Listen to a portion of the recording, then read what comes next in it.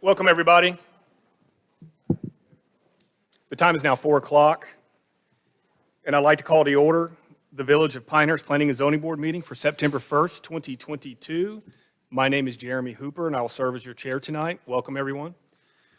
I do need to mention that we are at full capacity, so if you have any free seats, please wave to give them up. We have provided 2 overflow rooms, which are also at capacity at this point in time, so I'm going to mention that we are being live streamed if you wish to do so from your device or computer at home. Otherwise, please, you're welcome to stand. So, welcome everybody. I will also point out that we have a full board tonight. All 9 members are present with us, so that definitely constitutes a quorum where we're able to conduct business. So, let's introduce ourselves beginning on our right. Paul Roberts. Philip Shoemaker. David Alzamora. Jack Farrell. Julia Latham. Matt Jones. Sonia Rothstein. Louise Mercuro. And liaisons from Village of Pinehurst tonight and presenting for staff are Darren Burrich, the Planning and Inspections Director, and Alex Cameron, Planning Supervisor. Welcome, everyone. So I'll go ahead and remind everyone who plans on speaking tonight, board, as well as staff and audience. If you plan on speaking, please speak directly and clearly into your microphone. As I mentioned, we are being audio and videotaped and live streamed. We still have a sign-up sheet that's open in the back.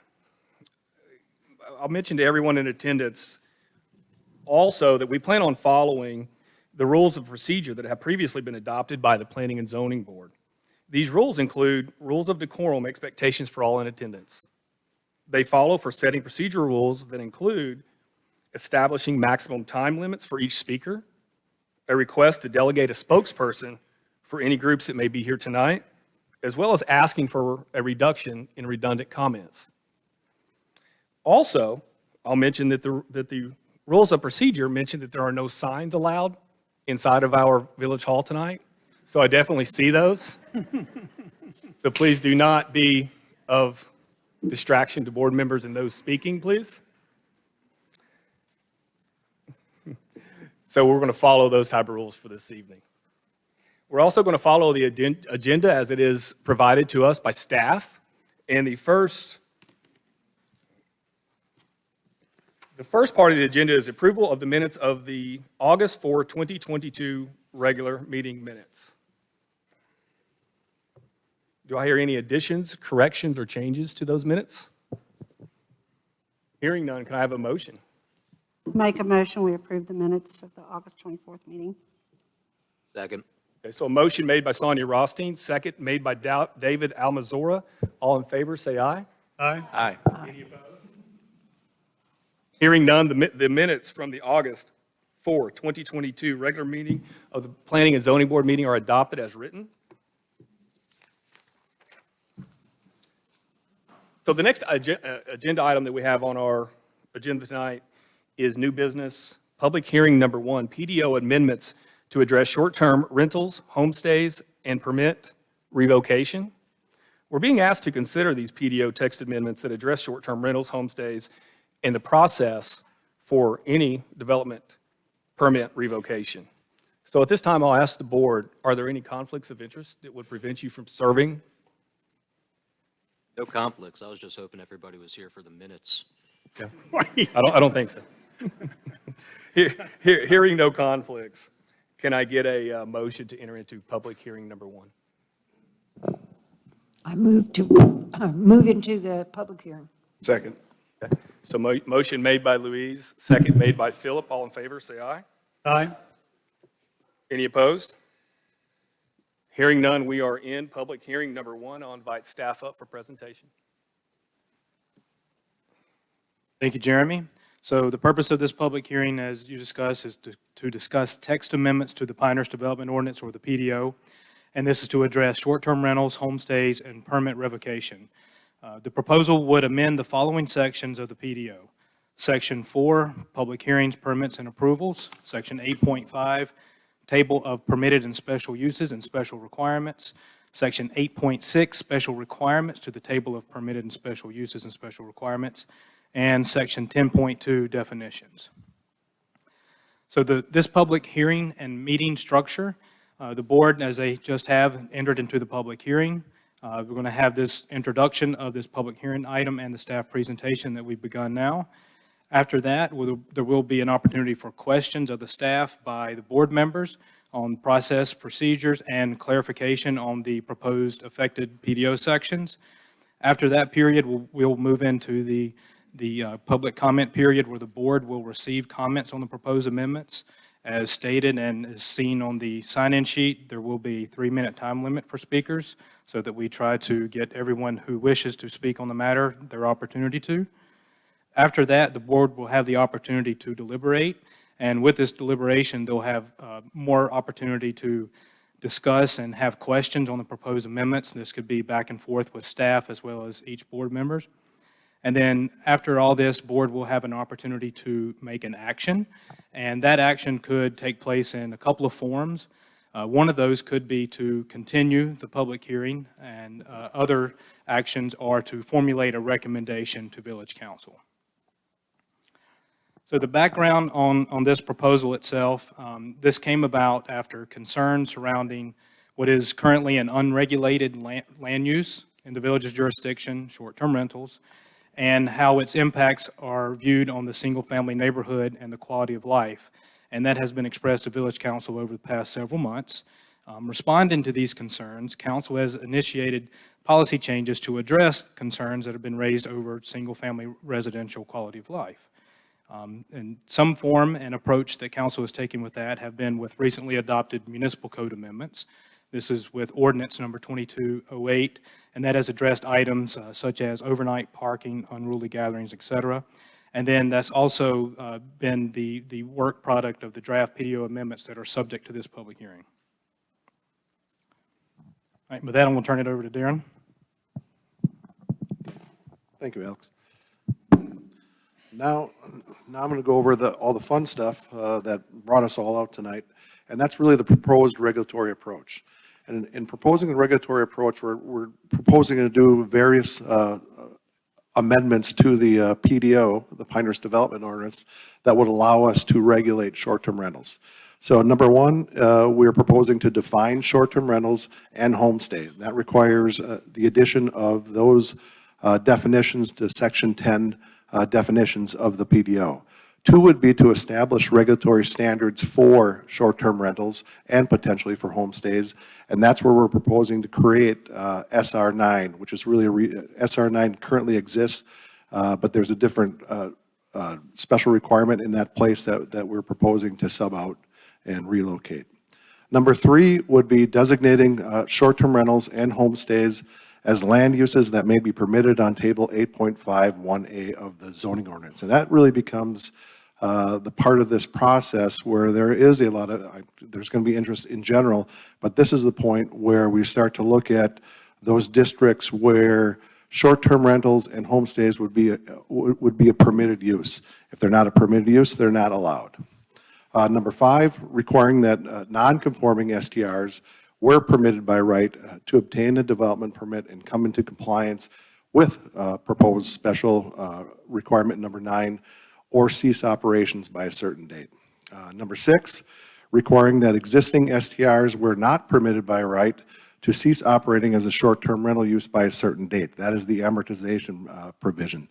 And number 7, creating a process to revoke development permits for violations. Revocation is permitted under NCGS GS 160D 403F.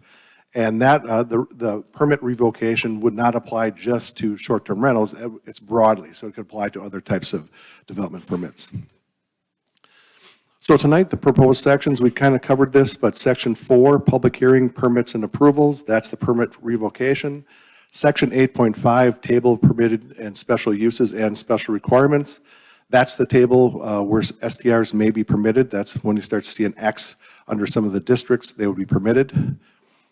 Section 8.6, special requirements, SR to the table of permitted and special uses and special requirements. And this is really the development regulations that we would set up that where a STR would have to comply with these development regulations. And then section 10.2 definitions, this really sets up for the regulation because we then define what a short-term rental and homestay is so that they may be regulated and placed on that table that I previously discussed. So, proposed amendments, section 10.2 definitions. Now, the two definitions that we have here, short-term rental and homestay, these are nothing new. These are pretty common definitions throughout the state, throughout the country. They're named other things like tourist homes. There's various other names for what a short-term rental is. But these are the two definitions that we've looked at, are pretty common. The 30 days that I'm going to get into is a pretty common cutoff point for a short-term rental. So a short-term rental, as proposed, is a whole house lodging occupancy where a dwelling unit is offered or made available by short-term lease or other financial consideration for a time period or lease term of less than 30 consecutive days for a cumulative total of more than 14 days in any calendar year. Short-term rentals do not include other defined lodging uses identified on Table 8.51A of the Table of Permitted Special Uses and Special Requirements. So you can see the 30 days, anything less than 30 days, it would be considered a short-term rental. It would kick in after that 14-day period. Homestay, and the whole house is where the resident, the property owner is not present during the rental occupancy. Homestay is a little bit different. Homestay is the rental of a habitable room or rooms within a dwelling unit or attached accessory dwelling unit made available by short-term lease or other financial consideration for a period of less than 30 consecutive days, and this is the important part that differentiates it, while the full-time resident resides on-site during the rental period. So Section 8, Table 8.51A or 8.51, which all the uses will be shown on Table 0.51A, this table establishes the uses as permitted by right, permitted with special requirements, SR, that's at SR 9 that we're proposing to create, or not permitted in the general use districts. The proposed X's on the table have been recommended by council based on several work sessions. Currently, the only districts where STRs would be permitted as proposed and as during our work sessions would be RMF, multiple family, VMU, village mixed use, and VC, village commercial. The proposed question marks are those districts where council has specifically requested a recommendation by the Planning and Zoning Board with respect to whether the board feels those uses are appropriate in those districts. So before tonight, you know, what the council was requesting was to be filling in some of those question marks. Also as suggested by council, should SR be added to the homestays such as proposed SR 9. So here, this is Table 8.51A, and this shows a table of permitted and special uses and special requirements. And what we're proposing to do is, once we create, if we create the short-term rental definition, we would then seat short-term rental use under the lodging category. And you can see it's in there with things like bed and breakfasts and hotels. There's a couple other things in there, but the most relevant one that we have for a lodging use that we kept on here is bed and breakfast homes and hotel. And you can see as currently proposed, when we were working with council, the general consensus was RMF, VMU, and VC, and this 9 indicates that special requirement. The question mark is where the council's looking for a specific recommendation with respect to should it be located as well in the Village Cottage Professional District as well. You've seen some discussion in the staff report. The Planning and Zoning Board can consider they can make a recommendation on other districts, but these are the ones that are specifically that we've discussed with the council. Now the homestay, you can see a bunch of question marks under the homestay, and that really becomes which districts would it be appropriate to have the homestay definition in, and should we apply the same standard, special requirement 9, to those homestays. So the proposed amendments, zoning 8.6, and this is where SR 9 short-term rental would be provided next to other lodging uses. And then what's currently in its place is banks, credit unions, financial services, and professional services. That would be displaced, and we'd move that down to SR 21, which is currently an open, reserved SR. So this, this is the proposed special requirements for the short-term rental. So if somebody comes in to get a development permit, as part of that permit, part of the permit review, these are the standards that we're going to be looking at when we issue the permit. So the first one is a development permit is required for establishment of all new short-term rental units after the effective date of this ordinance. Development permits are non-transferable when a property is sold or transferred. Non-conforming short-term rental units shall be regulated by subsections 14 and 15 of this special requirement below. So the maximum occupancy, and a lot of this, these requirements that we've looked at and gleaned from are pretty common requirements. The numbers vary a little bit, but these are ones that we did a basic review on it, and it seems to be pretty common. So maximum occupancy per unit is based on 2 adult guests per bedroom. A minimum of 1 parking space shall be provided per bedroom on improved surfaces and locations per the applicable regulations of this ordinance. 4, a minimum of, and the next couple SR special requirements are really picking up from what a requirement in our municipal code is with respect to the minimum housing regulations. So we see a minimum of 1 smoke detector shall be provided per bedroom. A minimum of 1 carbon monoxide detector shall be provided per level or floor of the dwelling unit. Bedrooms or other habitable rooms shall meet the minimum light and ventilation requirements of 153.18 of the municipal code. That is the minimum housing requirements. Bedrooms shall meet the size requirements of section 153.19. Ceiling height, at least 1/2 of the floor area of every bedroom shall have a ceiling height of not less than 7 feet and 6 inches. Egress, every dwelling unit shall be provided with adequate means of egress as required by the applicable provisions of the building code, North Carolina Building Code. 10 says cooking facilities are not permitted in any bedroom. 11, accessory dwelling units may be permitted for short-term rental where permitted by right. That's just making it clear that if you're permitted by right as a short-term rental, you can use that accessory dwelling unit for a short-term rental. In residential zoning units, short-term rental units shall not be used for special events or large gatherings. That's where it starts to become more of a commercial use rather than a residential use. If it's being opened for a banquet or other large gatherings. One of the things that really kind of triggered some of this regulation was that there was a large party down in Village Center about a year and a half ago where it was a ticketed event. So it was a ticketed event, people showed up, and that would be considered a large gathering or special event. 13, this is the revocation section. So under the proposed SR, if there is an ability, and we developed some standards for revocating STRs.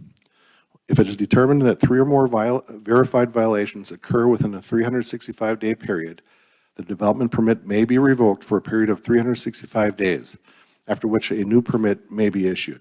For purposes of this section, any 3 or more verified violations of any combination of the following occurring at the short-term rental premises shall apply. And that's any Pinehurst development regulation, section 92.16 of the municipal code regulating unreasonable, loud, disturbing, that's the noise code. Section 92.17 regarding unruly gatherings. Chapter 153 of the code establishing minimum housing standards. And then we say a verified violation is determination made by a code enforcement official, law enforcement officer, or a judge following a notice of a violation being issued by the village.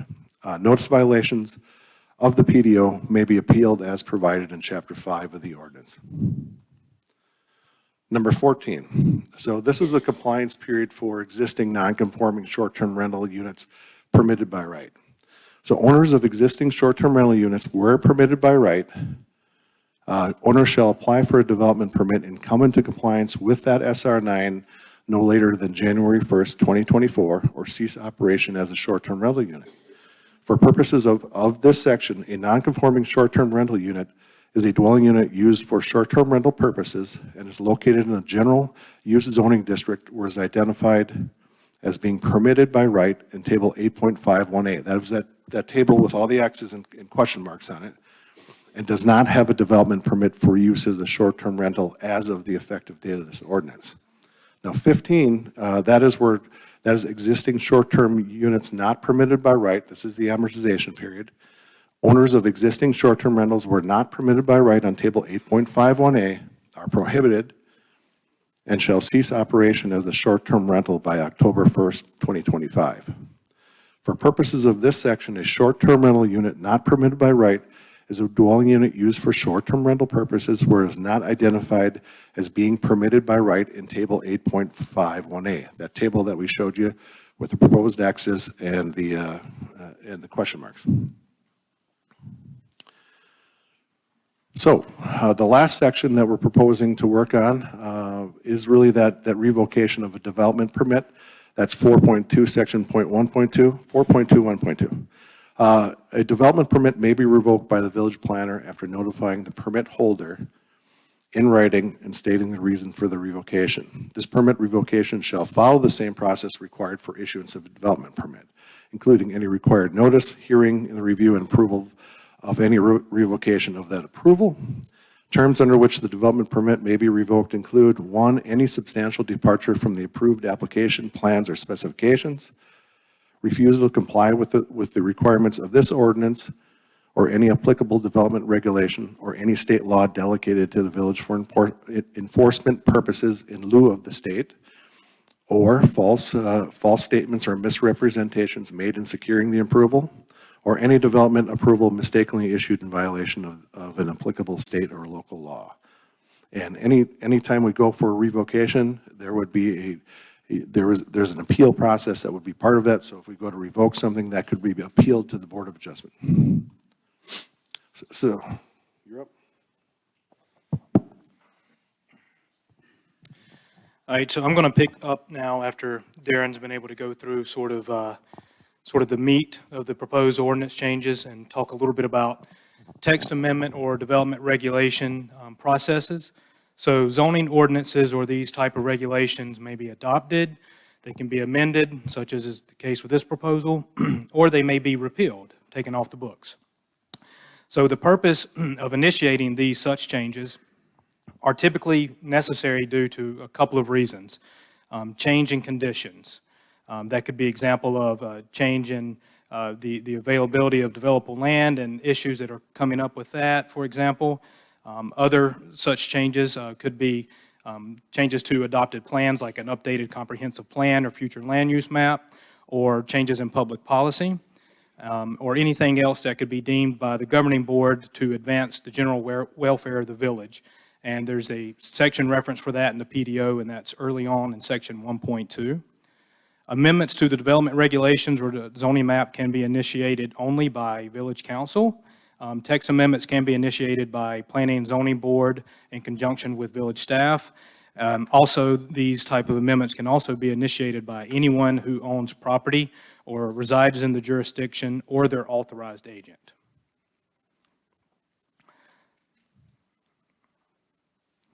So the text amendment process for this is after a initiation or application to propose a change the text to development regulation or to the zoning map. Planning and Zoning Board has to hold a public hearing, which is why we're all here today. Prior to final action by the council, who as the governing board has the final say-so on these proposed changes, the Planning and Zoning Board shall hold a duly advertised public hearing, and it is a legislative public hearing, not a quasi-judicial hearing or administrative hearing, which you guys as members of the Planning and Zoning Board and Board of Adjustment wear all three of those hats. So legislative hearings, there is permissible ex parte communication because it's not anything that has to be fully disclosed. Also, in the governing board would also hold a legislative public hearing, and you have wide latitude in coming to a conclusion and making a determination on those type of proposals. The action by this board, just want to make sure this is clear to everyone in attendance, is advisory only and is not binding. So any action that this board makes on these proposed changes is not a done deal on the proposal. Only the governing board, which in this case is village council, can have that authority. The recommendation that Planning and Zoning Board are to give, which is a statutory requirement, should be made within 30 days. So there is somewhat of a shot clock. It's not necessarily concrete. Statutorily, it says that The local planning board has 30 days to make a recommendation. If no recommendation is made within that 30-day window, then the governing board, again, in this case, village council, has the opportunity to take up that proposal without a formal recommendation. It should note that in the adopted rules of procedure of this board, it does say that you guys will do everything in your power to get a recommendation to them within 30 days. So keep that in consideration. In making your recommendation, you are to consider our 2019 comprehensive plan and comment on whether or not that proposal is or is not consistent with that plan. So following such action or 30-day window, opportunity for the board to take action on this, Village Council will have their opportunity and must hold a legislative public hearing themselves. And after conducting that hearing, Village Council shall consider the recommendation of this board, if any, citizen comments, the comprehensive plan, and adopt themselves a statement on consistency with that plan. So getting kind of toward a conclusion of staff presentations here, staff has prepared and is also evident in the staff report that have been forwarded to the Planning and Zoning Board. Your options you have is you can continue the public hearing in order to gather more input or comment on the proposal. If that were to be the case, the specific time, date, and place must be made part of that motion. Otherwise, it would trigger the notice requirements, again, that 10 to 25-day window. So everyone who has an opportunity to be present and have their opportunity to be heard if the public comment period is still open. Another option this board has is to recommend adoption of the proposed amendments as drafted. You also have the option to recommend adoption of the proposed amendments with revisions, and those revisions could be to any of the sections as presented in this draft. And again, a quick rundown, even though Darren went into pretty good detail on that, that would be section 4.12, which is addresses permit revocation, section 8.51A, which is the table of permitted and special uses, and this is where those type land uses, short-term rentals and/or homestays, would be allowed or subsequently prohibited in those general use districts. Section 8.6, these are the special requirements for the SRs, and that would be the proposed SR9 for short-term rental and the relocation of SR21 for the banks, credit unions, financial services, and professional services. And then, of course, the final section, 10.2, for in order to define those two uses. And, of course, the board also has the opportunity to recommend rejection of the proposed amendments as drafted. So at this point, that is going to conclude the formal staff presentation on the proposed amendments to the PDO. At this point, we would like to, Chair, open it up to questions from the board to staff on the process, procedure, or clarifying points on these affected sections of the PDO. We know and understand there may be some, as you guys have been somewhat, thrust upon reviewing these type of changes at this hearing. And none of these questions at this time, staff recommends be based on the actual meat of the proposed amendments and rather delay that until after the public comment period and when the board has the opportunity to enter into their deliberation period. Thank you, Alex and Darren. We appreciate that presentation and explanation of the board duties. So as Alex mentioned, before we get into public comments and accepting those, do any board members have any questions regarding the procedure? Hey, Alex, can we go back to that last, where you talked about the board procedure there? Do any board members have any questions regarding the procedure of what we are charged with doing tonight? I am asking that we refrain from having any substance questions to staff until we hear public comments. Any? Please. I just wanted to confirm that any recommendation we make today is advisory and that it's by simple majority, not supermajority. Isn't that correct? Excellent question. Yeah, you are an advisory board of Village Council, and for these legislative hearings, forgive me for not mentioning that simple majority is required, not the supermajority as is required with applications for variances. Any other questions regarding procedure? Two questions, Alex. One, the 30-day timeline, when does that start? From today or? It's today, yep. And I think this is not substantive, but if it is, tell me and we'll wait for later. The difference in our recommendation or what's requested of us by council between a recommendation and between STRs and homestays. One was, this is their recommendation, other, they're asking for a recommendation. Aren't we making a recommendation in both cases? Or that there seemed to be a nuance the way it was written, but And I agree, and again, we apologize. We understand that, again, that a lot of this has kind of happened. It's been a very public process, as Darren has spent many hours at that table in front of a different group at these tables. But, yeah, I think what the board can do is you can look at the approach, right, that has been taken. Is this something the village needs, in your opinion, needs to consider going after? And then two, especially if it's a yes, then look at it section by section. Like, for instance, the permit revocation. That's a tool that we recommend that we do have on the books for all type of development permit. It's allowed statutorily, and it's something that we have not codified in the PDO so that we can have explicitly. But then you start looking at the table of permitted special uses as it relates to short-term rentals, and then subsequently homestays. There might be a recommendation that the board has is different for both. They might not align, and that's something you guys are going to have to work through. Thank you. Any other questions? Paul? Okay, I don't want to sound repetitive here, but just so we know what the task of hand is. So we're going, utilizing the table.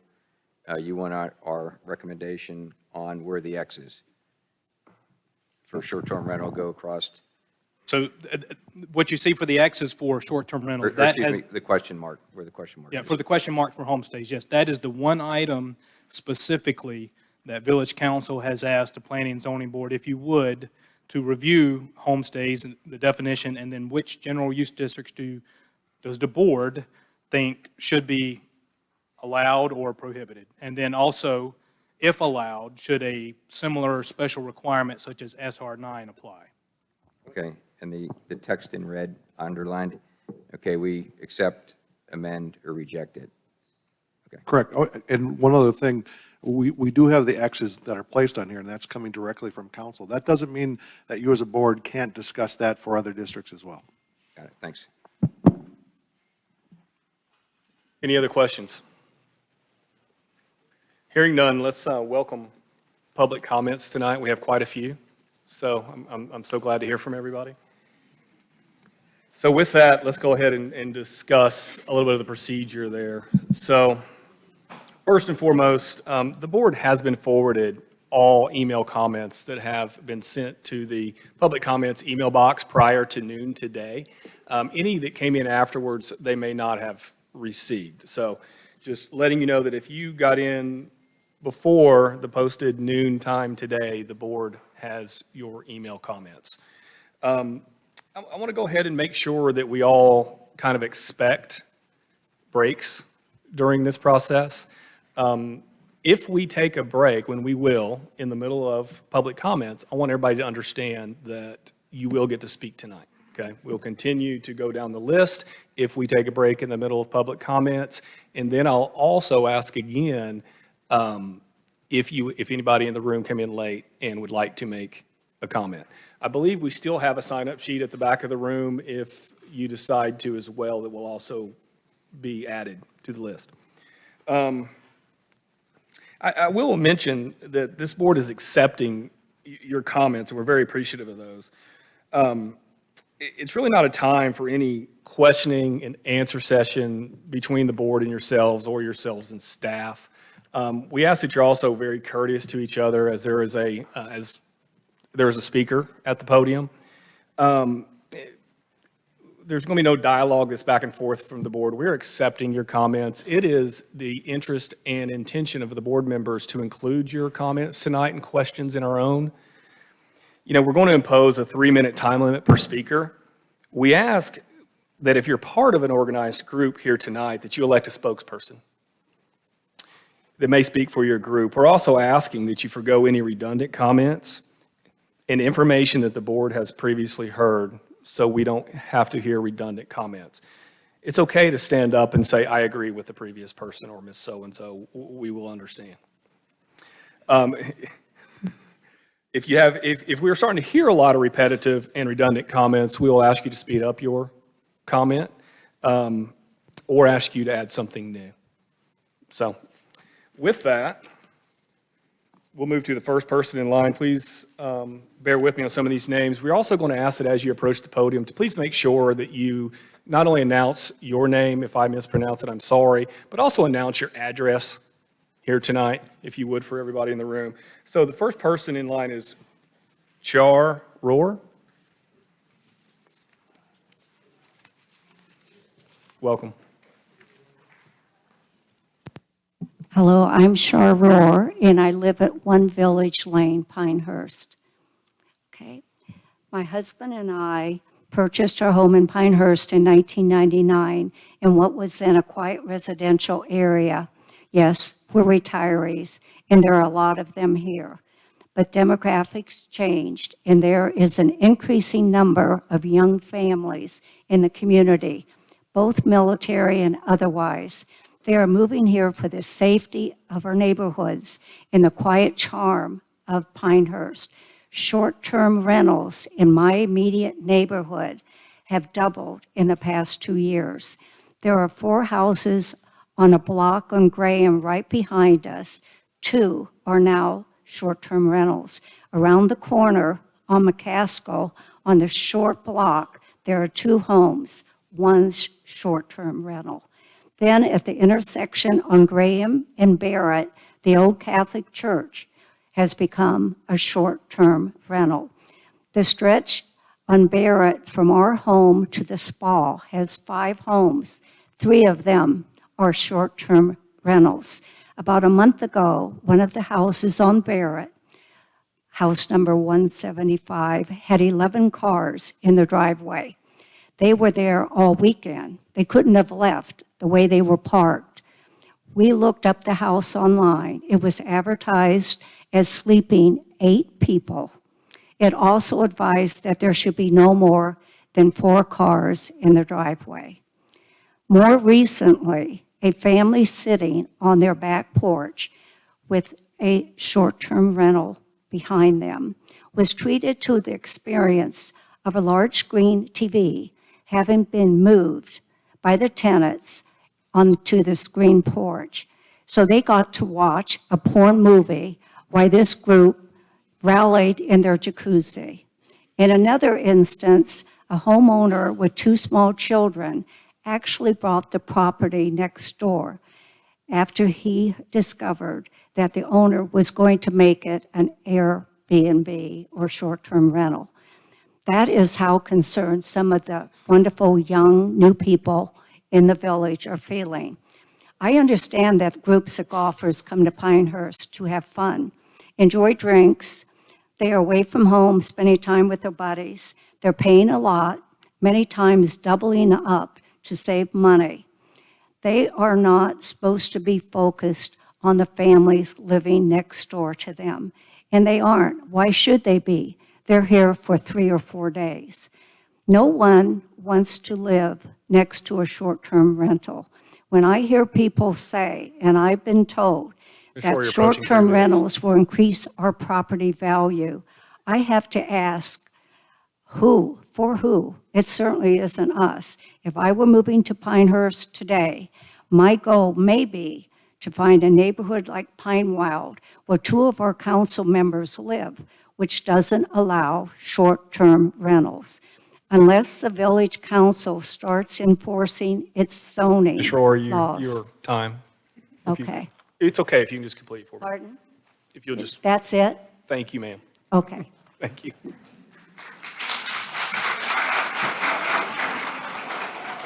Yeah. So please hold your applause and your cheers as anybody is speaking. That certainly could be disruptive. So John Webster. Welcome, John. I got it. I'm just going to do it here.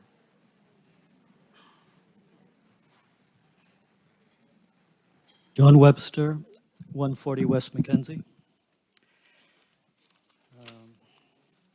I've sent the board my comments today, but I just want to sort of summarize them. I want to address 4 aspects of the STR economic debate. The first one is that a snapshot of the STR population in Pinehurst is as follows. We've counted 508 STRs. of which 46% are in single-family areas, i.e. less than half. 77% of SDRs are owned by non-Pinehurst residents. 51% of single-family SDRs have been purchased since the 1st of January of 2020. So we've doubled in 2.5 years. In single-family areas, and taking into account that some investors have multiple SDR properties, I calculate that a ban on single-family SDRs would only affect some 50 Pinehurst resident investors. My second comment is that we're witnessing a hyped-up doomsday campaign by SDR advocates. Kevin Drum, under the heading of Economic Armageddon, claims, seemingly based on a pilot article in July, which I have been unable to find, that among other disasters, should the VOP amend the PDO as proposed, that we will lose 1,000 tourism jobs. I think I've been blocked off. Okay. The whole of the county has 5,000 jobs linked to the accommodation and food service, which also caters to residents. So stating that 20% of these are going to be lost because half of Pinehurst SDRs will eventually close is clearly exaggerated. Visitors will continue coming here and they'll be catered to. A second comment is $100 million in sales tax revenue will be lost. Given that the VOP receives between 4 and 5 million each year, in fact, and we're, I think, about a quarter of the whole county, it's hard to understand where the 100 million came from. A third comment is there's going to be a 42 million loss in food and beverage income. I guess he meant revenue. According to the US Census, Pinehurst has $126 million worth of food and accommodation revenue. And I highlight the and accommodation revenue, not just food. It's very hard to imagine that 1/3 of this will be lost as a result of banning half of the SDRs. Guests will continue coming here and they'll find alternative accommodation as the SDR business Mr. Webster, you're approaching 3 minutes. is concentrated in the condo districts. Third comment is Marcus LaRose claims that the VOP would need to increase its property tax by 8 cents if SDRs were banned. You have my memo, which actually analyzes this and shows that, in fact, it's a wash. And my fourth comment is the village staff has produced a recommendation on amortization. I think their formula actually would produce a number which is underneath of 2. Thank you very much. Thank you, sir. Please no applause as well. It could be disruptive. Okay. Good idea. So it's been requested that I announce the next 3. So first up is going to be Chris Boyette, following by Debbie Lawler, and then followed by that is Charlie Shaw. Chris Boyette, please welcome. Real short and sweet, and I promise I'm not here on gas prices. So, Welcome. the B&B thing here for me affects my family because. Chris, do you mind announcing your address there? Oh, I'm going to represent 181 Linden Road. This is an income-based thing for us, for our family. This, my wife takes care of several B&Bs here in the area. So just take that in consideration. It does affect the economy, or it affects us as making a living here within the town of Pinehurst. Not just in Pinehurst, we're in Southern Pines, we're all across, but I know this is mainly on Pinehurst. But I just wanted to put it out there that this is it affects my family. If this was to become shut down at some point. Thank you, that's all I got. Thank you for your comment, sir. Debbie, welcome.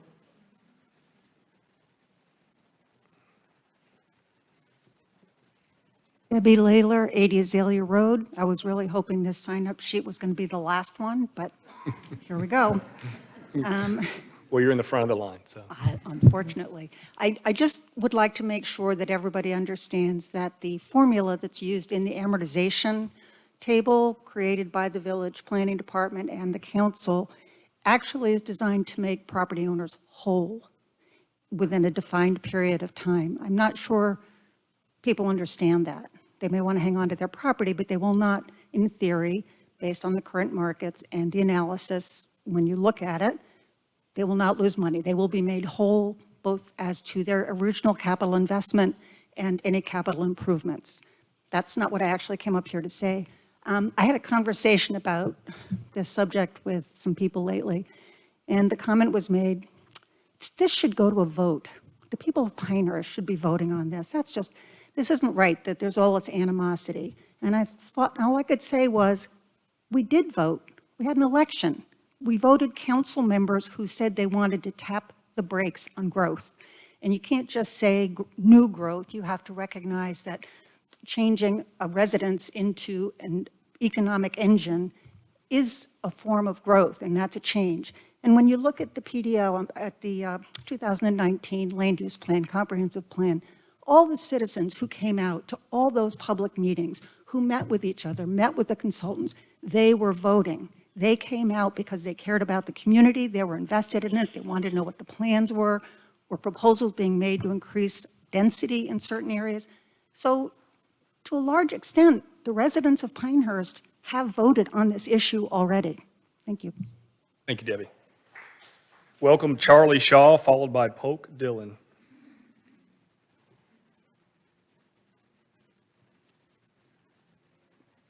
Charlie, welcome. Please give your address.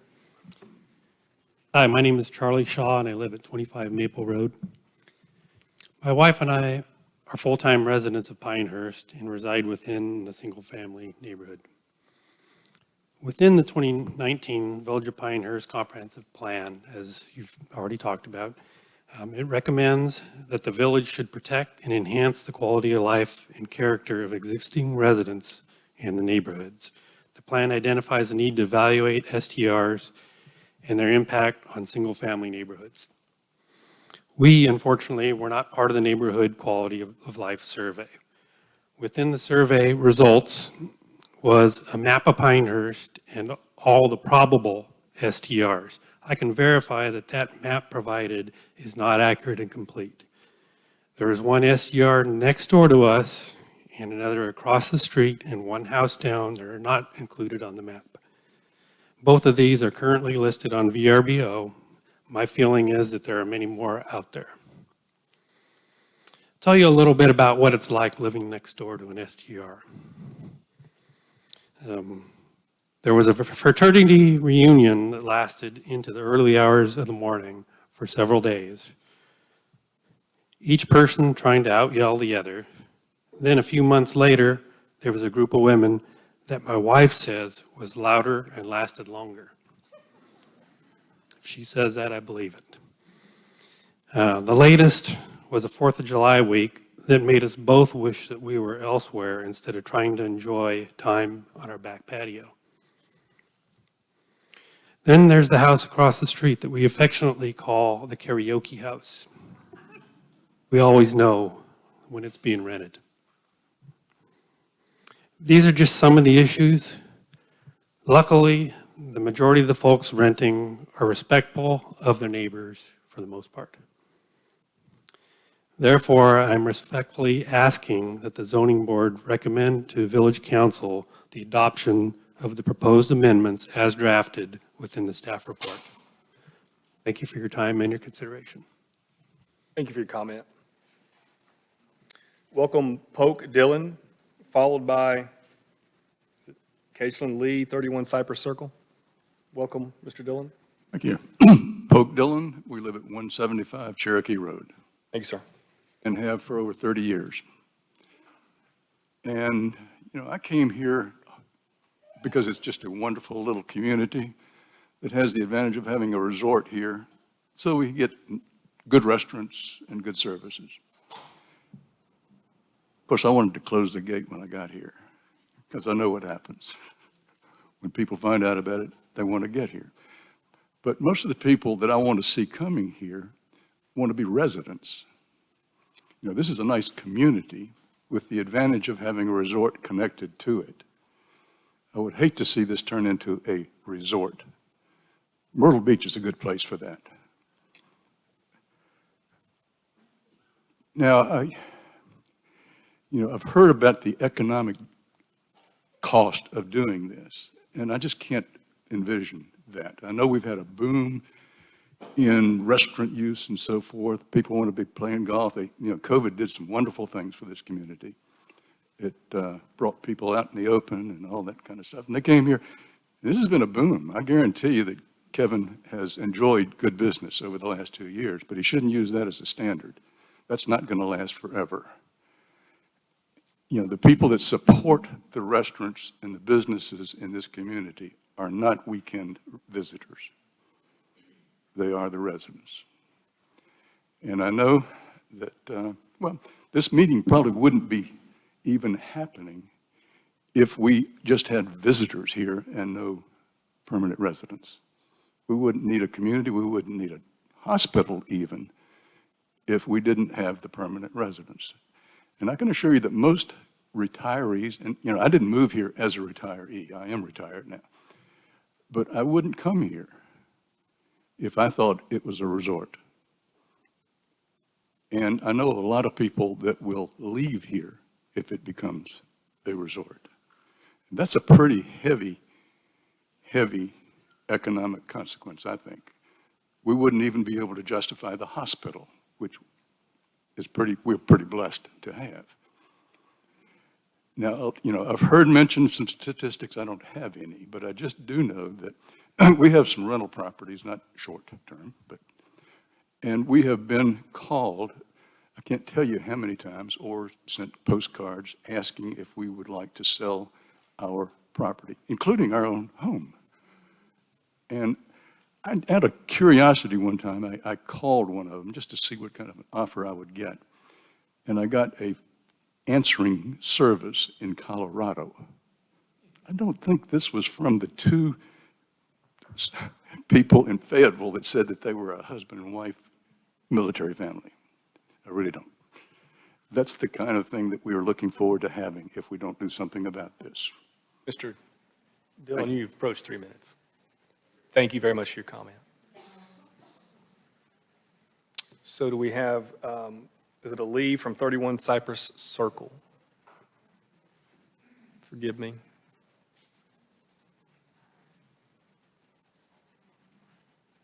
We can come back to them if they are here. Is it a Kitchen Lee? Hey, Jeremy, just know that we have some folks in overflow and there is a delay, so if you could maybe call in the next couple, two that are coming up, and if someone doesn't present themselves immediately, just give it just a few seconds so they have an opportunity to make their way over or be escorted over in case they're somewhere in staff's offices somewhere. Understand. So next in line is Phil Soares from 29 Bedford Circle. Phil, you're going to have to help me with your last name. Let's go ahead and give Mr. and Ms. Lee another few seconds. If not, we'll welcome you and come back to them. Sonia? Hi. Phil, Sonia, welcome. Go ahead and come on up. Hi, I'm Phil Sonia, 29 Bedford Circle. I've been here since 2007, raised both kids here. My wife passed away here. This is my community for me and for my family. As I was looking at this problem set, I look at this problem set from a guy finishing his doctoral degree in public policy, focused on property rights. And so offered services here for a more elegant solution. I've reviewed all the academic works in this. I briefed numerous members of the council on it, provided the peer-reviewed articles on it. You will have an economic impact, a rather large one, which is not great during a recession and during a time period where you're going to have interest rates climbing. So what will that do to a number of the elements here? Well, it means that property values will drop. That's 18 studies show that. Absolutely, they will drop. And that's just because of the use of the property value. What you end up seeing as you have short-term rentals is you get new infills. So new builds. Most of those new builds are not short-term rentals. The items that are used for short-term rentals are typically the bottom 20% that are taken and then retrofitted and then scaled up into like the medium level of income. Those items now are like repurposed. So it's kind of like reharvesting that group. Really adds to the revenue of the county, helps out the local population, really helps out businesses. The numbers for local spending is individuals will spend 95% of the funds they're going to spend on vacation within 3 miles of where they stay. That's guaranteed. 77% of those that stay in any kind of platform identify that they just want to live like a local. So there will be anecdotal evidence, but the reality is, in the police reports, there's not real evidence. The reality is, in the comments that are given to this stage, the number one thing that's given up is garbage cans being left out and lights pointing in the wrong direction. We have ordinances for that. Let me offer a more elegant solution here. So we do this in a lot of different aspects of the world. We're doing international fisheries, forestry programs, all across the world. It's called resource-based management. You get individuals out of the short-term property owners and operators. They help write the rules, present them to the authorities certify those, and then use a third party to evaluate all these items. Why is that? And then from that evaluation, the council can say these elements are performing well, these ones are not. That gets reported to the database, the platforms. The platforms have already agreed openly through their recent public policy programs published on July 26 that they will honor those and either deplatform individuals or drop them down the algorithm, reducing their ability to spend. I would recommend we do something of that nature. You know, I had a chance to meet with both sides for a limited amount of time. I do think that a lot of the property owners aren't reaching out enough to the community. I think that's a shortfall, but I also think there's a shortfall of the community. We should all try to be good neighbors. Like, communities have to communicate. Mr. Sonny, you've We hit should 3 work minutes. together. Okay, thank you. Thank you. So unless Kitchen Lee has shown back up, we'll welcome Jordan Millot, followed by Brian Lally, and then Jennifer Stoddard. So Jordan, welcome.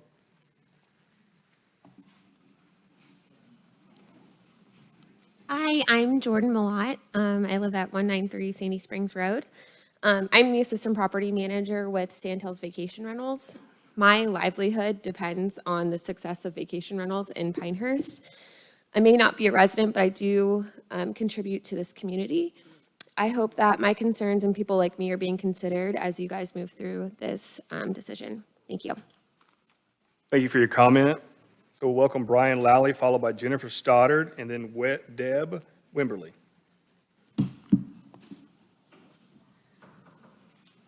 Brian Lally in Pinehurst.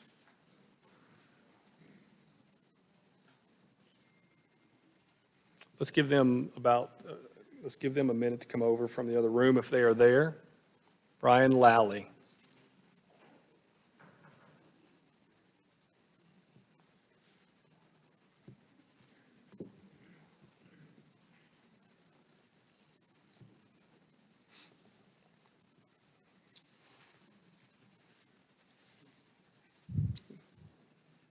All right, I don't see the door coming. We'll give them the next spot in line if they show up. So we'll welcome Jennifer Stoddard, followed by Deb Wimberly. Well, let's give her a minute then. Yeah, we can come back to her. But we got some people coming here. Here's Jennifer. Okay.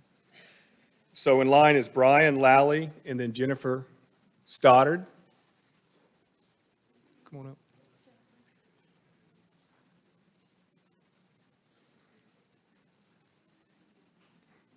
And if we've had Kitchen Lee show up. Okay. Welcome, Jennifer. Hi, thank you. Thank you, everybody. I just wanted to give a different perspective. Would you mind providing your address? I am Jennifer Stoddard. I live at 41 Shaw Road Southwest. I've lived in Pinehurst since 2005. On my street, there are 2 STRs. Lovely people, lovely neighbors, lovely guests. Never had a problem. We've had several other houses on our block that have been STRs since we've lived. At the corner of Shaw and Blue since 2014. Never had a problem. Okay, just want to put that aside. I do want to say that it's not just people who come here to party and vacation. My mother was diagnosed with ovarian cancer when she was 71, and I had her come stay with us for her treatment because there wasn't a cancer center within 3 hours of where she lived. And of course, we have a great cancer treatment center here in Pinehurst. But she wanted independence. She wanted her own place. And we rented the carriage house behind the Palmetto House for her initially, which was lovely, and we found that on VRBO. Then she wanted a place for her dog to run because she was too sick to take him out on a leash to pee. And Steve Say rented us his short-term rental on McDonald for the duration. And I do think that there are probably a lot of people like us who use short-term rentals for their family, funerals, weddings, situations like this. Thank you very much. I appreciate your consideration. Thank you for your comment, Jennifer. So if we had Brian Lally. Brian Lally. If we're not hearing from Brian Lally, we welcome up Deb Wimberly, followed by Char Rohr. I'm going to guess that that's the same Char Rohr that we've already heard from, unless there's another one. And then following by Beta Loren, Beata Loren. Welcome, Ms. Wimberly. Thank you. Good afternoon. I'm Deb Wimberly. I live on Donald Ross Drive, and I have been a resident of Pinehurst for the past 30-plus years. I appreciate so very much your time to let me express my concerns, but mostly I thank you for the time and energy you give to this village. You've helped keep it as wonderful as it is and as unique. For me, the lowest common denominator in all of this is quality of life issues. I am 76 years old. I live alone, and my neighbors are absolutely essential to my well-being, as I am to theirs. I do not want to live with strangers. I want to feel safe in my home. I think I have a right to feel safe in my home. I think there are plenty of places that people can come and stay in this community. It doesn't have to be next door to me. Well, thank you again for the opportunity to speak up. I cannot imagine the time that you give us, and we're very thankful. Thank you for your comments. So we'll welcome up, unless Brian Lally has entered the room, and I'll even go back from Kitchland Lee. So let's welcome up Beta Loren, followed by Laura Summerall, and then Colette Kalinsky. As you approach, please give your name of those names I've called, as well as your address. Thank you. Hi, I'm Beata Lawrence, 315 Beulah Hill Road North. I just wanted to briefly share my story. I was originally introduced to Pinehurst by a client who has become a good friend and who at the time lived in Wisconsin with his family. He was a collegiate golfer, loved Pinehurst, and wanted to eventually move here and invest here. And so I helped him find a home as a real estate agent, and we embarked on the journey to launch his short-term rentals. I've also now helped him find a permanent home as he and his family have moved from Wisconsin and relocated to the area permanently. During that time, I fell in love with Pinehurst, and I convinced my husband and children to move here. And when we purchased 315 Beulah Hill Road North, it was an enormous project. It is a large home that I fell in love with. It's a historic home. And I spent about 10 months of a lot of money, time, and energy remodeling it. And during that time period, our family circumstances have changed. And we were not able to move the way we had originally intended to move. So before all of this became reality, I thought, okay, we'll do what I know how to do, and we'll rent it for a short period of time until our circumstances change again and we're able to move as we wanted to. During that period of time, I have hosted, as some others have said, funerals, family reunions, a Green Beret graduate and his family, quite a few of the kids' tournaments. Folks have been coming here for so many different reasons, and I pride myself on taking care of my home. I know many of you know where the home is located, and I hope you can agree that over the last year, the outside has improved, the landscaping has improved. It's being taken care of with love and respect. Is every single one of our guests perfect? Absolutely not. But as soon as we find out they're not, we address those things. And I wish there was a way we can come together to create harmony in this beautiful town and really, really, truly provide guests who want to love our area the way we love it in a respectful way, instead of moving toward an outright ban that I just don't see evidence of why that needs to exist. So that is my story. Hold your applause. Beata, thank you for your comment. So we'll welcome up Laura Summerall, if Brian Lally has been in and is following by Colette Kalinsky, and then Carol Walden. Welcome. In the month of July, when it was hot and sultry and nobody wanted to be outside. You are Laura, right? Laura Summerall, 12 La Costa Lane, I'm sorry. Thank you, ma'am. I found myself doing a jigsaw puzzle. And as you're doing a jigsaw puzzle, you've got various pieces that are different sizes, shapes, patterns, colors. It's all comes together in what I'm calling a community. One of the things nobody has addressed is, what about the STR when it's empty? We all know the stories of the weekenders, but I'm sure that STR is vacant much more than it's full. I was an insurance agent for years, and if your dwelling was empty more than 30 days, we'd cancel your policy. It's called an attractive nuisance. When you have strangers coming in the neighborhood, empty dwellings and buildings, you attract crime. That's one issue. But I agree with the lady back here who says we need our community. So every time I'm in the Oakmont Circle area, very middle class, kind of over there off of Mackenzie. And when we moved there, there were no STRs at all. We're all residential. You can't even pretend there's a business within so many miles. Every time there's an STR and you have an empty house, it's like taking one of those pieces of the puzzle out. And what have you got? You have a hole. There's nothing there. There's no one there to add to our community. There's nobody to take your mail in or be walking the dog with you or looking out for you when you get old. This is the other side of the story. You tell me in January how many of these STRs are going to be full. You tell me all these empty houses. We have Halloween coming, and our neighborhood still does trick-or-treating because we're a nice circle and a lot of houses fairly close together. Those kids are not going to want to go down streets that are dark. They want to see houses lit with decorations, and Halloween is a very community-oriented holiday. It's very important to children. They get to feel like they're part of their neighborhood and get to know their neighbors. That's just one simple example.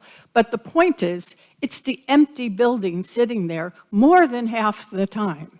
Now, somebody mentioned US Kids Golf. We need individual houses for these families. We have 3 right on the street next to us, and not one of them had anybody in them during US Kids Golf. We've been watching them. They're not even getting used. So they may be there, and some people in different locations may have people there all the time, but they're sitting there empty. Again, that's not the way to run a railroad, as they say. We've got kids in the streets riding their tricycles or bikes and their skateboards, and then you get somebody coming home from the 19th hole that doesn't know the neighborhood.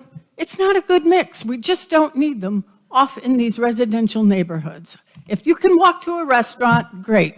You have the anticipation of strangers in the area.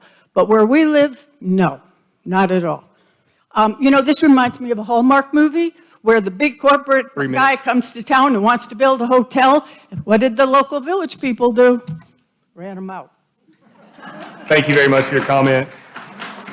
And I'm always going to please ask you all to not applause on either side. So thank you for not doing that. So let's welcome up Colette Kalinsky, followed by Carol Weldon, and then Barbara Longway. Longway, thank you. Thank you, ma'am. Colette, welcome. Colette Kalinsky, 25 Queens Court, 35-year resident. I'll just read this as quickly as I can. Hopefully I'll get through it. Rental supporters often refer to Pinehurst Roots as a vacation rental community. I would be curious if any info was available as to whether it was primary rentals or secondary vacation homes.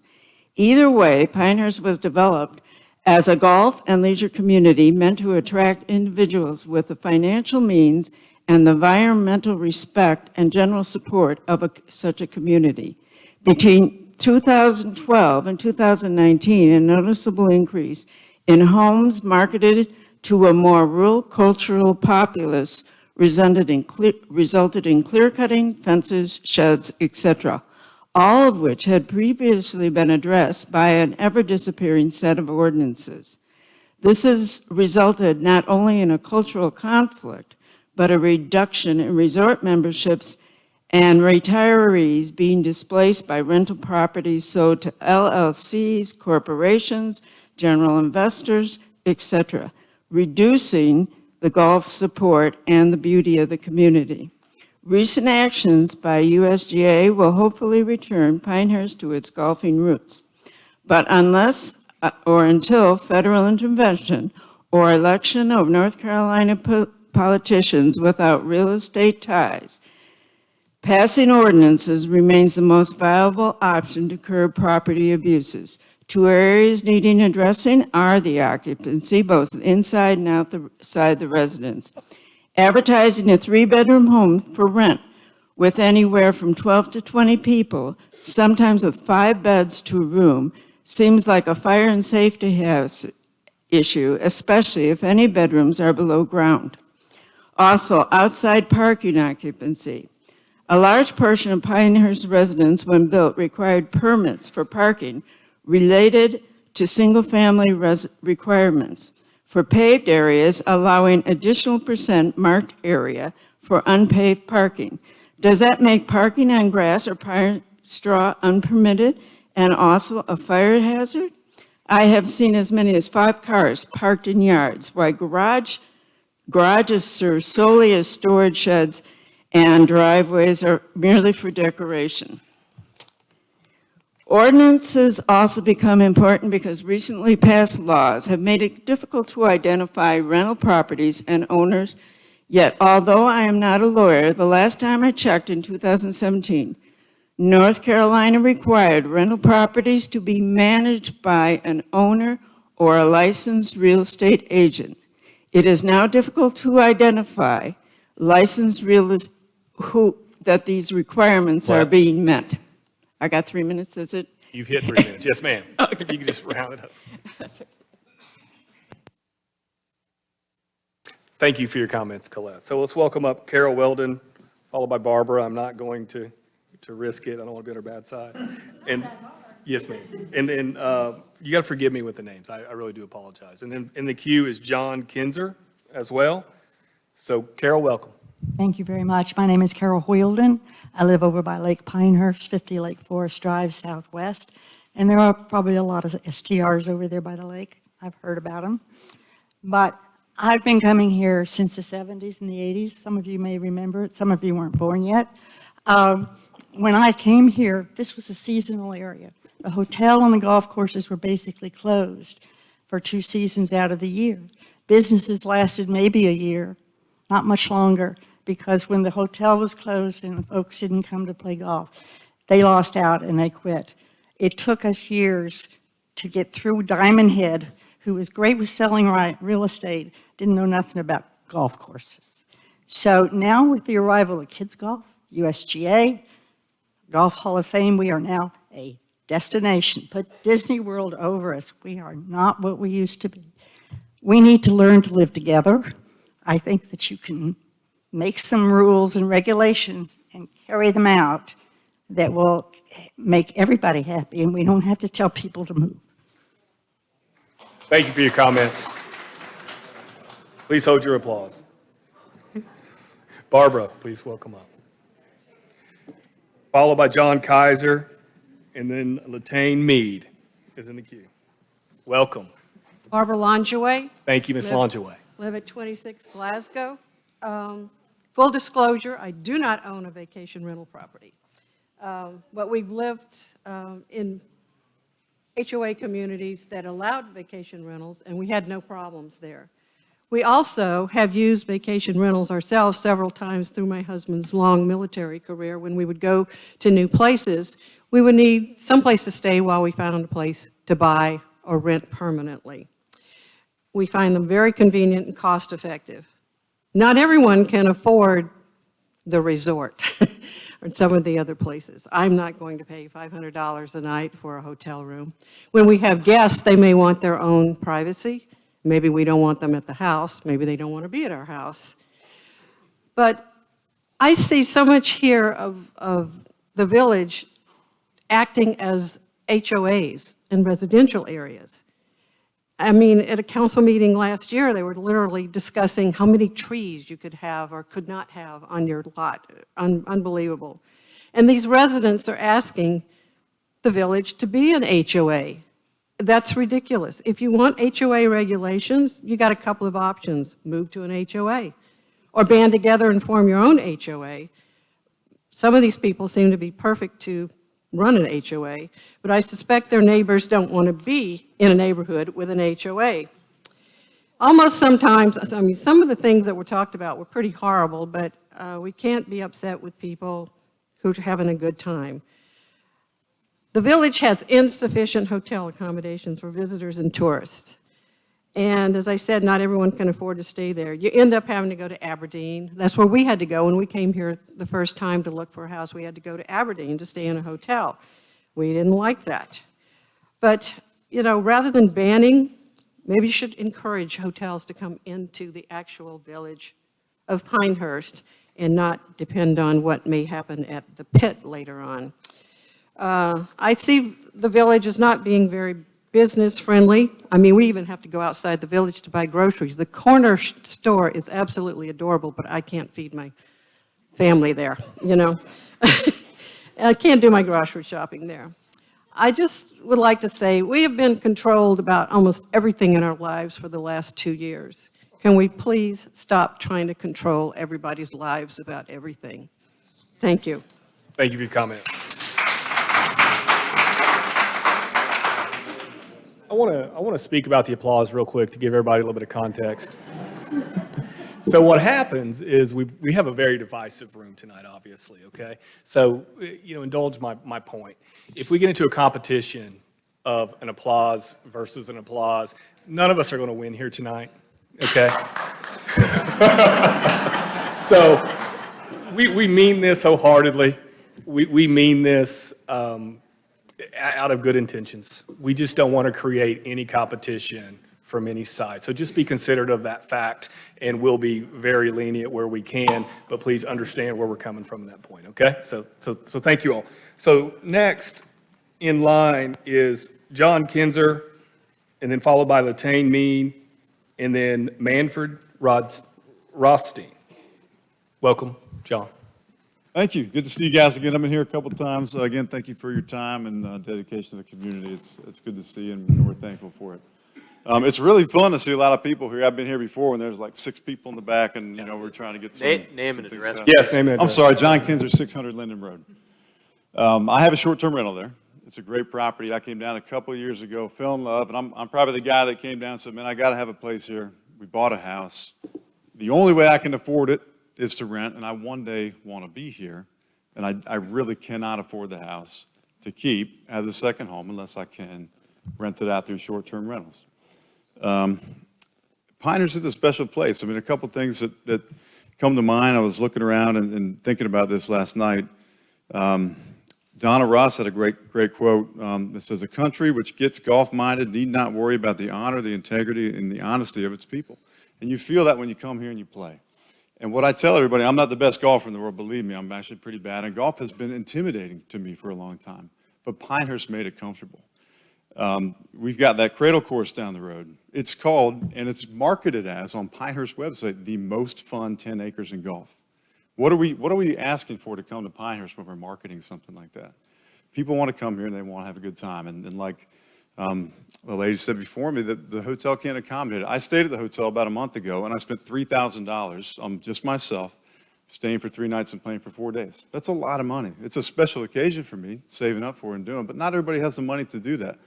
We've got a lot of school teachers staying in our house, and you know, when you got a bunch of people there, it can be $100 a night. It can be affordable for them, and we can give them that experience that they can't otherwise get by staying at the hotel.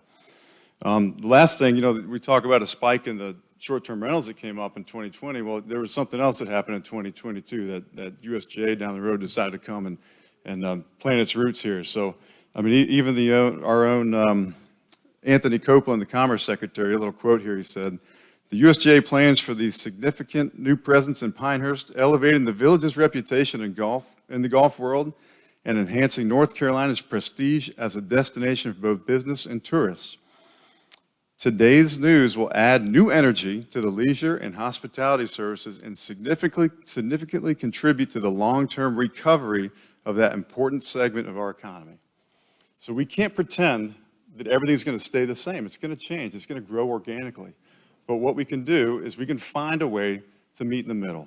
It was 0, and that wasn't right. Regulation at 0 is not right. Regulation going to 100 is also not right. We've got to make modifications and changes to what's being proposed, and I support that as a short-term rental owner. So, thanks for your time. John, thank you for your comment. So we'll welcome up Latane Mead, followed by Manfred Rothstein, and then Kevin Drum. Welcome.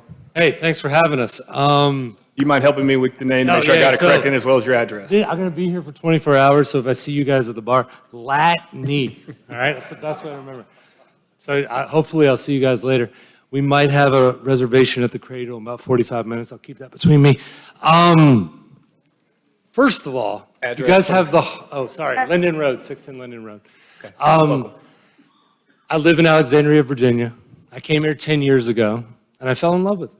And I get it. My mom owns a place in Tappahannock, Virginia on the Rappahannock River, and she goes, Latney, don't ever bring anyone here because it's amazing. I go, Mom, life is short, you know? Like, why don't you let our friends come visit? Why don't you let other people see us? And you know what? She's very hardcore Republican, and I respect everyone's position. She goes, you know what? That's a good point.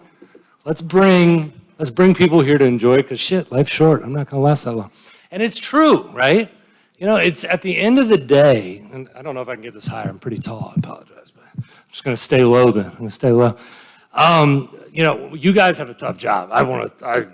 I have a rule in my company. I have the fastest growing title company in the country. I'm not going to bring up the name. Hit me up later if you want to. But my point is, we have a 30-minute max meeting. You guys are going to be here for 5 hours. I'm getting out of here to go to the Cradle in a little bit, and I can't wait. So thank you to all you guys do. But there's one thing in our company I want to bring up. I've got hardcore right people. I got hardcore left people. I got people in the middle. We have shit that goes, excuse my language, we have stuff that goes wrong. The one thing we don't do is we just fly to the other side, or we fly to this side. We take both people's positions and we listen to them and we come up with a solution that makes sense. And I get it with all these people here that have been here forever. I mean, talking to my mom, you know, like I get it. I don't want people here. I don't want noise. I don't want whatever. That makes sense to me. But there's probably an answer in the middle that makes sense for everybody, okay? Now, I'll say this. Great hospital here, great school system. What else does this community need? Because if we can add an additional tax to raise money for the community, look, I'll do whatever it takes. But what I don't want to do is have to go back to my wife in 2 years and say, hey, honey, remember when I spent 2 years to buy that house in Pinehurst? Well, guess what? We're about to lose $200,000 on it, and I apologize. So there's a middle ground there that works, guys. And I know, and look, I was going to do a Braveheart speech tonight. My mom and my kids said, you're going to embarrass the family again. So I won't do that for you, unless if you see me at the Cradle later, it's pretty good. But my point is, there's a middle ground, guys, and I understand both sides and I respect you guys, but like, I love this place and I want to retire here, but if I have to sell my house for a $200,000 loss, because it will drop 15% the day this goes in. It's what's going to happen for rental properties. And I'm not saying for the people that live here, theirs will, but my house will. And so I put a lot of money into it, and I try to bring people here all the time. That's all I got, and I know you might not like it, but there's a middle ground there. Let's work together. Thank you, guys. Thank you. So I was hoping that this would go without saying tonight, but please, no profane language, okay? No words or comments that could be seen as offensive to anyone. So please, let's keep any profane language out of the podium. We'll welcome Manfred Rothstein, followed by Kevin Drum, and then Christina Bowen. Manfred, welcome. Your address, please. Thank you. I'm Manny Rothstein, 165 Mackenzie Road West, and I want to thank the board for allowing me to speak tonight. My family moved here 7 years ago, and we've been delighted with that decision. We came for the benefit of a retirement community made up of people from all backgrounds, from all over the world, and at the same time, we've enjoyed the benefits of the resort activities that are available to us. However, we did not come here to live in a short-term rental community. We were attracted to quiet neighborhoods with families of whatever size. I think the greatest sign that there is an issue among many of us is that we're even having this discussion. If short-term rentals always paid their fees, if the houses were always kept up, if they were well-maintained, if the renters were respectful, if the cars didn't fill the streets or park on the lawns, we wouldn't have anything to discuss tonight. No one begrudges homeowners who are trying to supplement their retirement income. That's fine. I'm not opposed to short-term rentals. I just prefer not to be aware of them. I would like to be able to walk, to ride my bike, and not know that these kinds of things are here. And I also don't think that name-calling, calling me a tyrant because I think that way, is appropriate or helpful. And I was very disappointed in the Pilot, a newspaper that I really respect, for coming out with those terms. It was just inappropriate. If regulations can be set up and enforced to ensure the anonymity of short-term rentals, I have no complaint. I do think that if you live in areas that already prohibit short-term rentals, or if you're involved in building, selling, or marketing them, you shouldn't impose that upon the rest of us. You have nothing to lose and everything to gain. Thanks for your time. Thank you, Manny, for your comments. So let's welcome up Kevin Drum, followed by Christina Bowen, and then Teresa Johns. Welcome, Kevin. Hi, Kevin Drum, 41 Shaw Road. As a 52-year resident of Pinehurst, I love this village and am passionate about Tufts' vision of rental cottages and hotels for visitors. Tourism is why we exist and why Mr. Tufts created this town. The village used to close in the summer during our first 75 years, proof we were born a tourism village.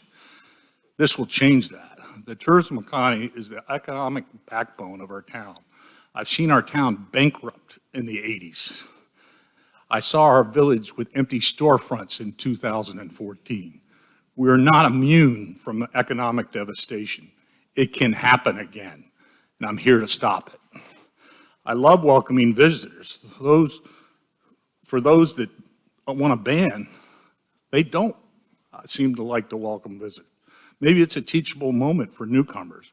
Growing up here, we were taught the word welcome. For over 125 years, we have welcomed visitors, and the people that live in this tourist destination always help welcome people. It's our job as residents to welcome visitors, not to say you're unwelcome. I mean, you moved to Pinehurst because you want to live and be part of an organic welcoming committee for tourists. It seems like some of us have forgotten our jobs as residents. I believe in managing problems related to cottage rentals, as Mr. Tufts did, but banning them is a bridge too far. I'm not pro or anti-cottage rental. I don't own one. But as a 52-year resident who knows it's our historic legacy, STRs were 50% of the homes in 1896, and now are less than 4%, an over 95% decrease. I'm going to say that again, a 95% decrease.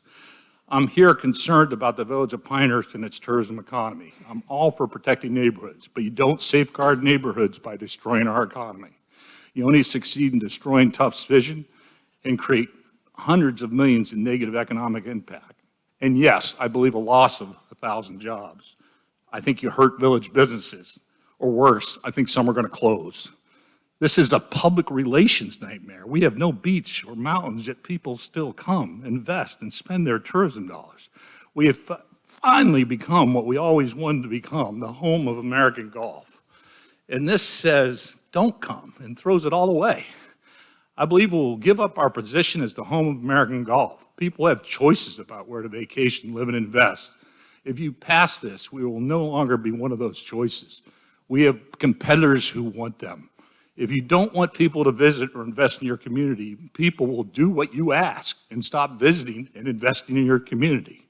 Be careful what you wish for because you probably are going to get it. and the reality is often very different from what you imagine. Kevin, you've hit 3 minutes. This is what?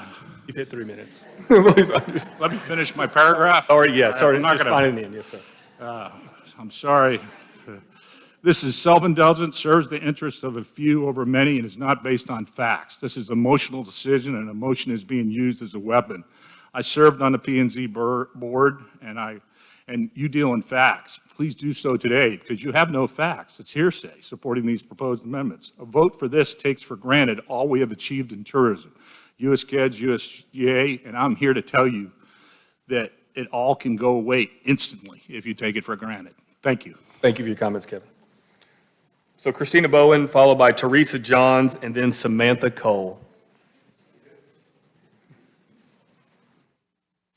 Can we make sure that staff gets a copy of anything that got handed out, as well as yours as well? Okay? Okay. And no offense, but I'm starting your time, so. Yes, ma'am.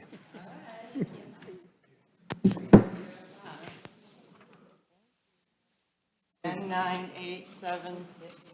I got it. Woo. All right. Welcome. Please state your name and your address for us, please.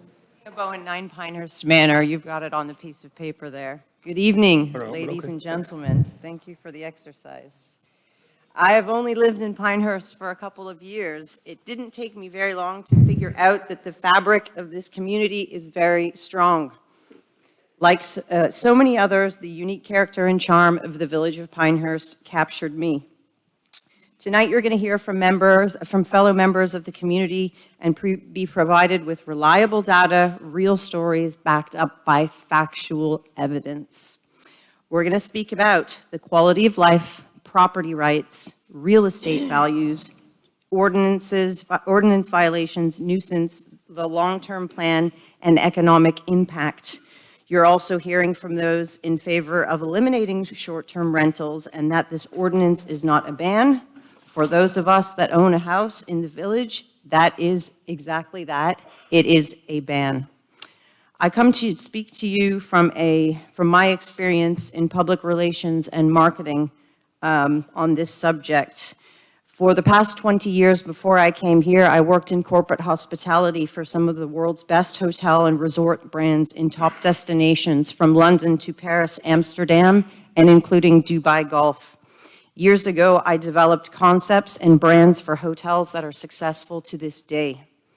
My work was about putting my personal preferences aside and focusing on what the consumer wants and needs.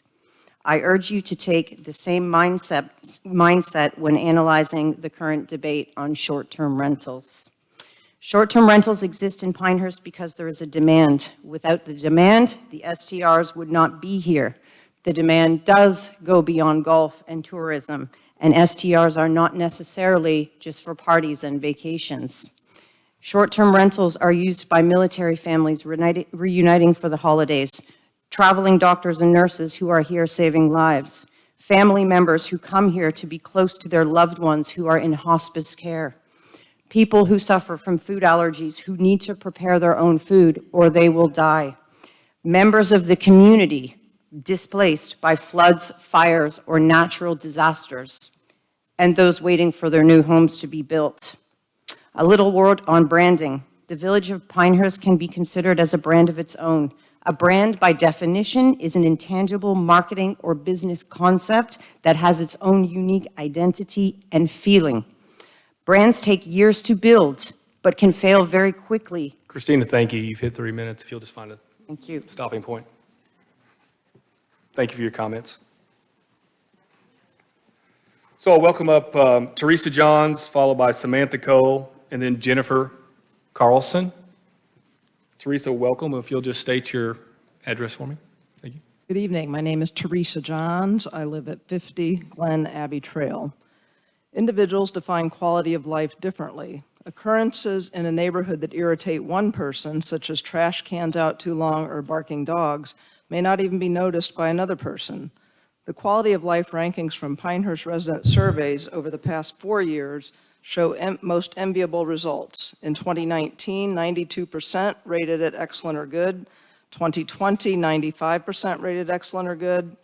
2021, 93.9% excellent or good, and the recent quality of life survey rated 95% excellent or good. Even though some residents are expressing their belief that there has been an explosion of short-term rentals and that short-term rentals decrease quality of life, the rating from the 2022 survey fails to support their contention. Rather, the 2022 survey shows that of those who think they live near 3 or more short-term rentals, 85% still rate their quality of life excellent or good. The Village of Pinehurst and Pinehurst Police Department do not track crimes per address. In my recent meeting with Chief Webb, he stated, "We charge a person, not a property." It seems a technological tweak to their system could easily keep track of crimes at individual addresses. This is something entirely within the domain of the village to do. Instead, council assumes without factual data that short-term rentals have increased violations, which has led to a decreased quality of life. Again, the 2022 survey results do not reflect or support a decrease in quality of life. It should be determined when a nuisance is investigated whether that nuisance was caused by a resident or otherwise. In their proposal to enact a sweeping ban on short-term rentals, council seems to be asserting that a majority of nuisances occurring in the village are caused by short-term renters. Please note this to be yet another unfounded assertion from council. Permit me to quote directly from the May 2022 Neighborhood Advisory Committee meeting minutes from the Lake Pinehurst representative. Jeff Heinz asked in terms of the record-keeping process on calls related to short-term rentals that do not result in the dispatch of a cruiser, where staff was on that. Jeff Sanborn stated, "We do not have a response for that as we are challenged by the fact that we do not have the affirmation of what homes are short-term rental," unquote. I asked this planning and zoning board to consider how council can assert increased violations of short-term rentals if they don't have the affirmation of which homes are a short-term rental. My professional background is in medicine, specifically surgery. I'd like to leave you with this analogy. A person can come in complaining of their foot hurting, and we could amputate it to eliminate the pain. Unfortunately, that also brings about a lot of potential side effects and unintended consequences. In medicine, the goal is to use the least invasive treatment to most directly treat the exact cause of the problem without causing unnecessary side effects or unintended consequences. Preserve short-term rentals in Teresa, you have 3 minutes. If you find us, no, if you can find us, stop. and the livelihood of the stakeholders who own and work to manage, maintain, landscape, and clean them. I ask you, the Planning and Zoning Board, to assure you review factual, evidence-based data as you determine how to advise council. Thank you for your Save comment. Pinehurst Vacation Rentals. Thank you very much for your comment.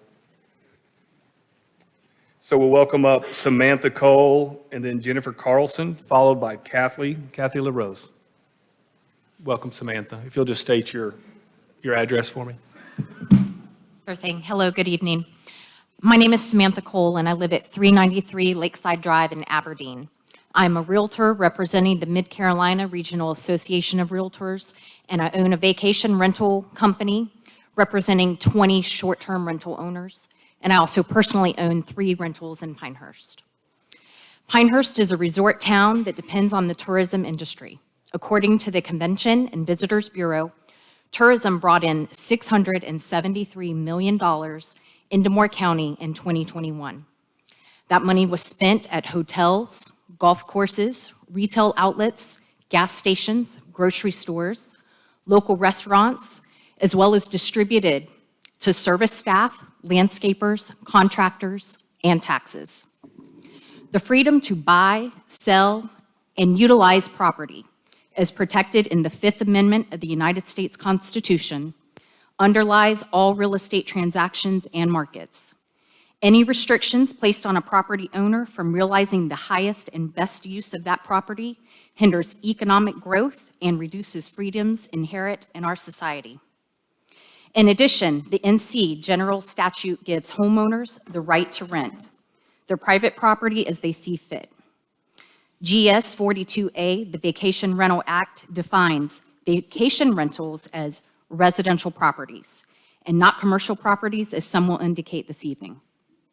The changes to the PDO will sever the right to rent from all homeowners in Pinehurst, not only vacation rental owners.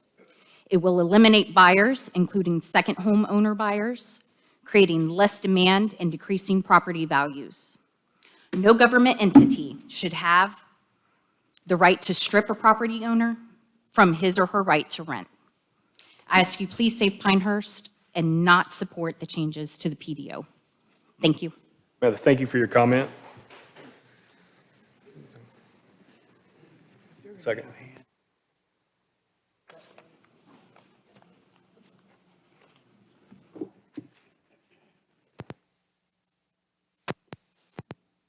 That's a good request by a board member. So please consider if you have a handout for us. We certainly didn't expect so many tonight. Would you please give them to Kelly first, and then Kelly will make sure that we get those. Is that right? Because obviously we're not going to sit up here and read them. So we'll try to make sure we read them later or during a break or something. So welcome, Jennifer, right? Please give us your address and begin. Hello, hello. Jennifer Carlson here, 1000 Burning Tree Road. Can you guys hear that? Yes, ma'am. I think we can hear you. No, this. Oh. All right. Shake it off. Okay. I am a mother in Pinehurst. My kids go to Pinehurst School. We actually sold our house in Southern Pines and moved to Pinehurst because we loved it so much. And what I want to talk to you about is I am also a realtor. I own my own business. And my husband is military. Is gone a lot of the time. So we love Pinehurst. We do feel safe. I want to talk to you about the data from the Mid-Carolina Regional Association. Here's the problem. We are going to see an impact on market sales. In January of 2022, there were 80 homes active on the market for sale in Moore County. This is straight from our MLS. Right now, there's 276 homes sitting active on the market. And if you watch those, you're watching them count days. There are 75 active homes today in Pinehurst that are not under contract. I have seen 8 short-term rentals go on the market for sale in the last 2 weeks in Pinehurst because of the potential ban. You don't want to hurt home prices. You are already affecting that by even talking about an outright ban. I don't want to lose that on my home in Pinehurst, and I don't want my neighbors to either. So, July of 2021 versus July of 2022, 30% drop in sales. 30%. Which in fact was the lowest sales.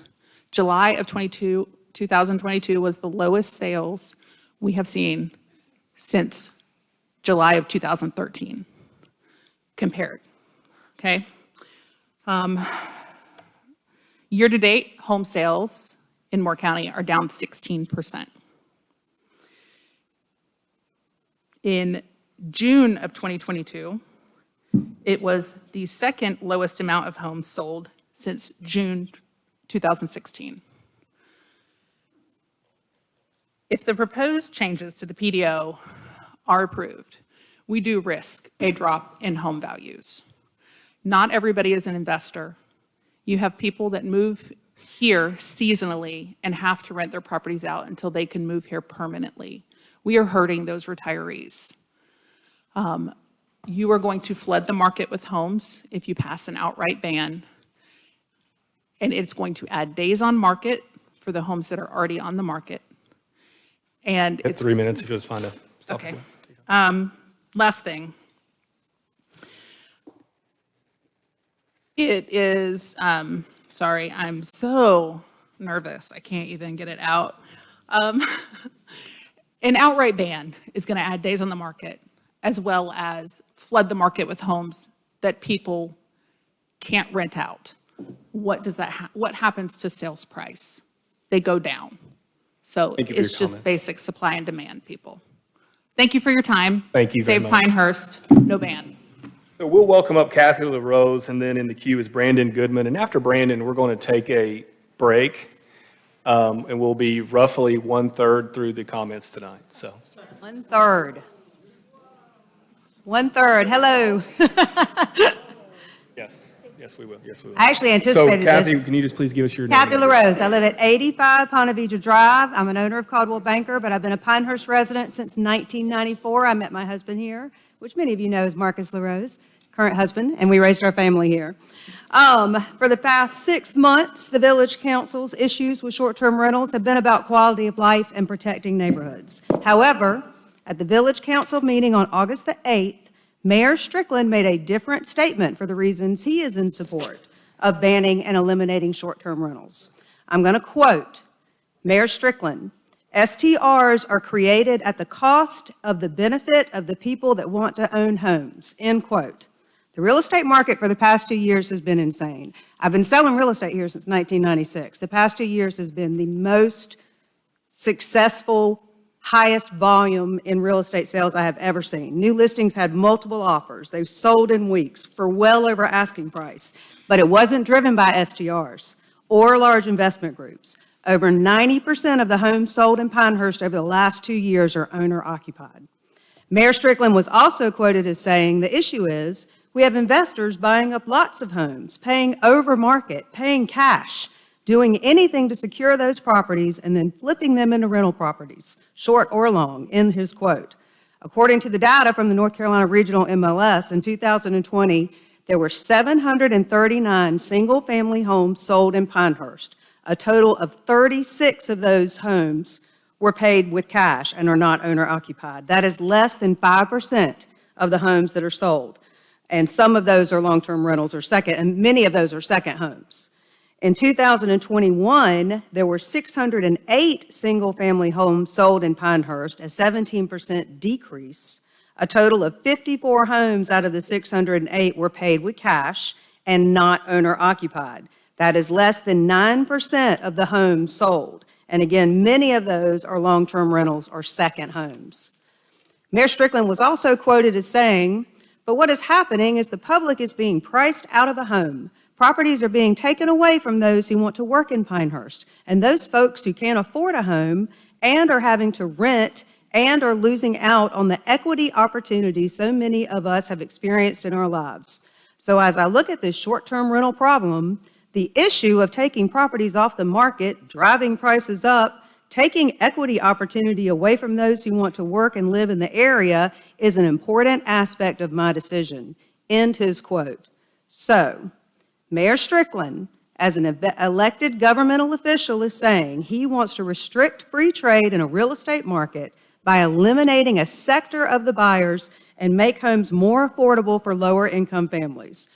Well, by passing these changes to the PDO, he will be successful. The result will lower the number of buyers, reduce demand, increase the inventory, and it will lower your property values. I'm seeing it now. I ask you to please say Pinehurst do not support the changes to the PDO. Thank you. Thank you, Kathy. That was well timed out, by the way. It was on the dot almost. So Brandon Goodman. Welcome, Brandon. Will you state your address, please, for me? Okay, Brandon Goodman, East Indiana Avenue in Southern Pines. I have been a vacation rental owner in the Village Center going on 7 years now. I've never received a complaint. I rise this evening in opposition to the proposed ban on vacation rentals in Pinehurst. The most common nuisance complaint in Pinehurst is garbage cans left curbside either earlier or later than they are supposed to be. Another common complaint is vehicles ranging from trailers to RVs. In mid-August, I took a snapshot of the complaints as logged in the MyVOP app and cataloged the most common complaints for 2 consecutive weeks over a 4-day period each week.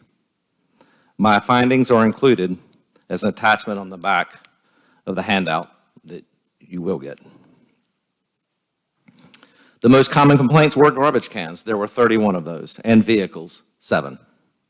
I cross-referenced the addresses of the complaints against a comprehensive list of vacation rentals compiled by, oddly enough, a resident in favor of banning vacation rentals. 95% of the complaints were levied against dwellings that are not vacation rentals. And I want to emphasize that. 95% were levied against properties that were not vacation rentals. This fact is important because it has been remarked in public meetings, as well as numerous emails to the village, that vacation rentals represent most of these complaints. The facts here suggest otherwise. The fact is, the number 1 and number 2 complaints are against other residential properties and not vacation rentals. Our group is in favor of common sense solutions to remedy problems and issues. We have been ready for that discussion if only we were invited to the table. We have not. I am not in favor of a ban nor any form of amortization or swiping of our property rights of a use that has been welcomed in Pinehurst for over 125 years. Amortization is an overreach of power by taking away private property rights. The Pinehurst Development Ordinance already addresses nonconforming uses if it is decided that this use will be defined. Zoning was never intended to regulate the people inside a property. Rather, it is meant to classify and determine the placement of land uses and their requirements. Banning vacation rentals simply because it has visiting guests does not change the residential nature of the use. Protect the private property rights of homeowners in Pinehurst by sending your clear message to council that this ordinance is an overreach. Thank you. Brandon, thank you for your comments. So that's going to bring us to a break period. I mean, we've had a request by board members. We've been sitting here for 2 hours, so we haven't been able to sneak away to the bathroom. So please let them go first. So I'm just going to go ahead and mention real quick that we're still looking for Kitchen Lee and Brian Lally if they show up. Let's convene back here at, hold on 1 second, everybody. Please, 1 second. We're going to convene back here at 6:05. I'll see you at 6:05. Thank you.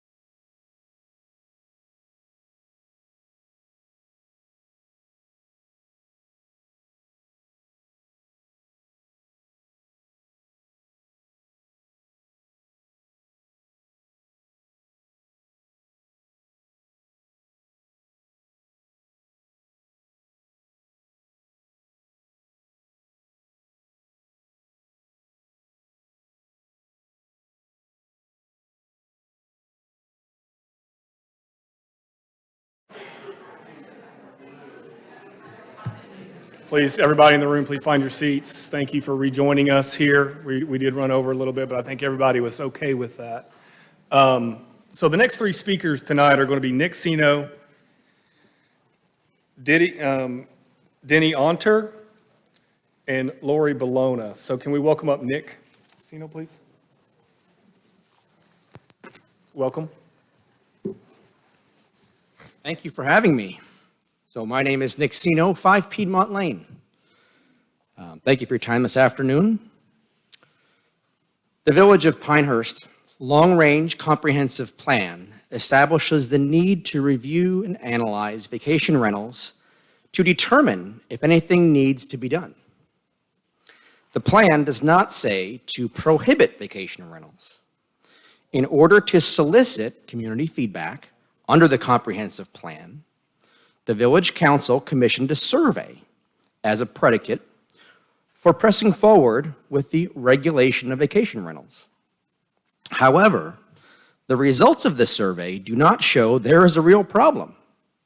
The village manager, the current chief of police, and the previous chief of police are on record stating there is no material problem arising from vacation rentals in residential neighborhoods. Village ordinances already exist to account for any issues reported between residents and guests, same as between residents and residents. So I ask, are trash cans, parking, and an occasional noise violation the real reason that we are here tonight?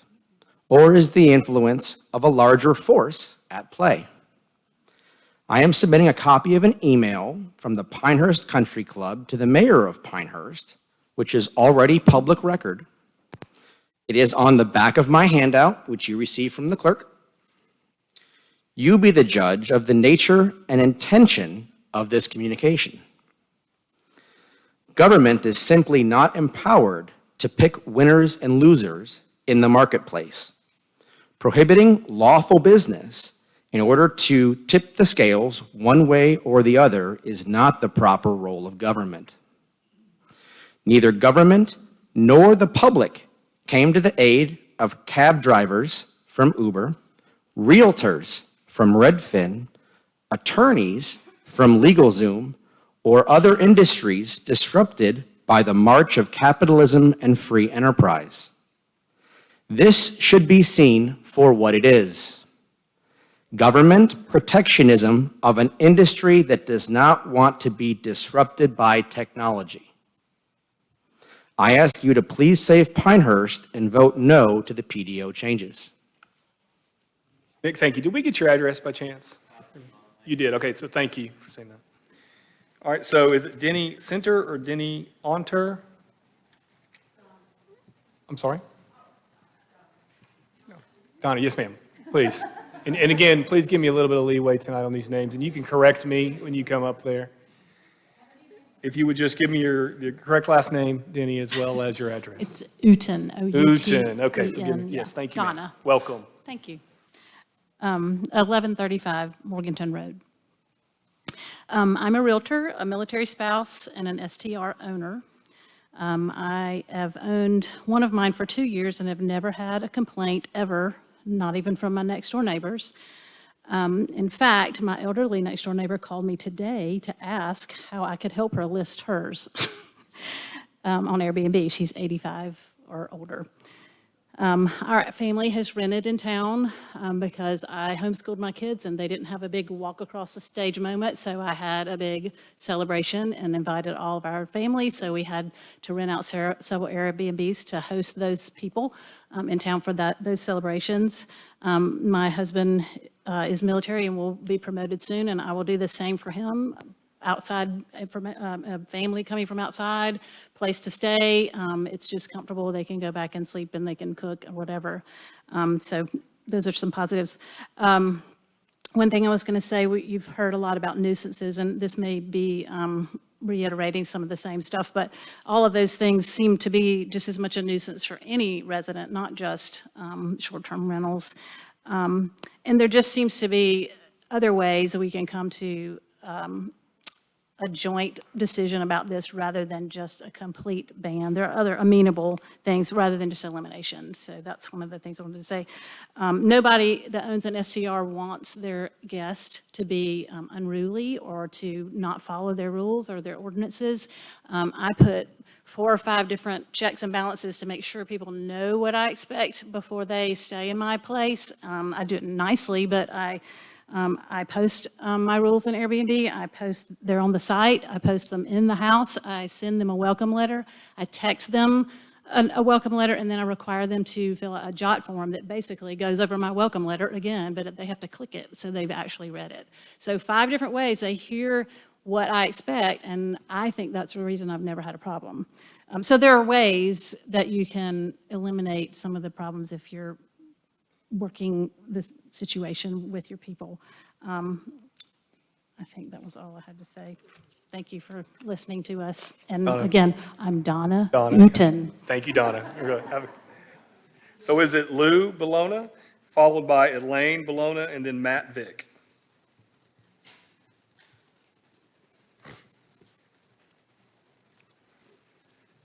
Welcome. Bologna, you did it pretty good. Just think it's the city of Italy. Well, Bologna, thank you. Italy. Can we get your address, sir? 91 Abbotsford Drive. Good afternoon. Thank you for allowing me to be here. My name's Lou Bologna. I've been a full-time neighbor going on 4 years now. Like so many others, my wife and I visited Pinehurst many times before making this our home. During our 3-year period, we stayed in many short-term rentals, fully interacting with residents. If not for the welcoming environment that we received from them, we probably wouldn't have come here. Aside from sharing how we came to love the village of Pinehurst as our home, I'm here to discuss some of the financial impacts that are going to impact our community. You know, you may not realize it, there are 13,685 single-family homes in Pinehurst. We also have 1,352 condos in our community, and currently the best estimate is 427 short-term rentals.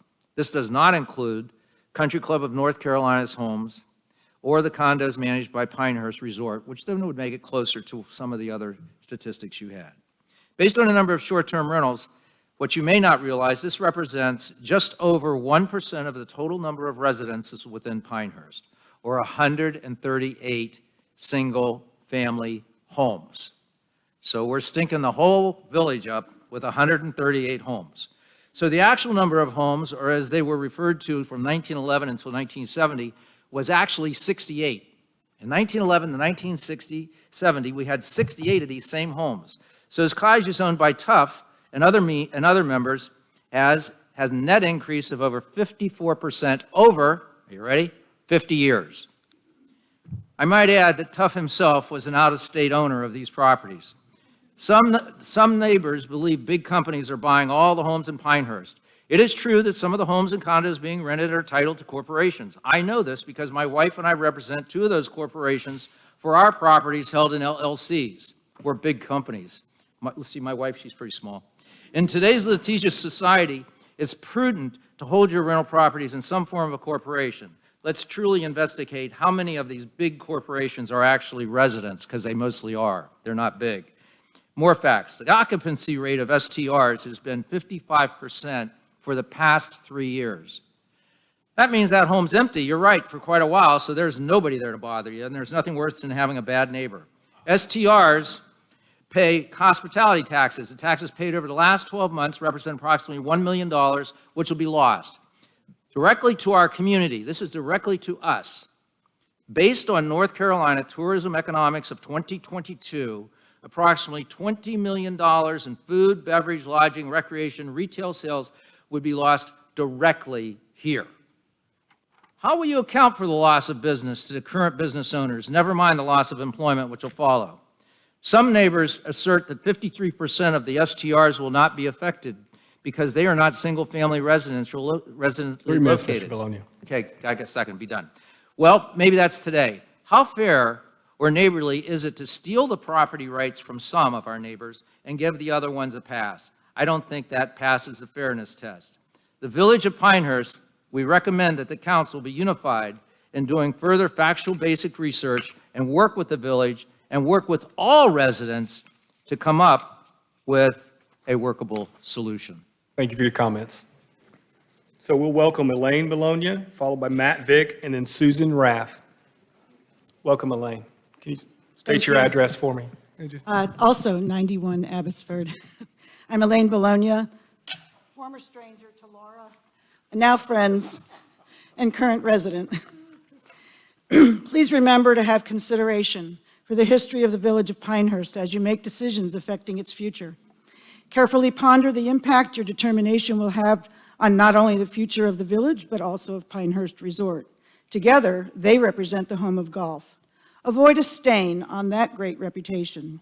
We are a community coexisting with a globally recognized resort that extends its operations within our many neighborhoods. The practice of home sharing and renting is ingrained in our 125-year tourism history. It is directly tied to our current economic stability. There are approximately 138 single-family residential homes of today's subject. Short-term rental owners have a vested interest in assuring that our neighborhoods maintain a welcoming and safe environment. Our visitors are more than recreational and professional golfers from all over the world. They are friends, family, business professionals, displaced and interim residents, among others. They daily coexist with our residents in our shops, restaurants, churches, recreational facilities, and green space. They are intertwined in the excellent quality of life that exists here. Please commend our divided council and tell them, unite and work together to determine how to best track, monitor, and enforce existing ordinances. Please recommend to our divided council, unite and commit to do further statistical research and planning so the village of Pinehurst can continue to appreciate the many benefits short-term rentals provide, as well as manage and remedy any issues they may present. In closing, please visit the Village of Pinehurst website and review the values, vision, and mission as shown under the tab titled Mayor and Village Council. Imagine the overnight ramifications on the vision of the Village of Pinehurst as a charming, vibrant community which reflects our rich history and traditions. How charming will it be to be front and center in the international media as a result of a decision to stifle future visitors' lodging options. Please recommend to our divided council, unite and preserve the integrity of our Village of Pinehurst, its mission, which is to promote, enhance, sustain the quality of life for residents, businesses, and visitors. Finally, please recommend our divided council, unite and practice its third listed value, teamwork. Is this welcome to Pinehurst? Thank you. Elaine, thank you for those comments. So we'll welcome up Matt Vick, followed by Susan Raff, and then, forgive me, is it Mary Schleffler out of Foxfire? Welcome, Matt. Hey, good evening. Matt Vick, 37 Elkton Drive. Try to drill down to the nitty-gritty since you've heard so much information already tonight. I'm a stakeholder in the tourism industry here in Pinehurst after 10 years of service to the Pinehurst Resort in various capacities. I now manage 51 vacation rentals in town, representing roughly 10% of the total take. I have a lot of data, can drill down and blow up some of the assumptions made by some of the naysayers. Let's find the happy medium. We've gone from zero regulation to ban in a matter of months. And I'm still trying to figure out why we're even here or how we got here. The biggest concern is the lack of economic data and support that the council provides for their reason for banning or the impact that it will have. AirDNA gets quoted a lot. That's where a lot of these numbers that you're hearing tonight come to analyze a number of rentals in the area and things like that. AirDNA says that only 55% of the rentals in the Pinehurst area are full-time rentals. Only 55%. 15% of the rentals are used they're available less than 90 days for rent. There's also been an increase of 80 short-term rentals since second quarter of this year. I don't think that there's any coincidence that happened to coincide with the announcement of the ban from the council. There's been such a large increase. There's a lot of folks that are just throwing their properties up online so they have a presence, because we don't yet know what the the litmus test for currently operating is, do you have to pay taxes? Do you have to just be listed online? Do you have to just say that you hosted somebody and they stayed at your house and they paid you? Who knows? We don't know. We don't yet know that. The last point I want to make, I finally get to say on the public record, my wife who is smarter than I am, studied economics at NC State. She tells me that if demand stays constant and supply is affected artificially, something has to happen on the opposite side. We hear a lot about affordable housing from the mayor and the council here in Pinehurst. If you take away all of the single-family residential rentals, you essentially shift them to the condos and the multifamily areas. If the ban goes in effect, I'm going to go out and buy some condos. I'm going to turn it into Casa de Vic running down Beulah Hill Road. The brown condos will become de facto hotels. We know the demand is there. That will drive the price up. That's where our caddies live. That's where our golf professionals live. That's where our bartenders and our servers and our cleaners. Thanks. That's my biggest concern is the lack of economic data and shifting everything to the condos in a matter of 2 years. Thank you. Thank you for your comment. Let's welcome up Susan Raft, followed by Mary Schleffler. And then we have another name, Ms. Lorena, which we have heard from. So then we'll welcome up Michael Conley in the queue. Welcome, Susan. Hi, I'm Susan Raff, and my husband and I live on Dundee Road in the village of Pinehurst. Thank you all for coming. I appreciate it. My friends, my family. I'm really nervous too. Anyway, we have a dream. My husband and I didn't come here to retire. We came to work. We have lived in the village of Pinehurst for 40 years, and we are vacation rental owners. We bought our first home, a small rundown cottage that was built by Leonard Tufts. We renovated it and raised our family there.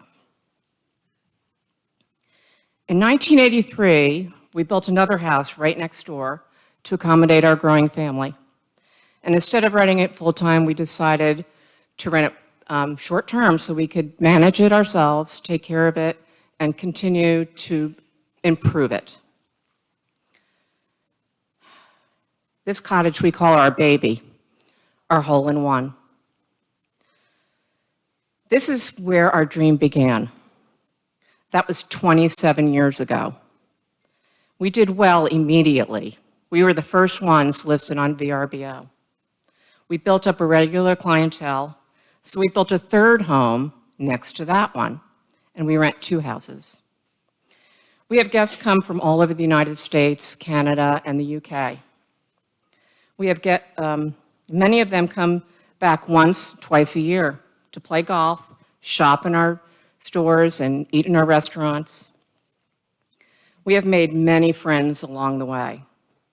One of our guests moved here with his wife from Connecticut a few years ago, and they have become our great friends. We have a guest who comes back every May, and he brings his buddies to play golf with him. One of them was a freelance writer for the Washington Post. He wrote an article about Pinehurst called The Impulsive Traveler. It's a golfer's world in Pinehurst. It was written in July 2006. In it, he raves about Pinehurst, the Pinehurst area, and all it has to offer. Then he mentioned our little cottage. The little cottage where they stay, how they meet on the patio over icy gin and tonics. He writes about the tasteful golf decor in the house, including my curtain rods, which are golf clubs. And he gave me a shout out. Sorry, I'm going to brag a little bit right now. He writes, the owner, a lovely woman, checks on us now and then to see if we need anything, but we never do. That's the neighborly way. Susan, you've hit 3 minutes. Okay. I hit it? Oh, really? Oh, can I just finish a little bit? I'll do it really fast. If you can make your final comment for me, I would I'll make appreciate it. Okay. Where am I? Thank you for that comment. Oh, so 27 years ago, we put our hearts and soul and hard work into providing five-star locations for our guests. Not once in all these years have we had a complaint by our neighbors. Someday we will retire, but only when we are ready, not when we are forced to shut down. If you ban short-term rentals like ours, you will be denying us and many others like us the opportunity and the right as homeowners to fulfill our dreams. Thank you very much. Thank you for that comment. All right, so next we have Mary Sleffler. Am I saying that correctly? Foxfire, Mary, followed by Michael Conley, and then Brian Conley. Mary Sleffler. Let's give her a few seconds. If not, we can come back to her.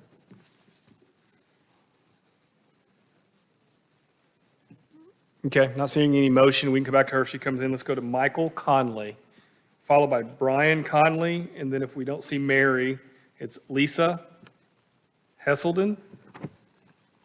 Lisa? Good afternoon. My name is Mike Conley, and Your the address? family home is at 20 Aronimink. And I'm a lover of golf and therefore a frequent visitor to Pinehurst. I'm here in support of the vacation rentals. I would like to request to yield the remaining time of my time in addition to Brian's 3 minutes, so he may speak for the rest of the time. I'm not going to get into allowing that tonight. I'm so sorry. But Okay. your 3 minutes is for you. Thank Okay, you. then I will start his remarks. Good afternoon. My name is Brian Conley. Same family anyway. My family and I own a vacation home in Pinehurst number 6. Our permanent residence is in South Florida, where I am a law enforcement officer / detective, and my wife is a speech-language pathologist who has put her career on hold to homeschool our 2 daughters. We are not a corporation or hedge fund, as Village Council has often labeled owners of vacation rentals. We are a golfing family, myself having played since I was 8 years old, and now our 7-year-old daughter is participating in the U.S. Kids Golf. We twice visited Pinehurst prior to purchasing our home, staying in vacation rentals both times. This allowed us to experience Pinehurst for what it is, a historical golf vacation destination with a residential community that embraces its roots. We bought into what Pinehurst sold itself as and chose this beautiful village to be where we want to live the rest of our lives post-retirement. We are members of Pinehurst Country Club and have visited our home 11 times this past year. During the times we are not in town, we rent our home to those visiting the village of Pinehurst. The reason for this is twofold. We want vacationers and families to experience the Pinehurst lifestyle for the comforts of a home, just as we were able to, and allows us to cover some of our expenses related to owning a future retirement home in Pinehurst. Unfortunately, my department does not provide a traditional retirement pension plan, so this is my way to provide a future for my family. Pinehurst is now part of my family's blood. When we purchased our house, it was aged and in need of repair. The prior homeowner, a full-time resident, left the house in poor condition with large holes in the walls and doors, debris in the yard, and outdated appliances and fixtures. We invested our hard-earned money and hours of sweat equity to turn our house into a home. Well, you've hit 3 minutes. If you could find a stopping point to, I'm going to guess, to allow Brian to take over, so. Okay. Let's finish one sentence. Yes, sir. A home that we could enjoy for decades to come. Not only did we invest money into the property, but in doing so, we supported local businesses throughout the process. Thank you. Michael, thank you for your comments. So we'll welcome up Brian Conley. Brian, welcome. Please state your name and your address, please. And in the queue, we have Louisa, right? Okay, thank you. And then Crystal Welch following that. So welcome, Brian. Thank you. Brian Conley, 20 Ronamink Lane. And I'll take over. Good job, Dad.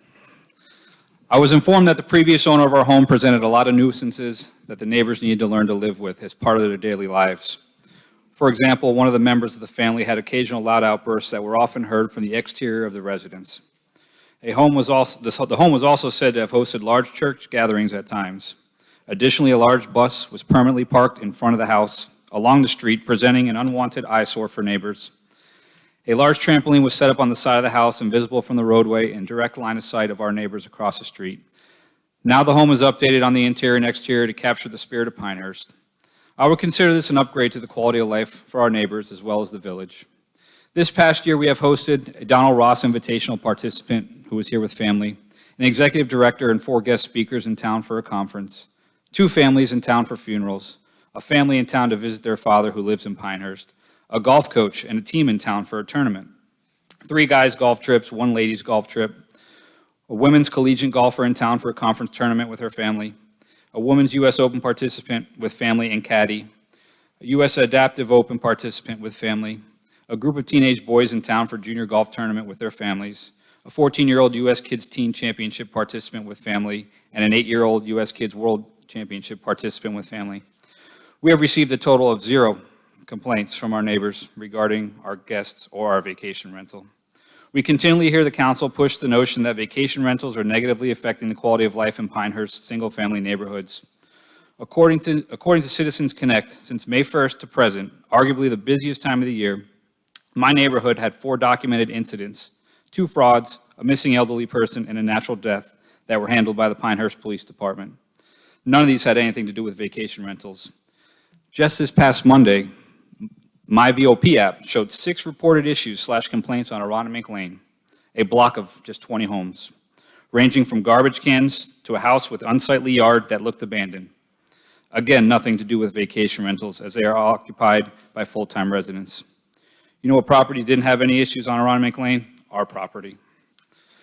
I am very concerned, and frankly so are a lot of residents, property owners, and business owners, over the Village Council's mission to ban or severely restrict vacation rentals in the village, forever changing the course of Pinehurst history. I truly question Council's motives behind this push, as they have failed to provide actual data, continually ignore peer-reviewed data, and refer to a handful of incidents and magazine/online publications and claims of a small group with a clear agenda as their sources of information. This is more than just a small group of vocal people. There's something bigger pushing this, and it doesn't take a detective to figure it out.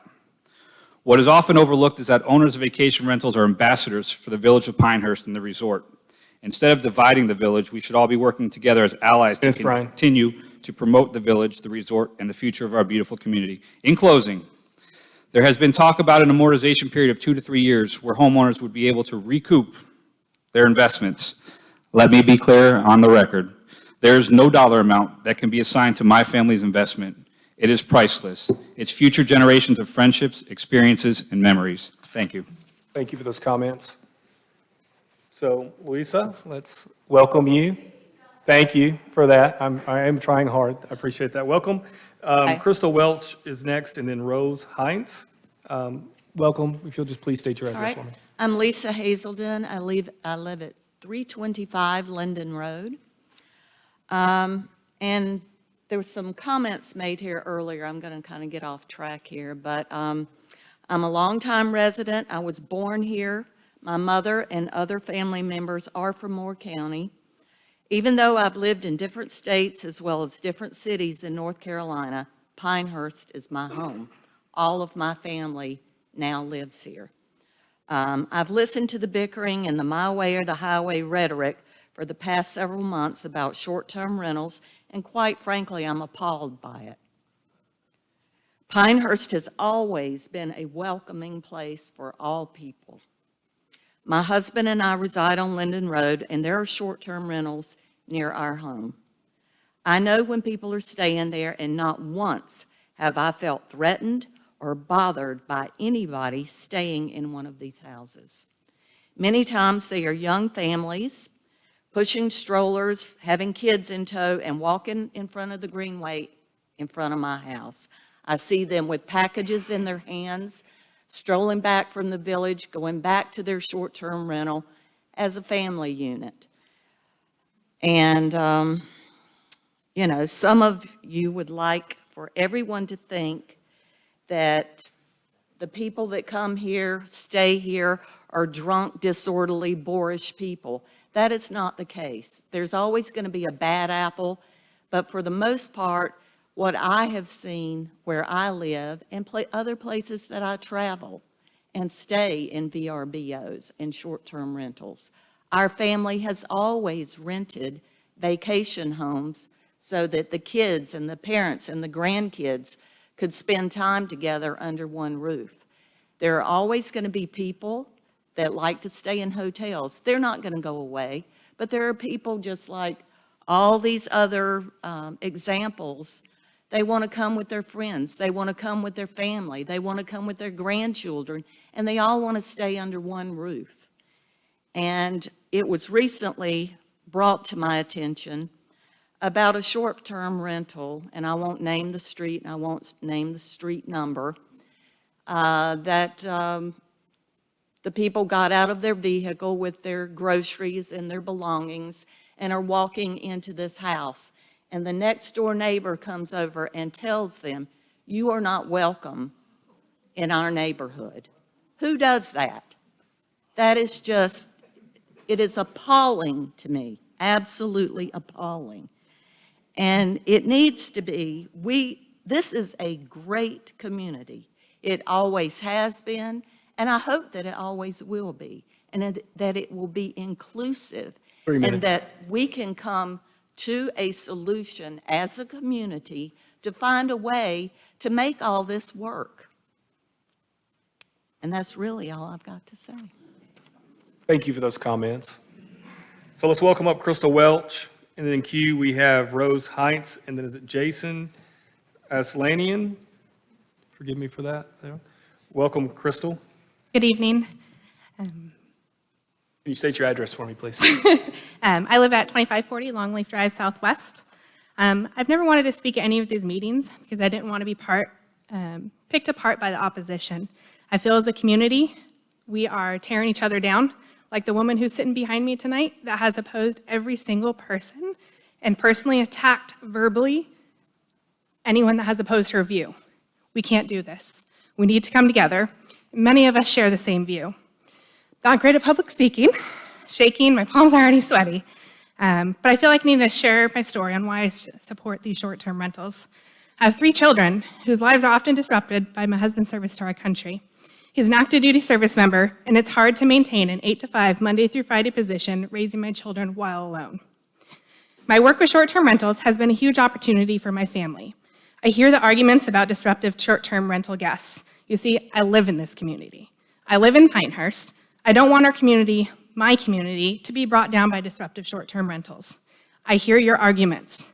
But let me tell you, I know of 3 neighbors in my neighborhood that have all been, had drug busts, multiple felonies, arrests, current warrants, including methamphetamine. They share a fence line with me. Those people don't go away. Those aren't short-term rentals. Give me a short-term rental. My children don't need to have 7 cameras around my house to watch the drug deals going on next door. We cannot discriminate against properties, whether they're short-term or not. I have met some of the most incredible people in the homes I work for. The most touching story being of a family who came to town because their local daughter was bucked off of a horse, had multiple fractures, and hospital admissions. They came to care for their daughter. They brought their daughter home to go through rehab while she healed into a short-term rental so they could be together. I've met a doctor who just lost her parents, needed to find peace, and knew how beautiful and serene Pinehurst was. My family comes to visit and stay in these homes for allow us to be together as a family, things that we don't normally get when we're in the military. My son graduated. I was able to have my sister-in-law, my nieces, my in-laws all come and stay in one home while being treated for stage 4 breast cancer. We cannot stay in a home or in a hotel as a multi-family, functioning family. These are just a few scenarios. I've also seen military funerals, baby showers, weddings. I know where the guests are from and I know why they're here. I talk to the majority of them. They have my phone number. Most of the neighbors have my phone number. There has not been one police response since I have been working, freelancing, vending, entrepreneurship opportunities. Make sure trash cans are being handled by VOP ordinances. I know it has to be within 5 feet of the home, behind the front property line, out no earlier than 5 p.m. and in the next day. I make sure that my community is cared for the way that VOP. Crystal, 3 minutes. Okay. Welcome our visitors in open arms because I care about my community and the pride of taking care of Pinehurst and our beautiful town. Without them, we'd fall apart, lose opportunities for income like family like me or the 16-year-old who mows their lawns. Thank you. Thank you for those comments. So we'll welcome Rose Hines, followed by Jason, forgive me if I'm saying this wrong, Aslanian, and then in queue is Robert Coates. Rose, welcome. If you'll just state your address for me. Thank you for being so patient. My name is Rose Heinz. I live at 225 Lake Forest Drive Southwest, and I'm here in support of the ordinance regulating the growth of short-term rental properties in single-family residential neighborhoods.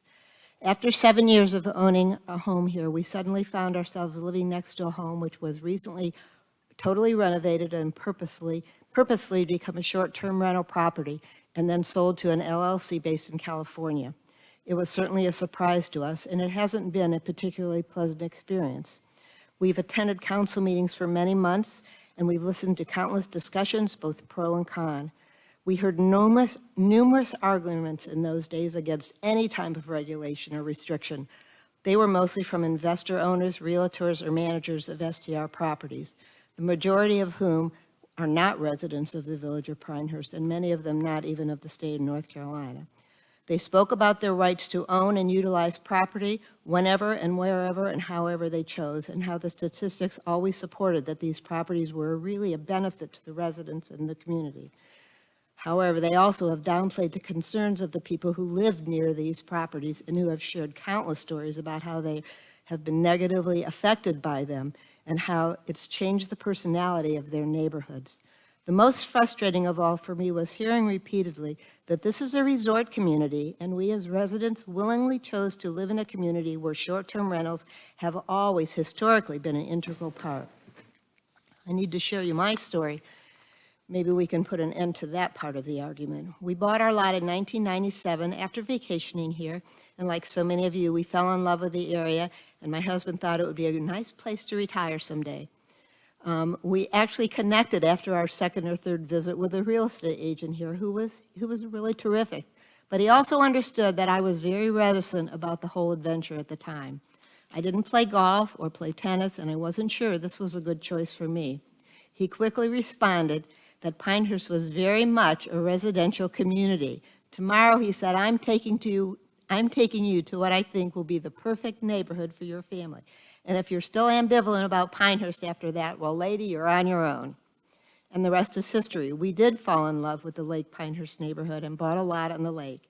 18 years later, we built our dream home there. And until now, have never questioned that decision or even dreamed we would be living next door to a rental commercial property. So the overriding question for me is, does the village of Pinehurst encompass a residential community or not? And if so, are these single-home neighborhoods important enough to preserve them?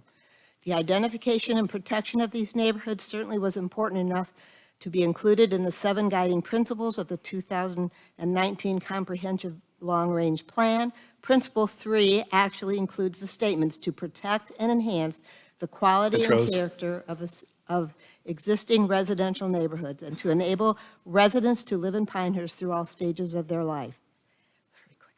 The Village of Pinehurst presently recognizes 25 distinct residential neighborhoods, including 7 exclusively designated to single-family residents.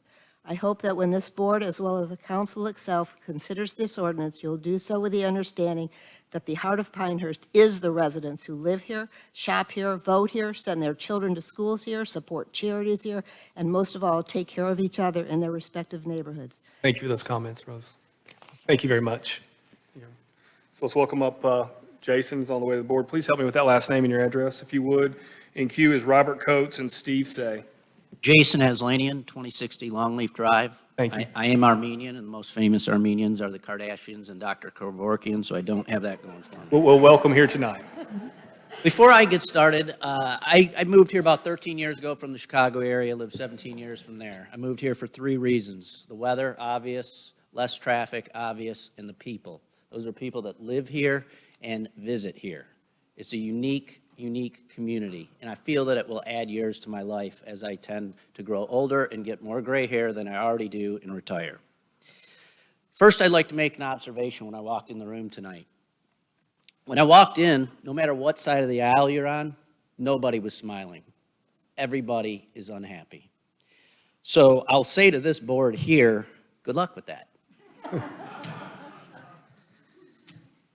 I've heard a lot about the economics difficulties that'll happen, which is pretty much common sense. And I'm going to reiterate common sense because I've never seen our world more crazy than it is right now. And I do not want that coming to this tight-knit, friendly, welcoming community. First of all, I try to think of things 5 steps ahead. I don't believe you can enforce this. One reason is we're not allowed to have signs in here, and there's about 100. So if you're going to enforce this as you did these signs, good luck. I just want to bring back good old-fashioned common sense. There's got to be a way we can figure out a better way than go this way or that way. It's simple, people. I've been a golf professional for over 20 years. I've had to deal with old people, young people, arrogant people, rich people, poor people, and you can always find common ground. And that's what I'm asking us all to do here tonight, no matter what side of the aisle you're on. Thank you. Thank you, Jason, for those comments. So let's welcome up Robert Coates, and in the queue we have Steve Say, and then Jeff Heinz.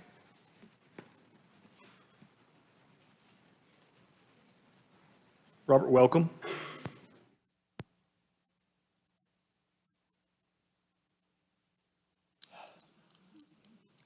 I'm Bob Coates. I live at 21 Edinburgh Lane in Pinehurst.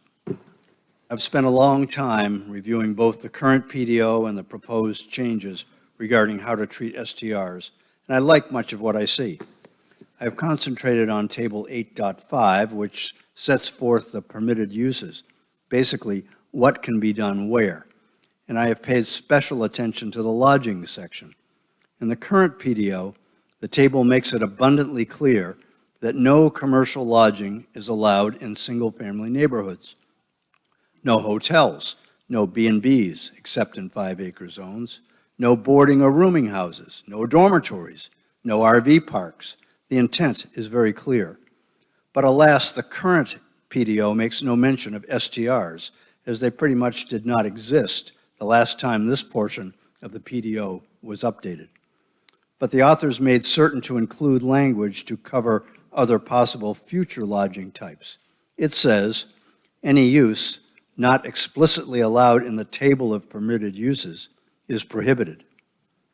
The latest PDO proposal officially adds STRs to the list of lodging types as yet another prohibited form of lodging within single-family neighborhoods.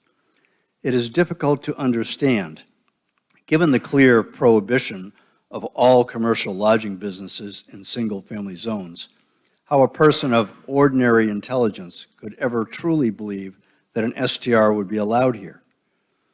But to the credit of the proposed changes, there can now be no question whatsoever. Basically, the updates to the lodging portion of the permitted uses table merely perpetuates the original intent with more precise language that reflects the recent phenomenon of short-term rentals. Given the clear prohibition of STRs from the outset, I do not understand why it is suggested that they be given 3 years to go away. They were never allowed in the first place. Please think about how you would like to continue to endure the horrors of a bad STR next door to you for yet another 3 years. Since when has it been the responsibility of the village to bail out private business owners who made a decision that didn't work out? In effect, that's what offering up an amortization period is doing, and at the expense of residents who are negatively impacted. I would strongly encourage P and Z to recommend approval of the changes to the permitted use table with respect to STRs not being permitted in single-family residential districts. Thank you. Thank you, Bob. Another well-timed one. So let's welcome up Steve Say, followed by Jeff Heinz, and in queue is Carol Coates. Steve, welcome. Hey, thank you. Thanks for letting me follow Captain Happy there. Address, if you would.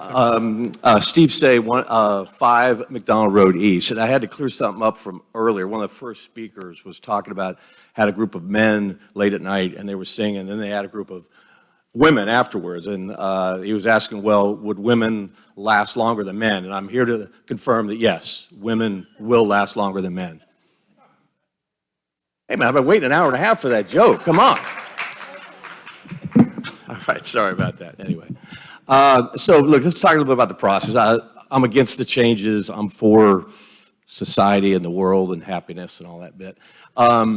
So I would like to find answers, just like I think most people would. But let's talk about the process. And as you know, I was involved a couple months ago in a process where you voted on an issue. It went to the council, and the three amigos voted the way that they wanted to, right? So, and I think we all know, however you vote here, that's how it's going to end up. You know, I have a crystal ball that works occasionally, and it's working right now. So that, unfortunately, is going to lead to a litigation environment, and I want to make sure, since our man Mr. Farrell up there is with the Friday group, I want to make crystal clear, and it's sad, but crystal clear, 100%, that if this is enacted, the village will be sued. I just want to make sure that everybody understands that, right? So let's figure out a way to encourage positive resort use and private use of the village, right? And I think some of the earlier speakers have set a similar tone, and I hope that we can do that. Because I've been here for 17 years, hard to believe, young man that I am. I've lived next to or across the street from a short-term rental for 17 years. Have zero issues, right? I'm also a short-term rental owner, and I would estimate that I've had over 6,000 house rental nights. And Jack, that's a lot, right? And look, there are always issues. Try to solve anything that has actually occurred, but I think at the end of the day, there hasn't been really any issues, and I would hope that we can figure this out. Thank you. Hey, thank you for those comments. Let's welcome up Jeff Heinz, followed by Carol Coates, and then in queue is Scott Thomas. Good evening, Jeff Heinz, 225 Lake Forest Drive. Welcome, Jeff. Southwest, thank you. I imagine you were hoping that I was going to try and read my 10 pages of comments that were submitted yesterday, if only to see if I could do it in 3 minutes. I am not going to do that. You okay? Thank you. Thank you. That concludes my remarks. Okay, all right. we got your point. Yes, sir.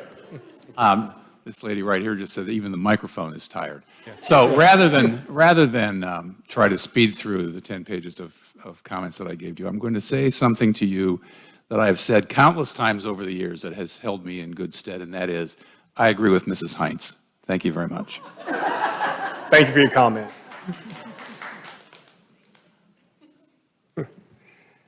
So let's welcome up Carol Coates, followed by Scott Thomas, and then in queue is David Dube, or Dubig? Welcome, Oh, Carol. nervous. Okay. Carol Coates, 21 Edinburgh Lane, Pinehurst. You know, I think the bottom line here is residents do not want the instability an STR represents. But I want to talk to you about amortization.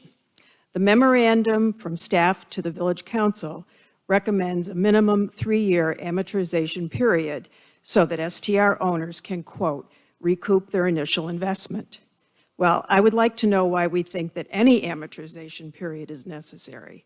First of all, if anyone who before investing in a property in Pinehurst took the time to research village policy, i.e. the laws regarding STRs, they would have clearly seen that our PDO does not allow any type of commercial lodging in single-family neighborhoods. Just because an ordinance has not been enforced, this does not legitimize a prohibited business. So what is the rationale for providing a 3-year grace period? As you already well know, real estate values in Pinehurst have increased substantially over the past 2 years. And given this increase in real estate values, any property sale would no doubt turn a tidy profit. Now, let's remember, we're only talking about 47% of the existing STRs in Pinehurst. That's the number that are located in single-family zones. Let's think about being fair to those citizens who have lived with an STR across the street or next door.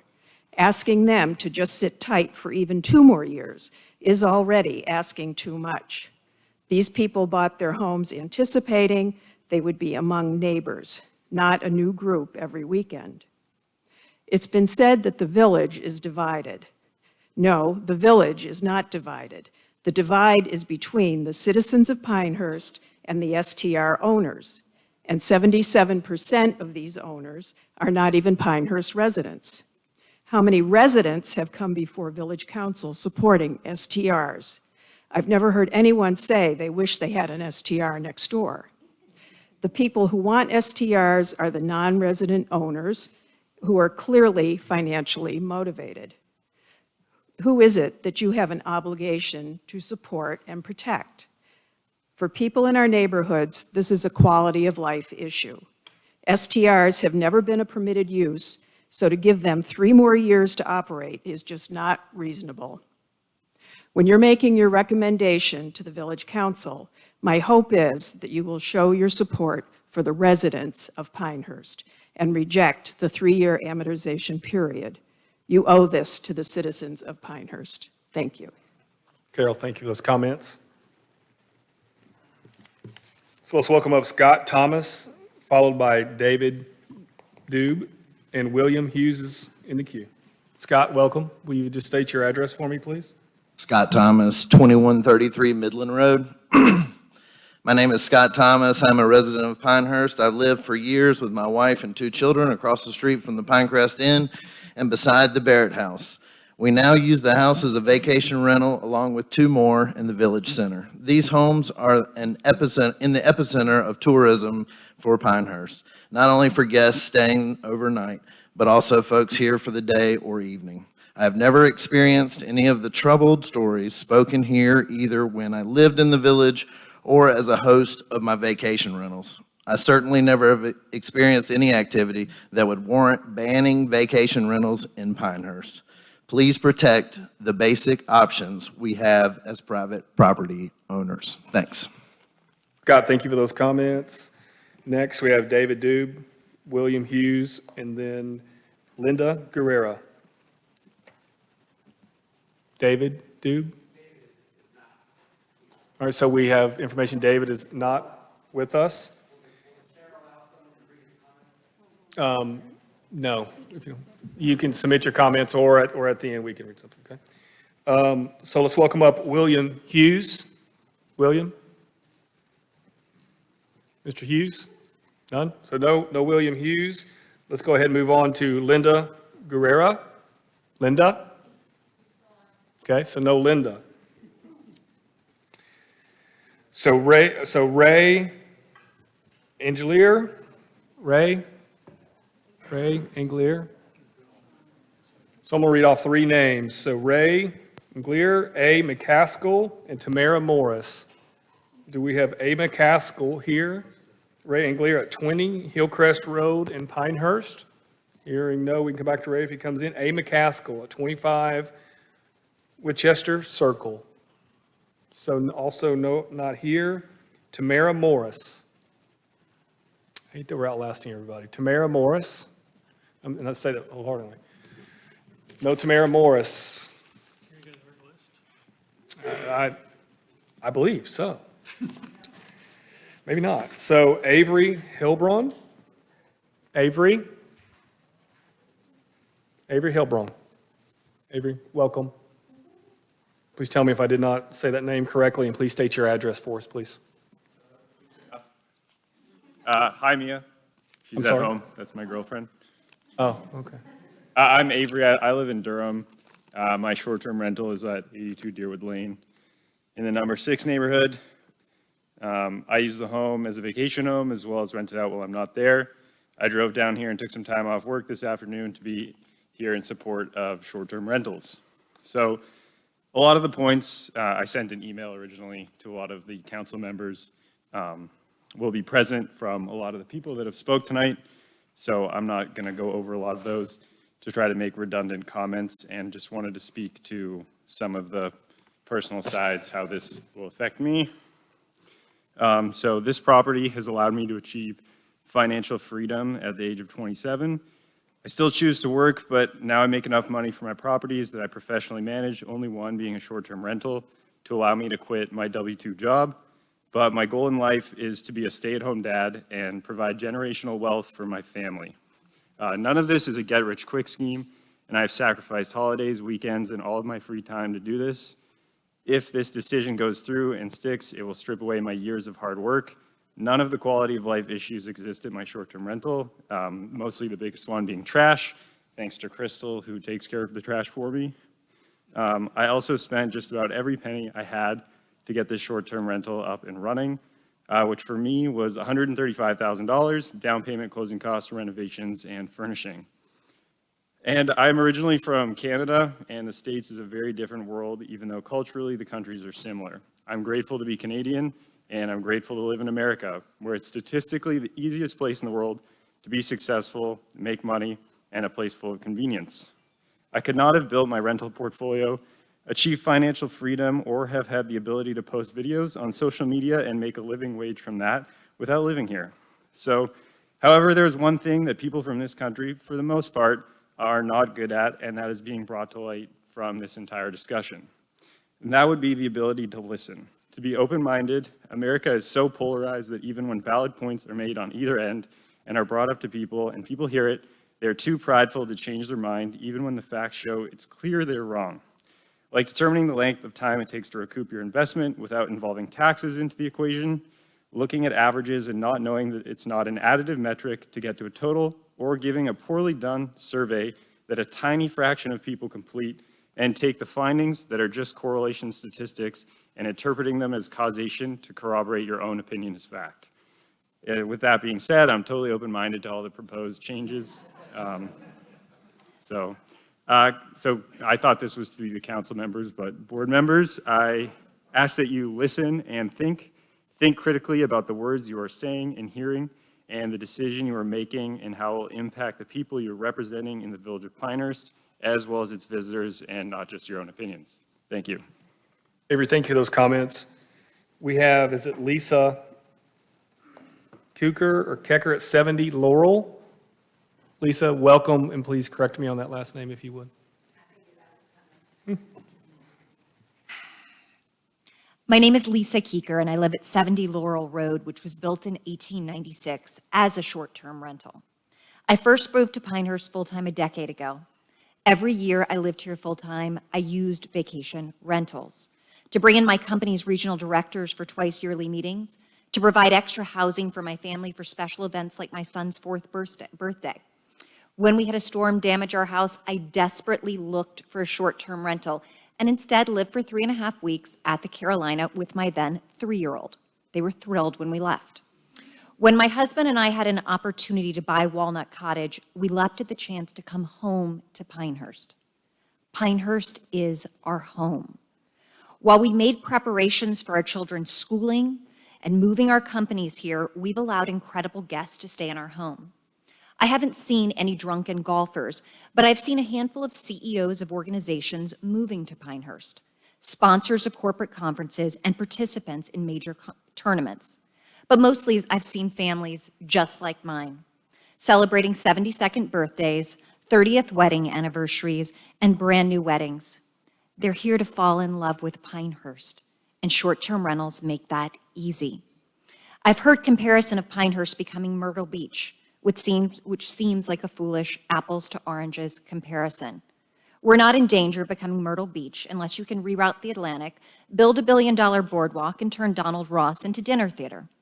Instead, we should look to apples comparisons, resorts in the Carolinas with a rich golf history and a limited footprint.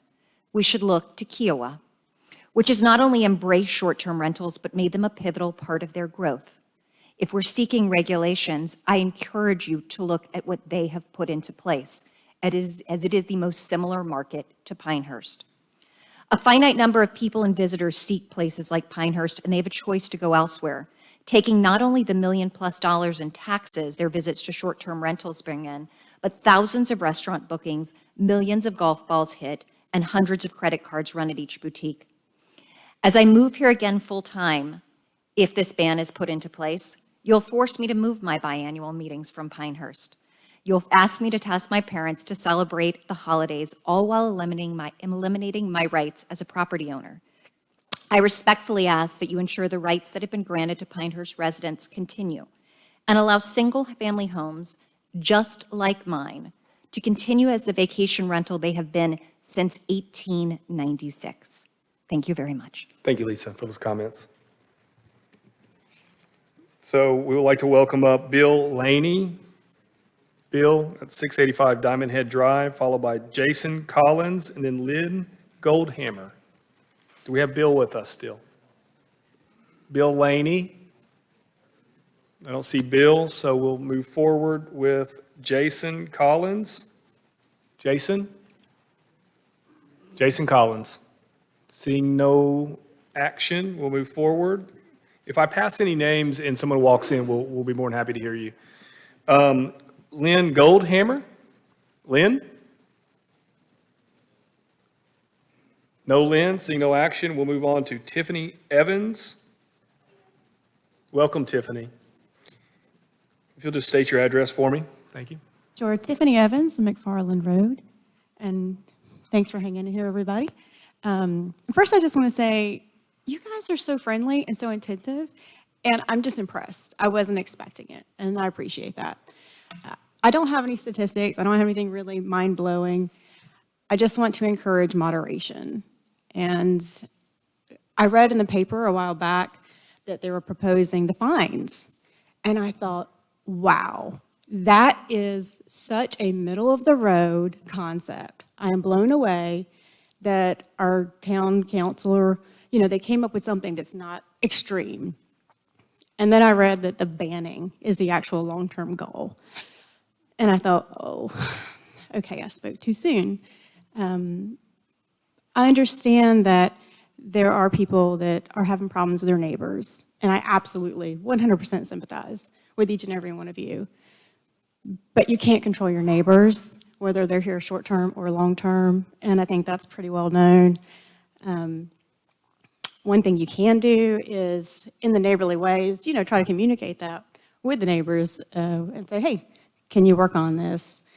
And I just want to encourage people to take personal responsibility before they ask other people to handle their problems, and they try to infringe on other people's rights because of their issues. And the other thing you can do if you don't want to talk to your neighbors, do like we did, get a really big lot. We love our neighbors. We barely see them, and we barely hear them. And that is an option for each and every one of you. So that's one thing. The other thing I wanted to point out is that for years, we've traveled to Blowing Rock, and for a while there, they had short-term rentals that were not allowed. It was fine because our kids were little and we stayed in hotels, but then they reached a point where the hotel thing didn't work, and we needed a house. And for 5 years, we've not gone back to Blowing Rock. We still travel 2 or 3 family trips every year, but never back to Blowing Rock. So I just want to let you guys think about that we're not the only ones like that. And if you don't have short-term rentals here, people will go other places. And that may only be to Carthage, because some people want to golf. And so the investors will just go buy houses in Carthage, and all the vacationers will just go to Carthage. So it's not the solution. And let's look for a more moderate solution. Thanks. Tiffany, thank you for those comments. So let's invite Charlie Williams. Charlie Williams, followed by David Byers. And is it Nick Vidro at 7 York Place? So how about Charlie Williams? Give Charlie a chance. No Charlie Williams. David Byers. Give David Byers a chance. Welcome, David. If you'll just state your address for me, sir. My name is David Byers. I live at 125 McCaskill Road West in Pinehurst, and I'm not happy to be here. And for the lady who goes to Blow and Rot, please don't be offended by this, but if you've been there lately, they're not really concerned that you're not there anymore. Anyway, I'm here to speak about short-term rentals. I'm not here as part of any kind of group. I have not been to secret meetings with the mayor or any of the village council. In fact, I haven't been to any meetings with the mayor or the village council. I'm here to speak for myself and about the issues I've had with the short-term rental that's across the street from me at 65 Blue Road. Not all short-term rentals are the same. I've heard a lot of really interesting stories about great experiences in short-term rentals, but I believe because of the size of the house across the street from me and the customers that it attracts is part of the problem with what we have. It's a fairly large house, has 5 or 6 bedrooms, and it's very attractive, I think, to golf groups. So I made a laundry list of items that we've dealt with. I think you've heard all these before, but the thing for us is the noise issue, the way the house sits on the lot. The back of the house faces the front of our, or the side of the house faces the front of our house, and the people tend to congregate on the back porch, and every word they say permeates right to our house. So standing there in our driveway, we get the privilege of hearing every conversation that they had. And, you know, I think people probably think that I'm exaggerating here. It's not the case. A neighbor came by my house last weekend. We were standing in the driveway. We could hear them better than we could hear ourselves talking. And the problem is that, you know, you're going to hear your neighbors talk, but when you get a group of 8 to 10 golfers over there, and the language of choice is not something that I want my daughter to hear with me when I'm standing in the, you know, in the driveway, and you're having to explain to her, why did they speak that way? Also, we had an incident several weeks ago, a month ago or so, where my wife was walking around the neighborhood.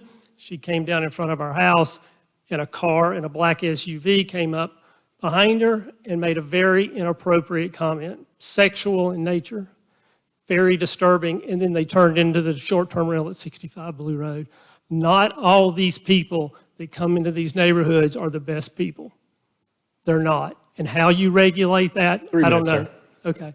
Also, I'm not sure this is the image we want, but I was weekend before last, I left my house going to Olmsted Village and turned onto Highway 5, and I passed a house that had just recently been converted to a short-term rental, really large 6 or 7 bedroom house.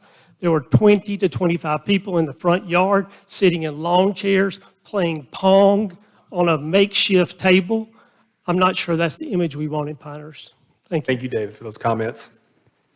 Let's welcome up Nick, and Nick, you're going to have to help me with that last name there, okay? Well, welcome. I'm Nick Vickers. I live at 7 York Place. Been in Pinehurst for about 2 years. My wife got a job transfer down here. I was here for a total of 15 minutes driving around town, said, I want to live here. I want to retire here. God willing, many years from now, I'll probably even die here. I really enjoy the town. Short-term rental has become a topic very close to me, literally in my front yard. I live in a very small cul-de-sac, 4 or 5 houses, all 3-bedroom, single-story, and I have a 5-bedroom, 4-bath, 2-story behemoth looming over me. They also literally paved my paradise of a front yard to put up a parking lot. So my view from my front door, my front window, is 5 or 6 cars every weekend. And every Friday night, like clockwork around between 9 and 10 o'clock, I get a motorcade of 4 or 5 large SUVs, both sides of the cul-de-sac, spinning around a few cycles trying to find the place. Then I get 20 doors slamming open shut, lift gates chirping up and down with little beep, beep, beeps, lots of golfers gabbing, lots of bags being pulled out. Usually I'm kind of a night owl, so it's a minor inconvenience, but it's still somewhat annoying at times. That being said, the people I've met, I've had 100 temporary neighbors in just a few short months, have been really courteous and considerate. I haven't had any noise problems or anything like that. But it is different than what I expected in a single-family residential neighborhood. I've really enjoyed actually hearing the other side. There's a lot of perspective. I enjoy the fact that a lot of people are taking business initiative and working hard to be successful. That's what this country's about. And I think that what we need to do is really have a moderate thing. What I don't fully understand is this doesn't sound like an outright ban on these short-term rentals. It sounds like a permitting process. And a limiting of it to certain parts of town that are more amenable to it. And that doesn't seem all that bad to me now that I've lived with it for several months and probably several years, regardless of what's decided. Thank you. Nick, thank you for those comments. I want to read the next few people as we are almost to the end, and then welcome anybody else who wants to speak. So Cliff Summerall, Pam Adams, Jackie Tucker, in that order. So Cliff, welcome. I'm the other Summerall, 12 La Costa Lane, and I'm going to excite you a little bit today because I applied for this board 2.5 years ago. And Churchill said, if you're going to give an introduction, give an introduction that people understand and you can be remembered. The chairman spoke to me not too long ago, and he said, I remember you. And he did that simply because when I got up before the group, I said, well, the first thing I would do if I were on this board, I would go to that log cabin across from the church, tear it down, and put in a service station and a snack bar. When you go to church, you come right across the street, get your gas right there, have a snack. How beautiful is that? Is that a change to the environment? I saw this board looking at me saying, what the hell did that man say? And most of you that were there remember me because that sounds kind of stupid to me. We have such a beautiful community, and with that attitude that you're carrying, and that particular moment, I said, 8.5 looks pretty good to me. You're moving in the right direction, and you got the patience of Job and the persistence of Satan. Thank you very much. Thank you very much for your comments. Let's welcome up Pam Adams, followed by Jackie Tucker and Gina Davidson. Do we have Pam Adams? No, I see no movement on Pam Adams, so let's go ahead and move. And I don't want to jump ahead, so if I am missing somebody, they do get to speak. Jackie Tucker, welcome. Name's Jackie Tucker. I live at 1 Park Court in Pinehurst, number 6. I have been here since, well, I came here in 1987, and I was so enthralled with the village. Everyone said, hi, how are you? Everyone was, Southern hospitality was alive and welcome in Pinehurst. Within a year, my husband and I came back here 4 times and finally hooked up and found a property on number 6. I have rentals all around me. I welcome them. I go next door and I say, hi, welcome here. How long are you going to be here for? If you need anything, here's my number. Our neighborhood works that way. What has happened to Pinehurst because you're bringing in the USGA, you're putting in the Hall of Fame now, you're going to have an open here every 5 years, and you're going to shut it down with short-term rentals? You're not using common sense. What we need to do is hold the owners responsible. If the owner is held accountable, he pays a heavy fine because the people he short-term leases to or rents to doesn't do their due diligence, then we get the money and we get rid of it. But you don't kill the economy. There's a lot of people here that came here saying, I'm going to retire here, I'm going to use my unit as a rental. I house people from the day I get here in April until the end of August for U.S. kids, north, south, women, men, seniors, juniors, kids. I volunteer for all of this. Your community is sacred. You have a wonderful thing here. I wrote to Mr. Deadman and said, don't put a motel on the croquet courts. You don't need to be a Pebble Beach or an old course in Scotland. You're unique. You have something special here in Pinehurst. I'm going to die here. This is my waiting room for heaven. Don't change it. Welcome, thank you, Jackie. Thank you for those comments. We'd like to welcome Gina Davidson, followed by Peter Gunther. Gina Davidson. Seeing no movement for Gina Davidson, let's move on. Is Peter here with us tonight? Peter, welcome. For the state your address for us. Thank you. Hi, I'm Peter Gauthier. My address is 40 Oakmont Circle. This is a very personal issue for me. And the reason is because I live in one of those residential neighborhoods where you're proposing to ban and have a amortization period. I'm retired. My pension was stripped in a bankruptcy, and so I continue to work today. I travel on the weekends, and when I'm out of town, I use my house as a short-term rental. I rent it on Airbnb on the weekends when I'm out of town to supplement my income. And as I age, that income will become more and more important to me. As a small aside, I've got a charter membership to PCC. I like to play golf. And if this proposal is adopted, not only am I going to have to sell my unit, my house, my single-family residence, but I'll lose access to my whole reason for coming, which is to play golf. I have property rights, too. I pay attention to my short-term rental. My neighbors all have my phone number. I've rented it for over 2 years, 2.5 years, and have had not one issue or complaint. As a matter of fact, the people who rent my unit, they're solid people. They're homeowners themselves. They treat my home as they would their own. It's left in pristine condition every single time. I've not had one complaint from one of my neighbors. As a matter of fact, they check on it for me.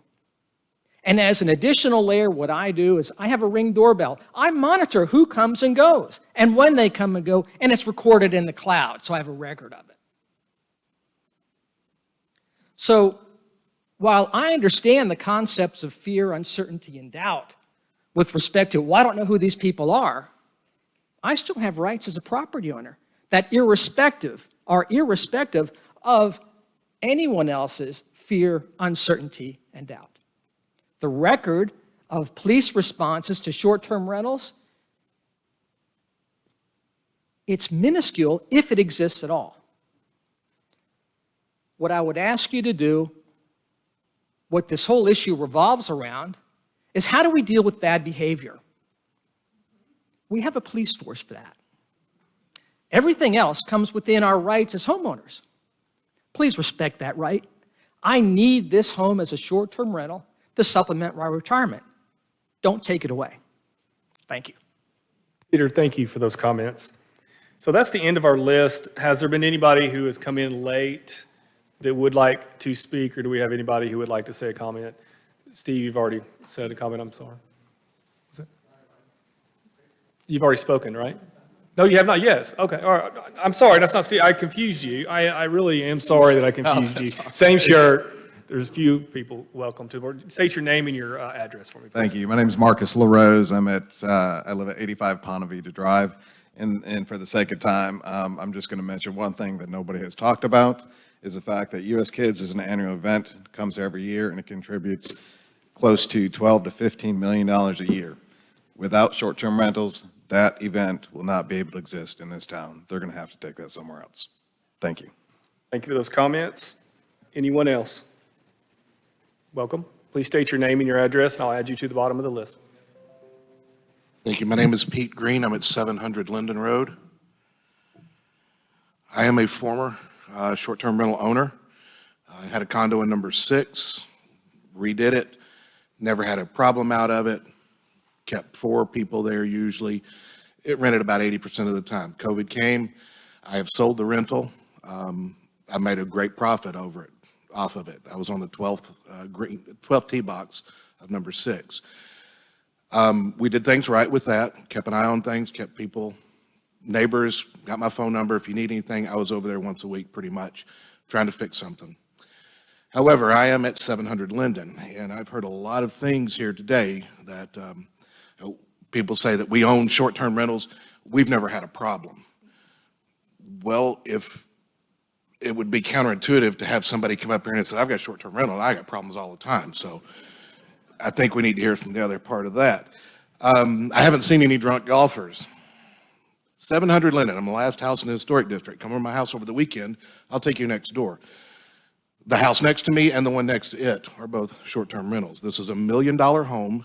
I've met the owner, and I have seen 25 to 30 golfers in the back.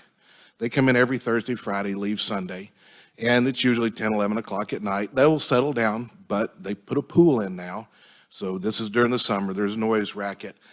My in-laws retired here 30 years ago in this house. We came to take care of them when they got elderly. They've passed. We decided to remodel and stay.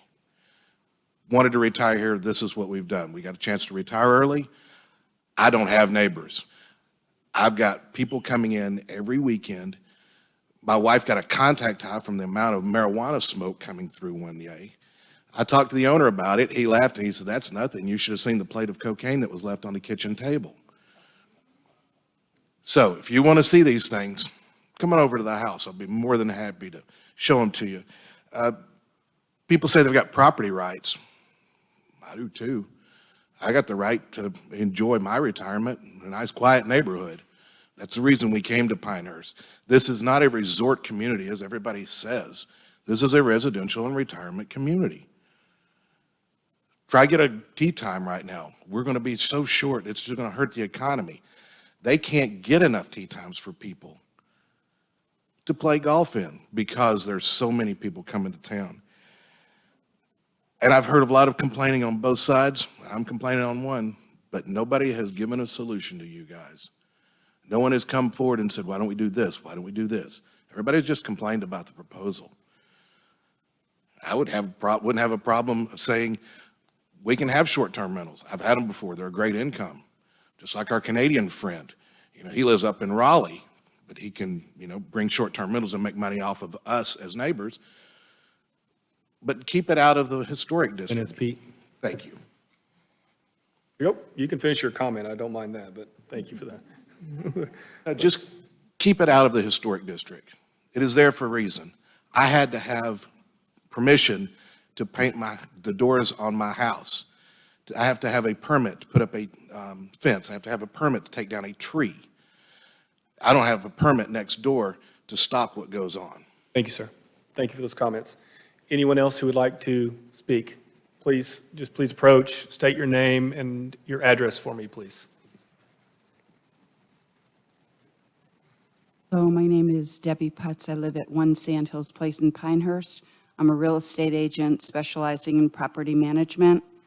I think the simple resolution is let's separate the men from the boys. If you want to have short-term rentals, have someone local managing your short-term rentals that can handle all the multitude of issues that occur during anybody's stay. Absentee owners are the issue here, not professional property managers. I'm tired of having us all lumped together like we are the problem. The problem is the market has grown so quickly and without care that the people that have been doing property management, my office has been doing it for 40 years. I've spoke to you before. I don't want you to know who I am, because if you know who I am, I'm not doing a good job. So please, when you consider a proposal, don't lump us all together. We're not the same. Debbie, thank you for those comments. Anyone else who would like 3 minutes at the microphone? Seeing no motion, I will end public comments. Thank you all very, very much. Thank you to the board. I'm going to give the board, let's give the board, thank you. No applause, please. No applause. I'm just joking. Let's give the board all the way till 7:50, please. Okay? A question, do we need to adjourn the public hearing and go into the regular meeting to continue our discussions? We can do that pre-break if the board believes so, but I also want us to entertain keeping it open for the conversation with staff, which can continue after we close the hearing. Is that correct? You have the option to do either. What I would prefer to do in this, and I'm okay with having the discussion, is I actually would like to leave the public hearing open for the next. Well, finish your thought, then I'll ahead. tell you mine. Please, Okay, what I was going to say is, since we can interact with staff and engage with each other with the public hearing closed, I think that by closing the public hearing, we'll be able to have a conversation without the risk of anybody interjecting themselves into our conversation. No offense, guys. That is the point of closing so do we kind of agree to that as a board? So I'll accept a motion if someone is willing to provide one to exit the public hearing. I'll make a motion to exit tonight's public hearing. Second. Motion made by David and second by Sonia. All in favor say aye. Aye. Any opposed? We have closed the public hearing and we'll see the board back here at 10 to 8. Thank you.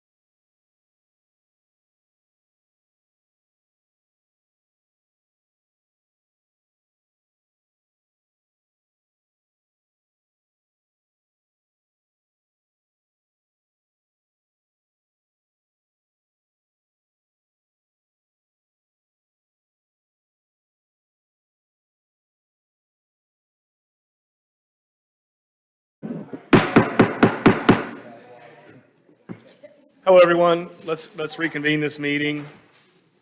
Please, everybody find their seats. Thank you for that needed break for the board.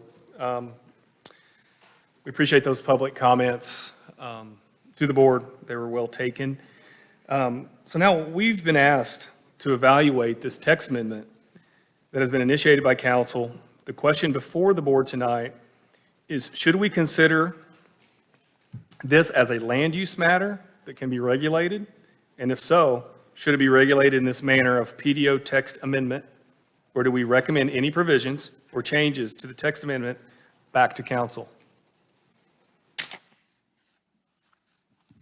I will mention tonight that we are an advisory board to council. Once our recommendation is made, the council then has the opportunity to accept a portion of our recommendation, all of our recommendation, or none of our recommendation in their ultimate decision. So with that, let's begin our board questions to staff, as well as deliberation, and let's go ahead and begin a round robin of sense. And Paul, Well, I was going to do my, okay. You want me to do it? no, this is your meeting. I had this discussion previously with, with staff. The question is, in my opinion, do we really want to discuss homestay at this time? The indication I get is that homestay is not particularly controversial around Pinehurst, and that there was, from what I have seen of council deliberation on homestays, that there was very little indication that they wanted to spend a lot of time talking about homestay. And I wonder whether or not homestay may have more ramifications and innuendos and complexity than we may want to tackle, and it may extend our conversation dramatically tonight. And I just wonder whether it's necessary to even have homestay on the agenda. I mean, we could go along and decide what we want to do relative to the short-term rental parts of the proposal, and then specify whatever we specify, that we accompany that by a recommendation that they not consider homestay at this time, and maybe separately identify it and gather some data and inform the population and get more information about it before we have a conversation about where homestays make sense. Would there be any harm in going ahead and defining it, so it's at least added to section 10.2? No, I see no problem in defining it. I just get a little concerned when I see we're going to, fill in the 8.5 table of, allowed by right and so forth, where we really haven't discussed it in much detail, and we may not have it, all the implications considered. I do know that our good friends in Southern Pines, they don't use the word homestay. They use the more standard industry definitions of lodging in the terms of bed and breakfast home or bed and breakfast inn, and those are two different types of homestays, and they have different regulations regarding those. And so they did give it some thought, and there are things that to consider when we talk about homestay. So that I don't know what the rest of the board wants to do, but I think by eliminating homestay from our conversation, we might be able to move it along to some extent. Got some thoughts on that. First, I was rewatching all the council work sessions this week. Good times, good times. And on July 26, our mayor said that they would leave homestays alone because, quote, there is plenty of time for it to be considered by the planning board. So thanks, John. Right. So I don't know if their intention in not discussing it was to have it not discussed or to punt it to us. And I can't say what John meant by that, but he said it. The other thing that I found when I was doing kind of my homestay research, and I'm going to need y'all to check me on this, because if I'm right, I can't believe that it hasn't come up before. The definition of bed and breakfast in our PDO is almost identical to the definition of homestay. Right. So there is perhaps the question that council has already reached this issue by not reaching this issue. Not so sure about that. I got no problem with talking about short-term rentals first and tabling the homestay discussion, but it seems like unless we're changing that definition of homestay, it is already defined in our PDO as a bed and breakfast. Very close, yep. What I'm hearing is Jack is showing some concern, his voice of concern of even discussing homestays at all as part of our conversation tonight. Is that right, Jack? I think it deserves a separate discussion, actually, and a more thorough research. In addition, we've never really informed the public, in my opinion, properly, that this ordinance will affect homestays to a great extent if we were to go along with some of the proposals. And I think that'd be unfair to the public, either proponents or opponents, either side of the homestay or bed and breakfast situation. Other opinion on it? I guess if you were describing it, one thought I had was some of the. As you were describing it, it almost sounded to me a little bit like the setup for STRs. I mean, we have not talked about them as a board yet. And in a way, they're the same as homestays for us because we're considering them at the same time. That being said, I don't have a problem with slicing it off and keeping it on the radar.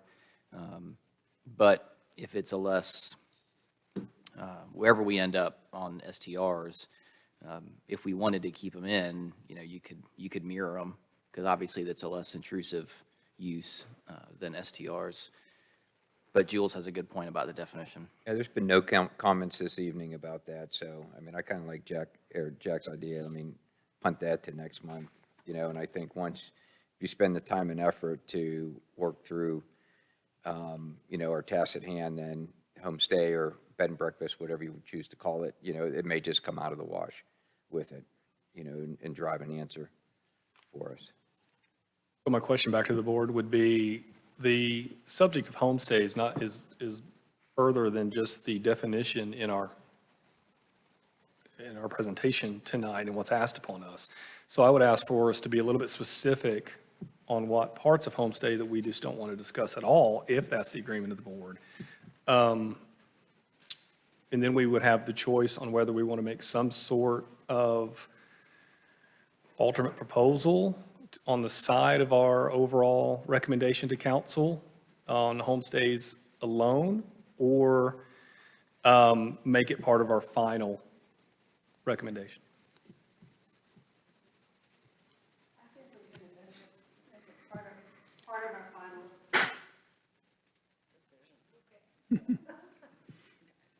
So let us go ahead and take a straw poll, and I'm going to caution a little bit because of how many times homestay and what's asked, not only to define it, but to also fulfill the question marks that are upon us tonight in the grid. As part of that process, what's the feeling, and let's go ahead and take a little bit of a straw poll. Do we include homestays not at all in our conversation tonight, or we do?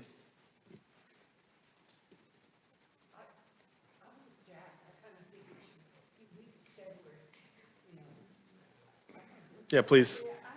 Problem with mine. Just touch it once. Yeah, it doesn't work like that. Oh, you can't hold it. Okay, I'm back. I agree with Jack that it can be severed and considered separately and then put back together if that's what we need to do. I don't feel comfortable with making any recommendations today. I mean, I don't think we've had enough time to review this at all. And so that's my opinion, that we should consider this in a work session. Okay. I agree with. I think we can discuss some of it tonight and come back into a work session and then make decisions. But I think most of us are tired and trying to absorb what we've heard and where all this is going. I just don't feel comfortable making any decision tonight. Talk about any decision at all, At all. even At beyond all. homestays, okay? Why don't you weigh into that? Sorry, I am going to go. That's okay. I can drink later. We all will. Some of us will. I thought the public session was really beneficial. It was helpful beyond reading the 98 pages we got last night. I did not have a chance to read what came at noon today, but I'm assuming it was of the same tenor. So I would like more time to process it, but I would appreciate some discussion now. But in a sense, if we're going to recommend something that is helpful to council in making a recommendation, I think it'll be worth taking some more time. Talking in general, not necessarily with homestays, you're talking in general. Sorry, yeah, in general. Okay, In homestays, I'm fine. Our conversation, but this is healthy as well. I'm Okay. fine splitting it up. I have no problem with tabling the discussion of homestays and tackling STRs first and kind of going back to homestays. I feel like council did give us the question. So if we feel it's appropriate, I don't mind tabling it and then coming back around to it.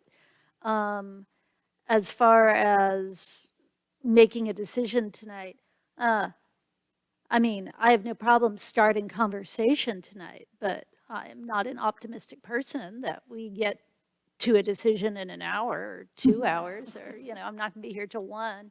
So, I have no problem with kind of beginning a conversation, but I would be shocked if we thought we were coming to any kind of conclusion tonight. And I know if you want to comment on homestays. No, I please. don't have a problem either finishing tonight and/or having a conversation and then pondering it for a week or so and then getting back together and making a more informed decision. I'm fine with that. I just think that the homestay issue is probably going to require a little more research. It's not as superficial as we may think it is. And so that's why I wanted to separate it, segment it from the discussion about the short-term rentals. David?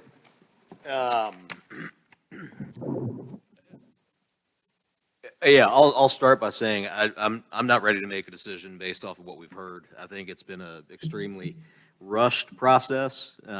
We haven't seen any data. We've heard a lot about how people feel and the people and things that they've seen in their streets. You know, I've lived here, I've mentioned in most of these meetings, most of my life. For sake or at the risk of harming my reputation, I've been that guy in the street before. You know, it's sometimes the people who live here who are enjoying the life that this area offers more than the visitors. So that's something to consider. Just because you see something bad going on in a short-term rental doesn't mean that they're all the transient people here. I got married in a short-term rental. I got married at 65 Blue Road. I don't think we caused any issues that weekend. Not saying issues didn't happen after that. Everybody who was with us that weekend, I mean, my in-laws stayed together in an Airbnb. Throughout the summers, if my siblings come into town, we get an Airbnb where everybody can, or I say Airbnb, sorry, short-term rental, STR, where everybody can gather. You know, it's a way to really congregate and share the experience with everyone else that's involved. Back to the data point, there's ongoing litigation in multiple cities in North Carolina. I mean, take Wilmington as the most recent example. They're up close to $1 million, liable for close to $1 million in legal fees. They haven't even gotten to the damages from the property owners. So that's something to consider. Hey, David, can I ask you a couple questions? Yeah. We're going to come back to this, I promise you. So let me ask you a couple questions. Can you give an opinion on whether or not we should, the inclusion of the homestay from a definition standpoint and where it fits into our process? And then as well, do you think we're going to be able to come to a conclusion tonight? Absolutely not. I don't think it would be prudent to make any sort of determination except to continue until there's some sort of evidence in place for us to consider. I'm going to come back around for overall feelings and I'll have a question for everybody. Philip? probably no surprise to anybody. I'm comfortable making a decision tonight. Homestays, I agree with Jack. We could probably separate that out, and I'd like to see some more data on that. Yeah, agree, move homestay to a different date, but more than comfortable with making a decision tonight. We've been provided facts and data. Most of them are probably not factual based upon the real data, okay? But we've been overwhelmed with that, okay? This is really an opinion-based decision, whether you're for or against. I think most of us have done our due diligence, our reading. You've read the paper. You've got your own experiences that you bring here. And I think, and I think the text that has been provided is thorough enough to make a decision, an easy decision, and be done with this tonight. Yes. So Jeremy, I can, after hearing kind of generally where all the board members are, then turn it back over to you guys for consideration. Maybe approach with the time that we feel is sufficient enough tonight before we think we need to get to a stopping point or a decision point, whatever shakes out.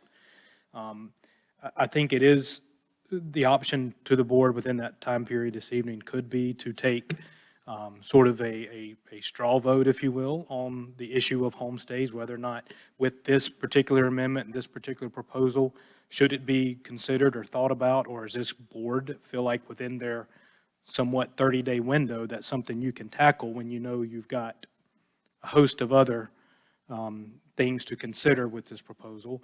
Or is that something that out of your recommendation to Village Council, you suggest that be looked at separately with much more time to develop and see if it's something that deserves a different distinguished difference between bed and breakfast? Do we look at maybe changing the bed and breakfast definition as well to shore up a good distinction between the two?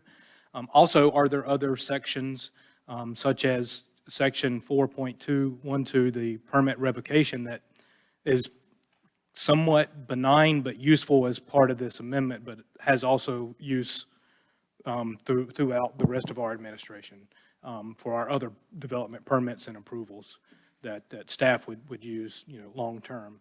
So maybe that's a suggestion. That might be some low-hanging fruit that you can kind of maybe come to some sort of consensus on tonight. And then if you, depending on where we are, and if anybody else changes their mind or a majority changes their mind, that, okay, fine, maybe we can come to a determination tonight collectively as a group, or you look at a time and date certain that we can look at, continuing deliberation for possible action. So just to regurgitate a little bit of what I'm hearing, when we specifically talk about homestays, one of our opportunities could be to remove it altogether and make the recommendation that the planning board comes back to revisit it separately. Or for everybody, or we just don't include it at all in the ordinance, even as to the standpoint of definition? Or do we define and don't include in the table? So I think I would like those answers on homestay, and then I think you're right, we'll follow that forward. And I think some board members have already been able to show that there might be some shortfalls with how it is now, other than just placing an X in a table, which would become sort of the closing portion of that after you can distinguish a great definition or a comfortable definition that we can feel like we can administer and would be separate. I think even Darren and I having some conversation, we could do a little bit more homework as bed and breakfast. The more traditional view of bed and breakfast have they're defined elsewhere within other state codes. So we might want to make sure that we don't run afoul of that somehow or create an unintended consequence, kind of like what Jack said. So we're running 10 to 15 minutes on this conversation already. I think that. Yeah, so we get an idea where we're going to be. Yeah, so I think the idea of separating them out. Okay. So let's park it for right now. We'll come back to it. Let's focus on what has been the priority at hand, which has been short-term rentals. So the STR, we can separate just separate it for right now. Let's work on the STR. If we can come to a conclusion tonight, I'm not even sure we're going to be able to come to a conclusion tonight, but let's focus first on the STR, figure out when we need to come back to homestays. Okay, all right, so let's take a straw vote real quick. Totally separate homestays, focus on STRs, and possibly come back to it. Agree. Agree. Yes. Yep. Sure. Yes. Yes. There we go. Okay, so we're going to. Do we have to advise council that we're going to take that part of the consideration away from our I We're think, not there yet. deliberations, or do they care at this point in time? I think you kind of just, you probably informally have just then. For anyone listening? Exactly. And, but when a formal recommendation is made, I think the motion and recommendation will be reflective of that. You will Right. have time to work on that language. And you may not be able to formulate a recommendation. That's a recommendation as well. Without So- more data. Part of our or recommendation information. ultimately, or we could come back to it. That's what I'm hearing. And I think that's our stance at this point in time. Is that right? Okay. If we put this off to a date certain, how does the 30 days come in? I mean, can the council take it up in 30 days even though we've, Yep. So the 30-day window again is after, and this is a statutory requirement, that local planning boards have to review and have an opportunity to comment and provide a recommendation to the local governing board on the amendments. After 30 days, the governing board has an opportunity to take it up for consideration. That's probably most often not the case because most times, the local governing board wants you get a better outcome typically when you have more folks having an opportunity to look at it, hearing more, public comment and feedback on it. And, but they do have that option in case something begins to stall. Understanding a lot about every board member and the hours that they've already put into this, deriving to a point, obviously, I obviously concur that coming to a conclusion tonight could be difficult unless you already know where you stand, and then formulating to that, it will be difficult as well.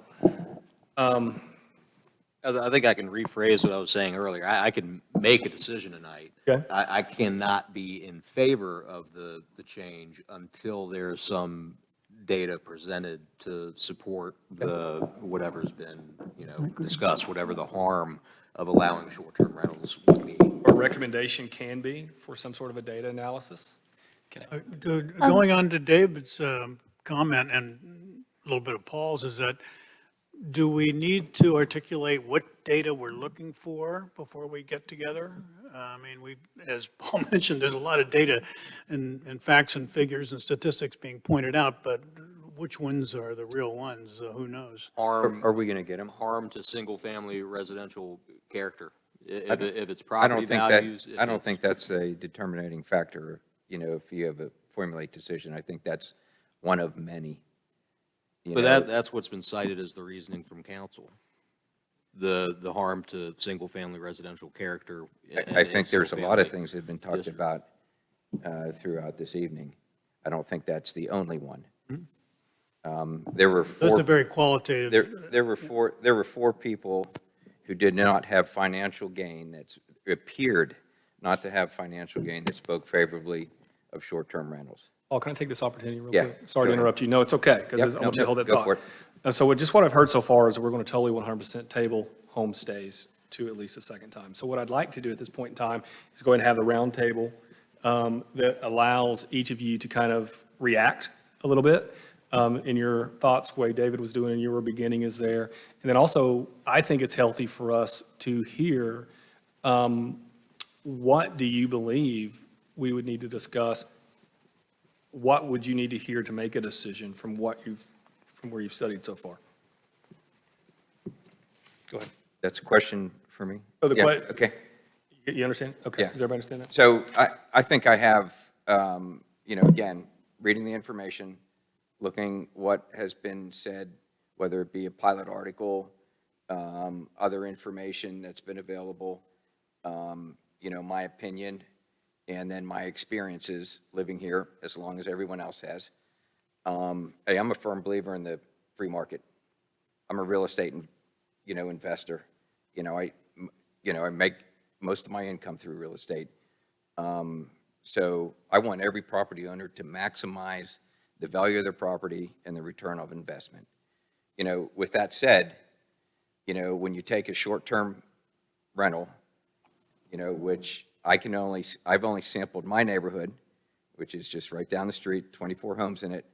3 homes are on short-term rentals. They're not on this graph, just like a gentleman said in the audience. There were 2 that were in my neighborhood, short-term rentals. No kidding. You walk across, say hello to your new neighbor for the weekend. That's a short-term rental. So 12.5% of the homes in my neighborhood are short-term rentals. Okay, so that's just my microcosm. Have we had problems? Not what I've heard here this evening, but yeah, there's been loud noise. The guy with the pool, yeah, the neighbor with the pool is where all the noise comes from. Get rid of the pools, you know, if you're gonna have short-term rentals. You know, I had an opportunity to talk to several HOA folks, 4 HOAs in Pinehurst and 1 outside. Okay, 3 of the HOAs, absolutely no short-term rentals. That's National, Pine Wild, Forest Creek. CCNC, very restrictive on how they do their short-term rentals. So if someone tells you they have short-term rentals, the answer is yes, but, okay, it's got to be approved. It's got to, I mean, the renter has to be approved. But anyways, you know, so, you know, with that all said, you know, I think the residents of Pinehurst who move into a single-family neighborhood do not need the neighbor beside them to essentially spot zone a piece of property and turning it into a commercial enterprise. And that's essentially what you do when you do that with short-term rentals. So you've turned it into a motel, hotel, whatever. So, you know, when you kind of look at that on how I look at, you know, this, again, free market economy, I want to make as much money, you know, for my my real estate investments, okay, but I don't want to do that at the burden of a neighbor, you know, nor would I do that. So, you know, that's kind of where I sit. You know, I appreciate everybody's comments that I heard this evening. I think it was very compelling. Again, I think some of the data was right. I think some of the data was very wrong. And I think people, you know, have manipulated it or observed the information in the way they wanted to believe it to be. And this has nothing to do with there was noise down the road and it was a short-term rental. It's everything else that goes to, you know, we heard, 50 people tonight, you know, give their experiences, why they moved into Pinehurst, why they chose a single-family residence. I think there's plenty of places that can accommodate guests in Pinehurst and around Pinehurst. And I think one thing that I would add to the text, I think there certainly needs to be exceptions for things like, I think someone mentioned U.S. kids, although there was another fact saying that all short-term rentals weren't used during U.S. kids. You know, the U.S. Open. Some of the larger events that Pinehurst hosts, you know, should probably be an exception for what we're referring to as short-term rentals. Mm-hmm. So,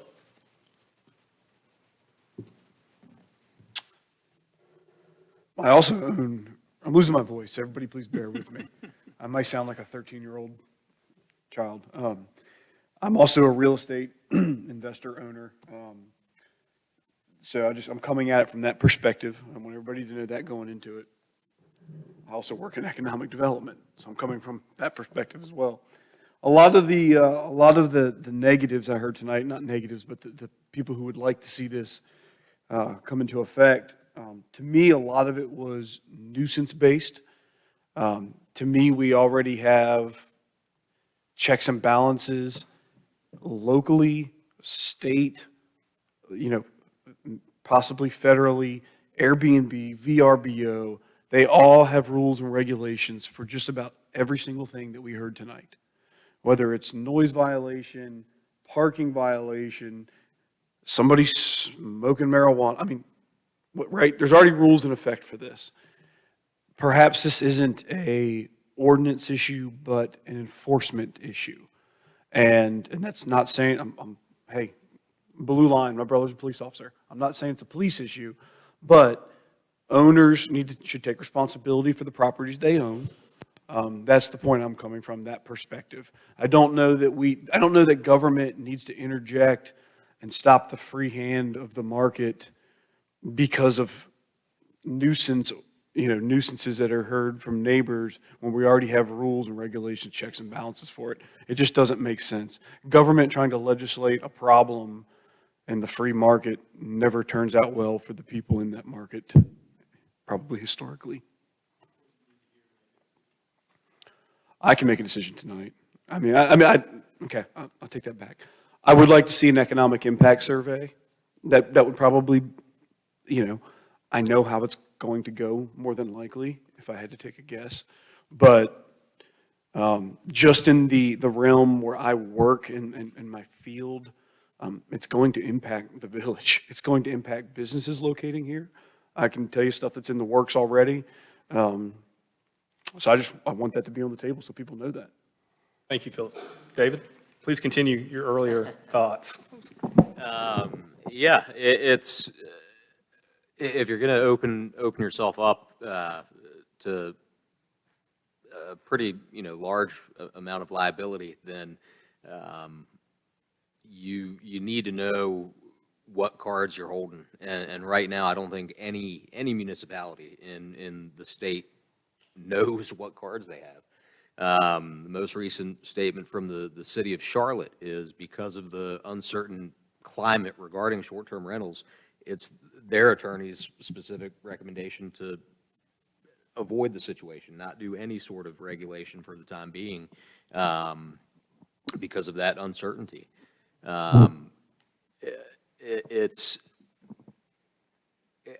I think the concern, like Philip was saying, is you have to look at the issues, the complaints, trash, noise, whatever it might be. I've received a trash letter. We lived in our house for a week and in Pinehurst, and I got a trash letter the first week.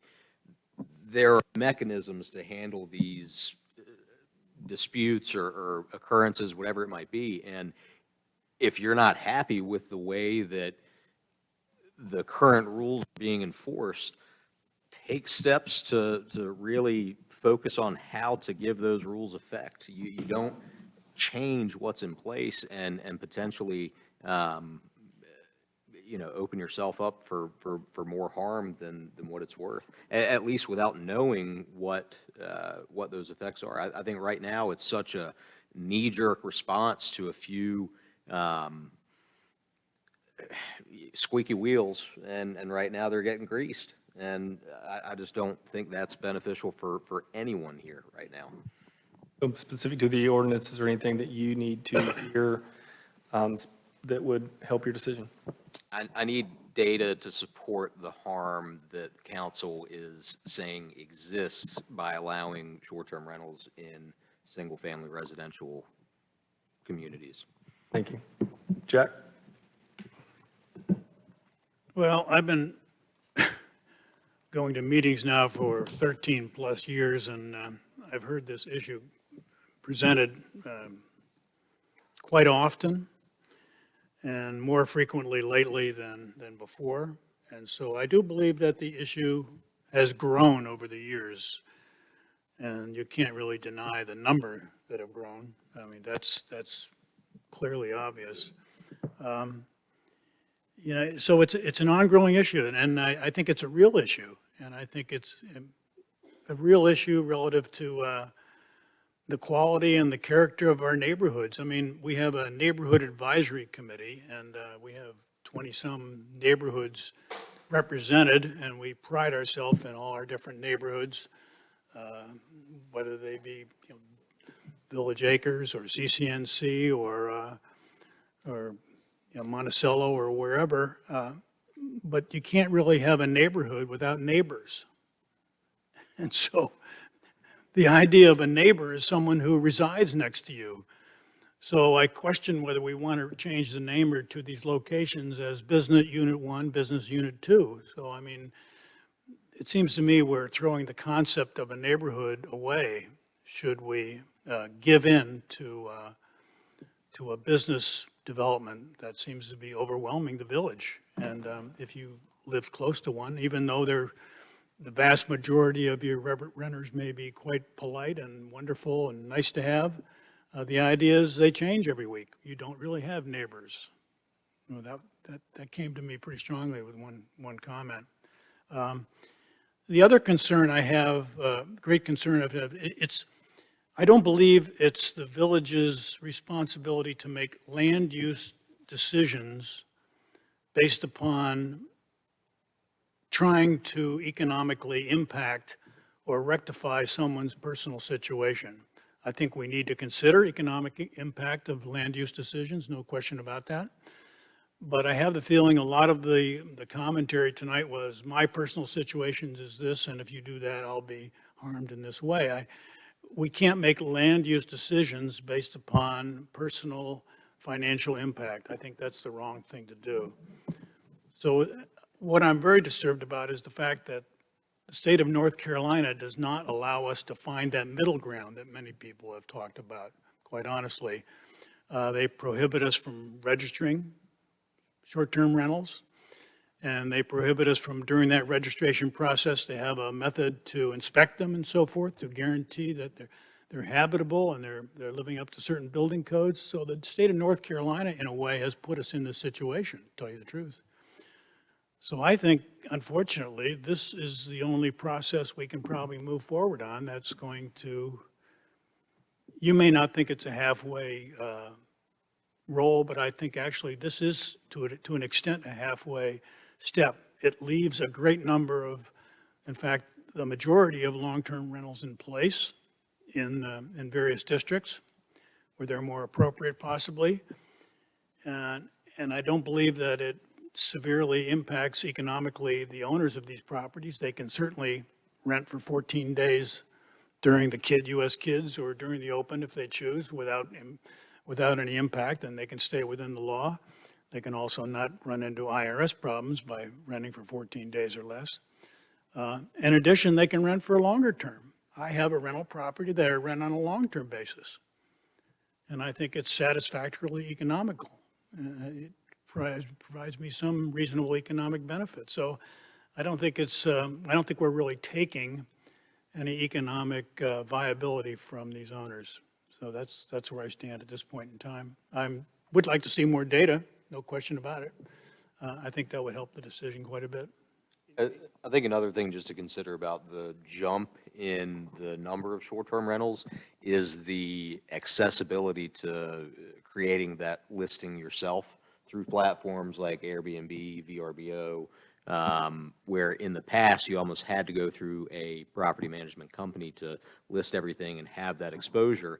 Now, because it is easier, a lot of people are taking it upon themselves to seek out that opportunity. So I think it's more correlation than anything. I don't think it's anything other than that. So. Anything other than homestays, Jack, that steps out to you from the ordinance that you would need to have more information on, other than data? Well, I'd like to see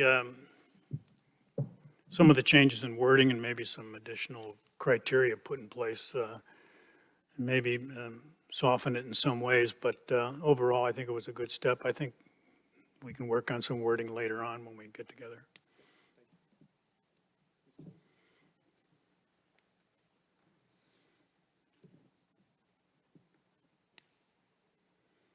Well, I agree with Paul that we saw a lot of facts and data. What I don't know is which of these facts and data are accurate.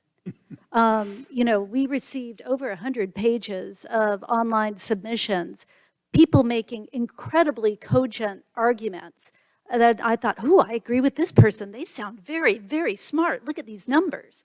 And then someone would come back and say the exact opposite, and I'd be like, ooh, that is an excellent argument. Look at those numbers. But what I didn't see from most people is where those numbers came from.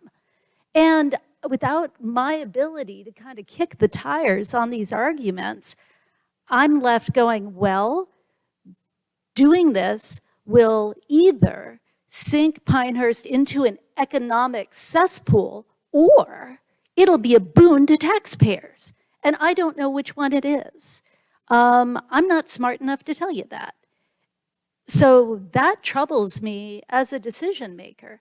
And I agree with Jack that we can't listen to everybody's story and go, wow, I really like that person and I don't want their economic situation to fall apart because of a decision I make. But I can in this seat say, I don't want the economics of this village to be hurt because of a decision that we make. And right now, I can't say whether or not that's going to happen because I don't have the tools to do that. And that troubles me as a decision maker, and I think it should trouble our council because I don't think they have those tools either. What I am seeing from watching the videos of the work sessions and the regular meetings of council is there's an obvious desire to do something to solve a problem because there are some really unhappy people living next to horrible situations. And you want to make their lives better, and we all want our village to be charming and vibrant and all the good things. But to say, I want this done in 2 months because people have sat on this issue for too long and we need an answer now, I just don't think that a bad answer or one that's potentially dangerous is going to be the best outcome just to satisfy the need to have an answer. So for what I want that economic data put together by sources that I trust. Maybe not everyone's going to trust those sources, you know, and I definitely have heard the argument that if you hire a consultant, the consultant, you know, will give you whatever decision you want. So we have to be very careful in choosing who that consultant is and who we're getting information from. But I don't even have citations on the over 100 pages of info that I got. It's not enough for me.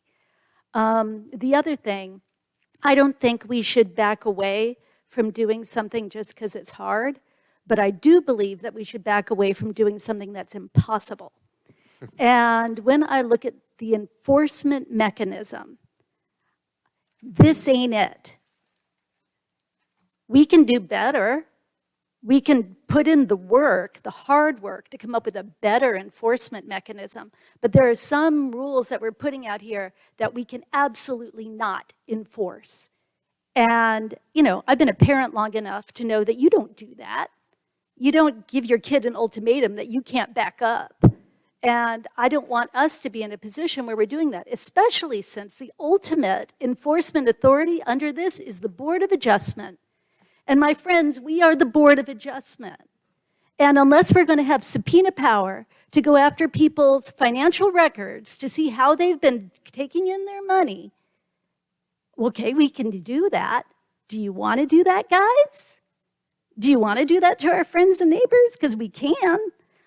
Maybe we do. Maybe we want to do that. And that's okay, because like I said, I'm willing to do something that's hard. And using our subpoena power is hard. What I'm not willing to do is something impossible. You know, just for an example, this 14-day grace period that everybody likes, I like it too, right? Because it allows people to do the US Open, to do kids golf. You tell me how we know when someone's used up their 14 days.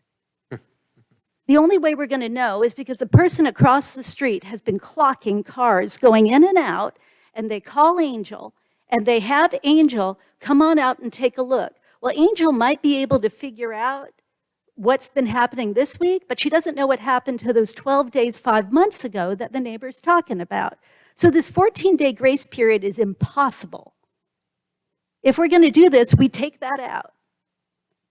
Or how about I didn't charge them. I didn't. Yeah, I didn't charge them. They were that was my cousin. That was my cousin Joe. How are we going to find out? It happened 5 months ago. You know, that's when we need that subpoena power to pull up their bank records and see if they brought in money 5 months ago. They'll have it in cash. So yeah, probably. So I don't know, guys. You know, if we decide that we need to regulate this in some way, okay, I'll go there with you. And I think using the development permit is one way that we can do it legally.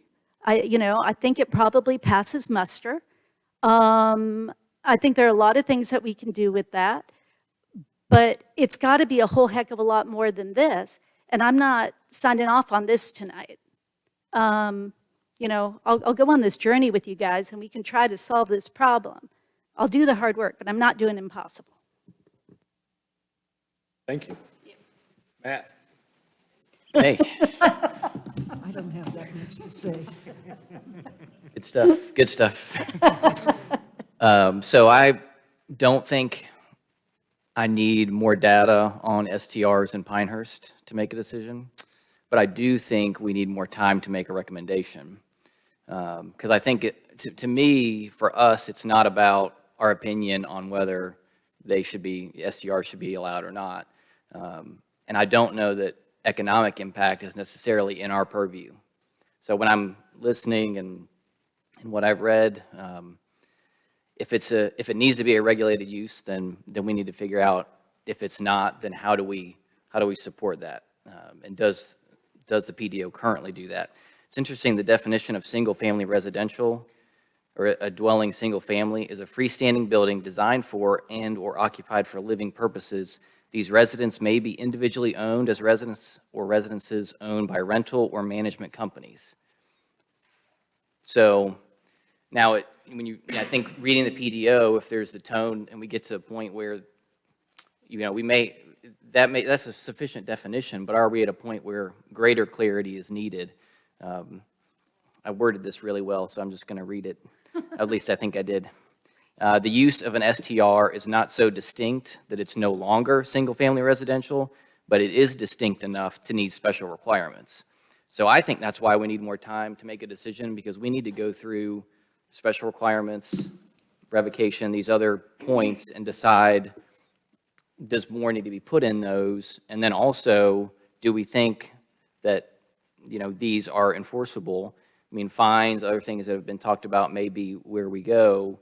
But I do think we need to define STR, and we need to make sure that whatever requirements are put on it are enforceable, and assurance, from staff that is reasonable. And if you've got one, full-time person that can do code enforcement, that's a lot.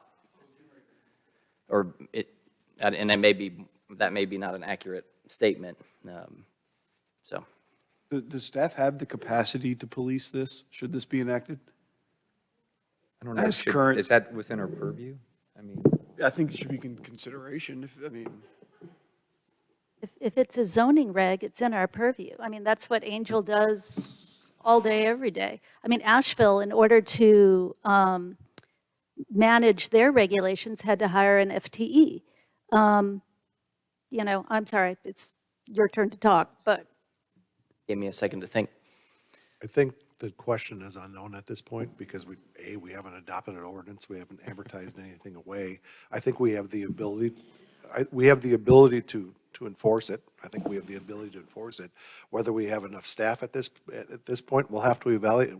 We will have to evaluate whether we can do that under the existing staffing. If there's not, then we will add a staff member. Right now, I have another one on our. What is it? On our budget. Yeah. I have another one that we have a part-time position that's actually been programmed. So we do have that sitting out there if we do need that. So there's a lot of things I think that would be interesting to know, but do those things affect our ability to make a recommendation about PDO amendments related to STRs? I don't know that they do. But I think we need more time to really, if we all agreed, I would still say we need more time. If we said, yes, we want to totally agree with the amendments, we still need more time to talk about all of this. I mean, we may have all reviewed it, but we haven't gone through this as a board to say, yeah, I think we need to add some special requirements on this. So that's why I think we need time. But in terms of uses, I think it's pretty clear we need greater definition. Matt, do we need more than 30 days, in your opinion? Get the studies. Sorry to put you on the spot. I don't think we do. I don't think I do. I just want to talk through some of the items and be able to vote on, how we feel about what's needed. Well, the one thing I was to Yes, add to Jules' discussion on Asheville, Asheville also uses an outside private company to also identify short-term rentals. So every day, there's a service that they use that will comb 54-plus listings and look for these addresses. Those then can get reported to the city of or to Asheville for follow-up. We outsource the registration. They outsource the enforcement to some extent, That's a little. but they're still enforcing. That's a little iffy, yep. Tanya? I just felt completely overwhelmed with what some of these people did tonight. My personal feeling, but I did not appreciate the signs nor the T-shirts. I think that was inflammatory to those who didn't agree. If we are trying to be a village and come together, then we don't need that kind of behavior. I saw them from both sides.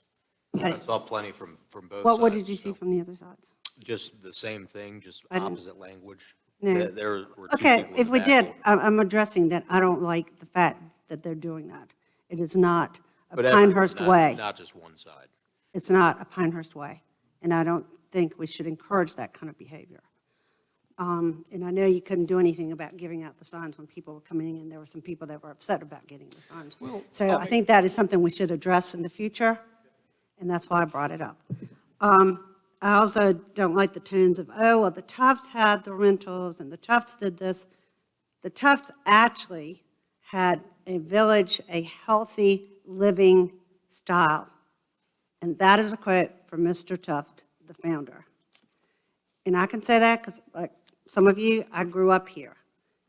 I know what it was like back then. I know that the hotel closed for the season. But you know what? We all thrived, and we had grocery stores, we had butchers, we had the drugstores, and none of those closed when the season was down. So I don't like this economic issue here, because I think we can still thrive if we have some restrictions on these STRs. I mean, we're not here to put other people in business. We're here to help everyone. And if you heard some of the retired people who came here to retire, I'm one of those, but I'm still active. It's not fair to them. They don't have the opportunity or the money to move now because these people are taking over. So I think we need to address all of the people, not just one group. And I think most of the group that was for not changing anything were those who were going to have the biggest economic gains. And so therefore, I'm not ready to make a decision. I would like to see some more studies, and I would like to see an exact number, as close as we can to how many there are in our neighborhoods, so we can really address it. And like Julie, I think we need to redesign some of those regulations. Thank you. Oh, one more thing I forgot. Sorry. And Colorado, by the way, has outdone STRs. And there are some issues now that you may get a lawsuit if you do have them and don't have any regulations. Because if there's a fire, if there's deaths, blah, blah, blah, the drugs, the village could get a lawsuit because we didn't have any regulations in place. And that is something that is on the agenda. So I just threw it out there for you to look it up and look at to see what you think. Thank you very much. Ooh, Louise? And I have to go last after all of this? Yeah, all of this, yeah. But I really do believe that this is 90% an enforcement issue. I don't think it's a land use issue. And I think mainly it's public safety. The complaints that I heard and that I read in, everything, was mainly police issues. It wasn't even code enforcement. There's no code violations. It's people drinking too much or partying too much or peeing off the back porch. I mean, somebody said that. Well, that's not a land use issue. And so I'm having a really hard time with that unless we define these categories in a better way. I think that it's a permit problem, big permit problem. Everybody came in here with different numbers on how many of them, there were. And that's because Nobody knows because they're not regulated. They need to be regulated. And then go from there. That's the only way that you can tell where they are and where they're not. And I've learned over the years in city planning that these kinds of meetings, I just block out the my. I don't even consider them because they're really self-serving and they're not serving the community. So that's all. I think we need a lot more time to look at this. A lot More than 30 days. So how do you, Jack, one second, I'm so sorry. Do we need more than 30 days? well, I I don't think know. we It can get depends together on- into 2 weeks. Okay. So how do you answer the question, or at least the comment, that a municipality is somewhat obligated to provide a variety of housing for its potential residents, that being all different, single-family, multifamily, condominiums, et cetera, et cetera. That claim that we should provide a variety of housing extends to the single-family residential areas, in that those who do not wish to purchase that residence may want to rent it. And to the extent that short-term rentals are using up housing for short-term rental purposes, they are prohibiting potential families who want to rent on a long-term basis. So we're drying up that part of the potential housing market. And I think that's probably unfair to a number of people who may not want to or cannot purchase, and yet they're had a difficult time finding a rental single-family house in a neighborhood where they want to raise their family. Kind of go back to Paul's comment, though, if it's still up to the landowner to decide what they want to do with that property. If they feel like their highest and best use is to have a short-term rental versus a long-term rental in that whatever residence it is, they should have that right to make the decision. That's not what Paul said. That's what I thought. I'm sorry, that's I'm sorry, that's what I heard. I heard supporting The property owners' opposite. rights to make the best I said use yes. of their property. And That's then he my said, free market "But." through my investment. I want people to make as much money, but I don't want to see someone spot zone and put a commercial property within a residential neighborhood. There's, again, using my neighborhood as an example, there's kids all over the street. Those 3 homes, that 12.5%, that short-term rentals in my neighborhood, they don't know there's kids all over the streets. You know what I mean? They don't, even if they're the most cautious driver out there, there's things that neighborhoods are unique. That's why they're neighborhoods. There's places for commercial properties, and that's where they need to stay. We're already. That's what Paul said. By allowing the bed and breakfast in the R210, we're already allowing a commercial use in a single-family residentially zoned area. So I have trouble there, too. If the quote from council, the reason this is being pursued is because there are concerns about unregulated land use, short-term rentals, and its impact on the quality of life within neighborhoods, and especially within single-family neighborhoods. There's an overriding concern that short-term rentals as a transient lodging type use impact in the integrity, that short-term rental uses as a transient lodging type use impact the integrity and fabric of the single-family neighborhood. Until there's data to show those impacts, some quantitative data to show the impact on single-family neighborhoods, you can't allow a use in a single-family neighborhood and then argue on the other side that a very similar use in a single-family neighborhood is You won't hear me incompatible. argue that.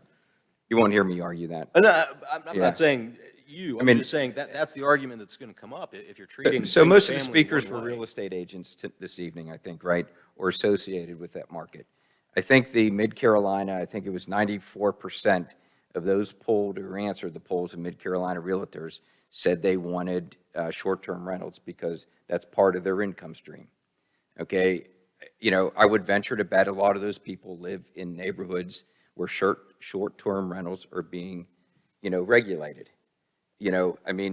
But as, even your profession has financial gain because you're a referral system for all the realtors. You by saying I'm for this ordinance, have an opportunity to lose financial gains too. Correct?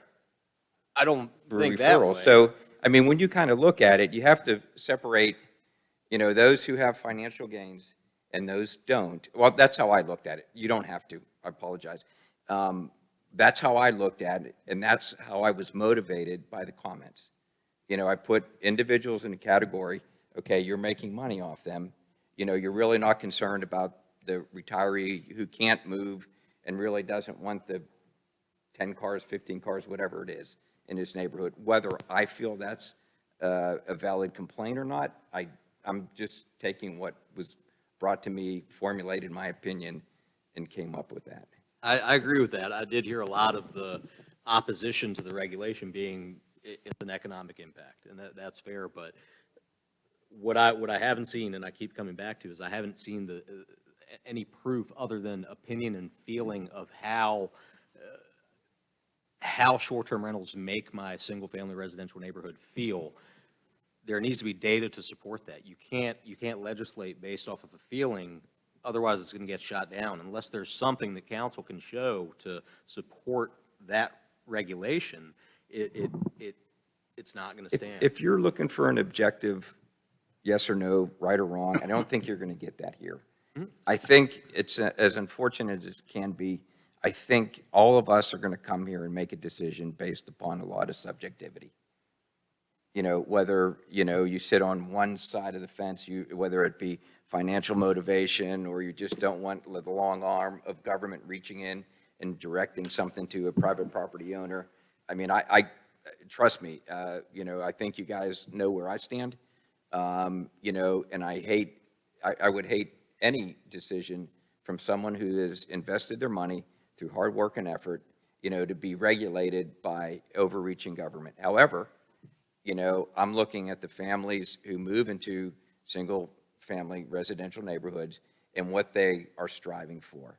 And they don't want a hotel, with people in and out, even if they're the kindest people, most conservative people there is. I just don't see that. And that's what I've heard from my friends and my neighbors. That might be what talking they to them. want, but show me the impact on the quality of single-family neighborhoods, and that's when I'll agree with it. Can I jump in here for just 1 second? Yes. All right, so the task really at hand is you're getting a lot into that policy discussion that council has had. Council's had these policy discussions. They've talked about data. They've talked about all these things. At the end of the day, council, staff, we developed this ordinance. This ordinance, really the task at hand is, you can have all these discussions that you're having right now, but right now before you, you've got an ordinance that council is specifically requesting some type of recommendation on this particular ordinance. As part of your recommendation going forward, you can make some of these, you can include that as part of the recommendation, but you're getting well deep into some of these policy issues. And I think the policy issues, to some extent, from a majority of council, they've decided that this is the policy that they would like you to consider. All these other things, I don't think they're invaluable, but I think, I think the council is specifically requesting discussion on the proposed ordinance changes. But I think these discussions are valuable. I mean, they cause us to think about policy, they cause us to think about things. I mean, for example, I think this is the classic case of community rights versus property rights. I mean, this is the classic case, right? The classic case being community rights, integrity of quality of the neighborhood versus the property rights to extract as much economic benefit as you can. This is the classic case. And I think zoning is put in place and was put in place to separate disparate, incompatible uses. And the question is, are these incompatible uses, single-family homes in a neighborhood and permanent residences versus short-term rental use of that dwelling? I mean, are they disparate uses? Because that's really kind of the question we're being asked. And therefore, that's the basis for this discussion about the potential zoning changes. Can I make a comment real quick? Go ahead first, please. Okay. No, yes. because Okay. I want to bring this I was down. just going to say a quick response to Jack. When you asked the question about the long-term rental market being kind of hamstrung by short-term rentals, kind of the flip argument is the one that this gentleman made, is if we only allow the short-term rentals in the multifamily districts, I really think that there is going to be a rush to buy up those properties. And we don't have a ton of them. How about the multifamily? Yes, yes, the condos, condos, not apartments, Right. but condos, that type of situation. We don't have a ton of them as it is. And those tend to be the more affordable option for our pretty non-diverse housing stock in Pinehurst. So there'll be a segment of the population that has tremendous financial gain from this decision. Well, I think that unless you're, I think that our caddies, our single teachers, our single parents who are, wound up on the bad end of a divorce, whatever it is, are going to find themselves, selling and leaving in order to, sell their apartment at a high cost or their, condo at a high cost. This is conjecture, of course. They move to another area, and all of our multifamily housing stock becomes short-term rentals. Not all. That's an exaggeration, of course. But I do think that it will do something drastic to our housing stock. That maybe there are a lot of unintended consequences that flow from this kind of thing.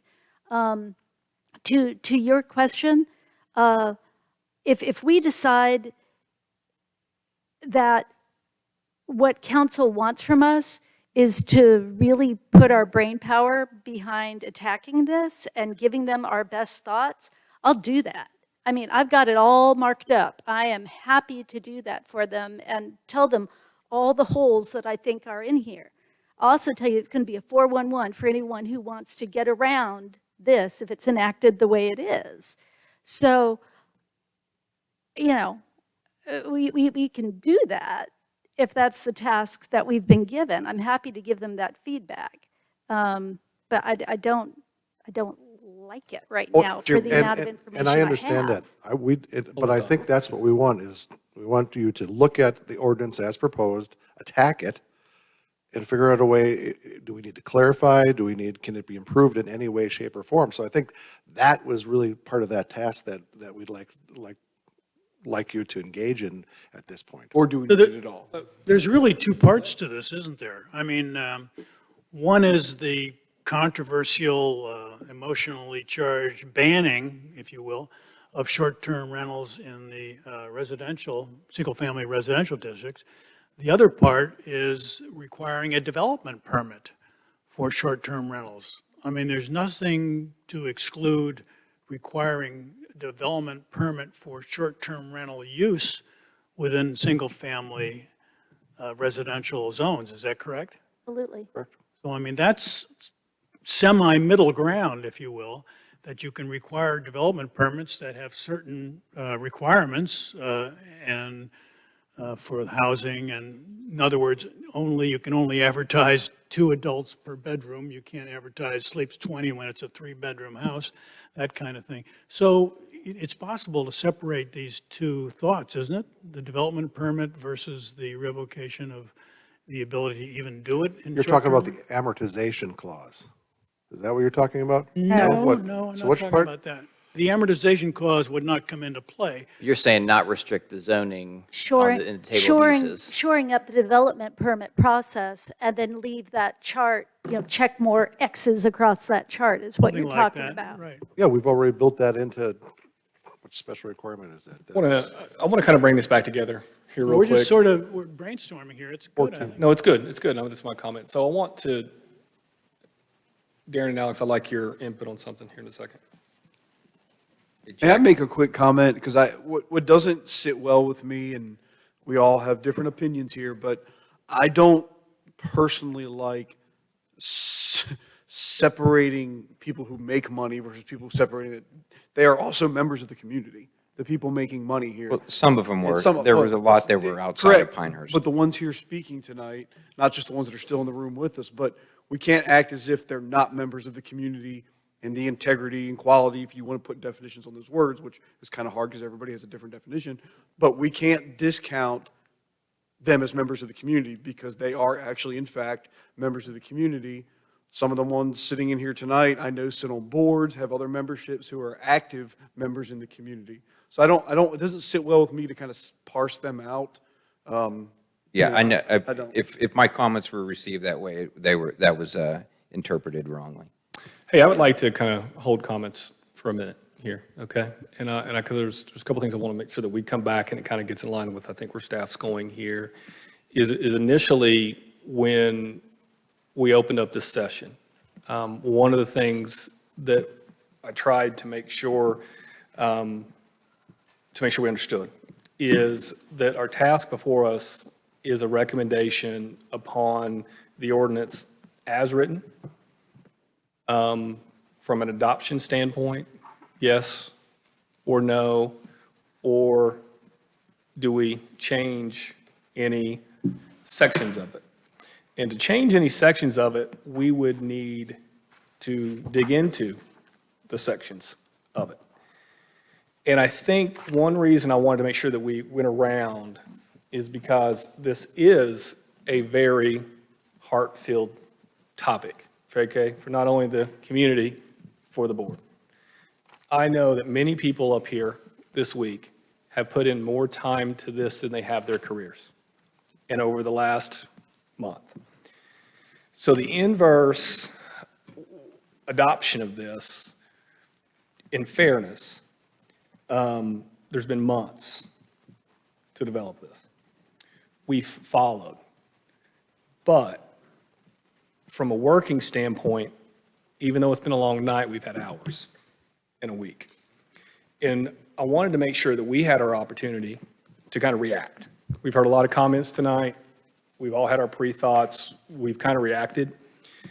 So we've got to make the decision on whether or not we are going to recommend adoption of this ordinance, not recommend adoption of the ordinance, or propose changes. I mean, and I know that's where you're going, but that's basically our three paths, right? Is there another path that we see?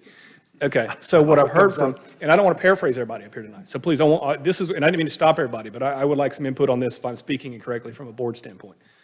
So what I've heard from everybody tonight, more time, more information, that type of thing. So if our path and our avenue is to recommend changes, then we would need to approach it systematically from that standpoint. And we would need to review each section as a board. Time. Please do, yes. Okay, am I wrong? Am I We'd incorrect? like you to do that, yes. Okay, all right, so I want everybody, am I speaking correctly from a structure standpoint from anybody? And so really, I think as a board, we need to get to tonight, are we prepared to go down one of those three paths? And if it is the middle path of recommending changes, then we probably need to determine when we could meet again and how long we need. Well, the one point that. Back to that. The one thing one second, Sonia.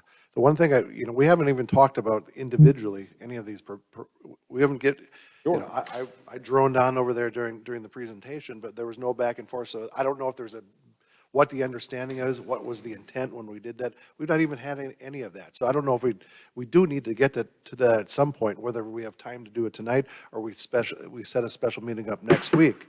We arguably haven't started much. We're okay, but we need to start looking at the actual language of this. You've got a good code. structure for us, is what you're saying. Okay. Where are we as a board? Why can't we do it on the 18th and do the other, what we have on the agenda, move that further out for a month? The For 15th. whatever the next meeting is, that Thursday. I know Jules typically has a Thursday Yeah. conflict. Would that I'm be sorry. I can never meet on Thursdays because I sit on two other boards. So don't do this without me, people. Please send us all your stuff. So I can, the last Thursday of the month I'm free, but the first I spend with y'all. The second I spend elsewhere, and the third I spend elsewhere. So I got the first and the fourth, or 4 other days in my week. Yeah, thank you. That's what I was trying to, you got the meeting room calendar pulled up. Thank you. So I think we're getting an example of the difficulties where we are, and I know you had a structure that you wanted us to follow, and we're not trying to buck that, I promise you. know that. I know. Okay? I just think it's more complex than No, that, I regardless of understand. what side we may be on I as a understand. board. And nor should we agree. And that's why I appreciated that conversation earlier, is I think we've been together as a board for a while. I think we know how to disagree, and I think that we know how to interact with each other when we do disagree. Correct. It's healthy. So, Well, what do you suggest? What availability does the board have, you know, as early as next week? Yeah. We don't have to wait 2 weeks if that's enough time, but I mean, Understanding we're that all we busy. might not get everybody back to the table.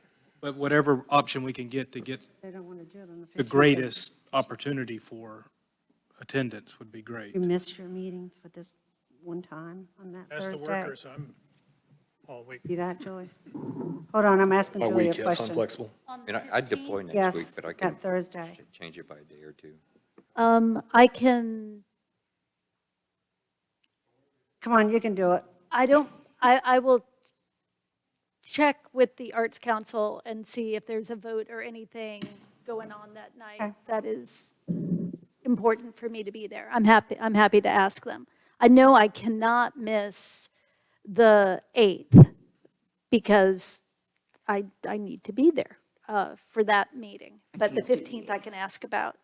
And it doesn't have to be a Thursday. Let's leave it on the 15th for right now, since everybody. Well, let's has ask that on the everybody. day. Yeah, there was somebody else that had a Let's conflict, go right? down.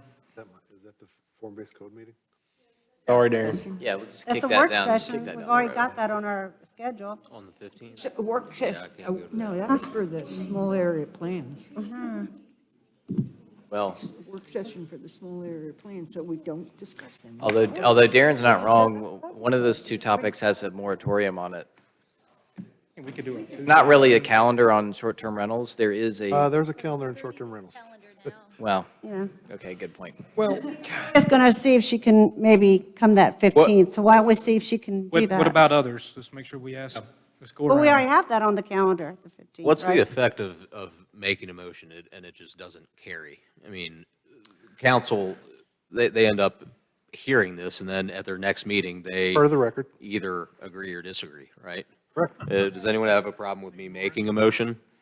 I'm not sure we've discussed it actually far do. enough at this point in time that I would accept the motion. I mean, I would prefer, I literally would prefer. I'm not, I mean, if Julia's got poked holes in all part of that SR9 that I worked very hard on, if there's a No bunch of. offense, but there's stuff there. I think it's something I can force everything in there, but that we can have a Okay, discussion on okay. that. I don't know if I really would like to go through line by line on this. I'd kind of like a motion on record tonight, personally. Well, I just don't know that we've done our due diligence on it. I mean, we can say that we disagree with the PDO amendment, but what benefit does that provide? Right. Does that, provide a service as a planning and zoning board to the village council? If we disagree with the amendment as written, is that not rejecting the proposed amendment? It's not making a recommendation. Have you been asked to date? We've been asked to make a recommendation. I think if the recommendation to council was to reject it in total. What? No, I'm not Yeah. proposing. There's three I'm not options. proposing. I think that's what you're talking about. Well, I think there's three options. There's approve as is, Yep. approve with amendments, or reject. But rejecting in full doesn't prevent them from going forward with the decision, but it's just the. It also doesn't help them at all. Right. If there's a hope we can have to bring things to a clearer light, I mean, we've heard the scuttle on both sides just like they have, and if our role is to cut through that and come to something that only we as a board can do, then do we shirk that by just saying, okay, no, we don't Well, like it? especially since, guys, at the end of the day, if this is adopted as is, we're the hammer. I want to be a good hammer if I have to be a hammer. As the Board of Adjustment, we're the hammer, Paul. I When they agree. revoke We have the an permit, obligation to it's make it as us. good as we can before it's sent on. I think I do. And I'll tell you that as we went around, Robin, the one thought that everybody had, or the one point that everybody had was at least more information in some point. So I don't think that we're to a point yet where we're making a motion is prudent.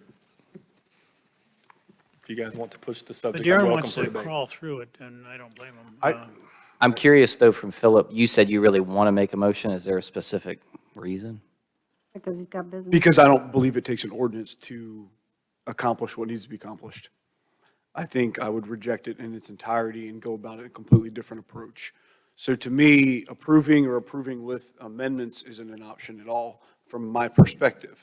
I think this is just the incorrect approach as a solution to the problem. Would you be amenable to, and I'm spitballing here, guys, I'm not making a motion.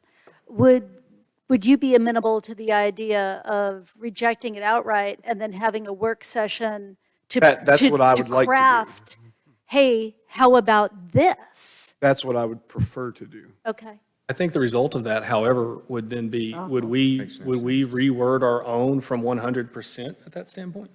What's the difference? I was going to say, what's the difference in taking what we've got and amending it at that point in time? Because taking what we've got and amending it is approving it with amendments. And I'm not at a point where I can approve this with amendments, but I would sure like to give you my amendments because I think they might be helpful. Or you can throw them out. But an amendment could be, we don't change the table of uses, we just define, we choose, I mean, there's 5 things in there, or 6.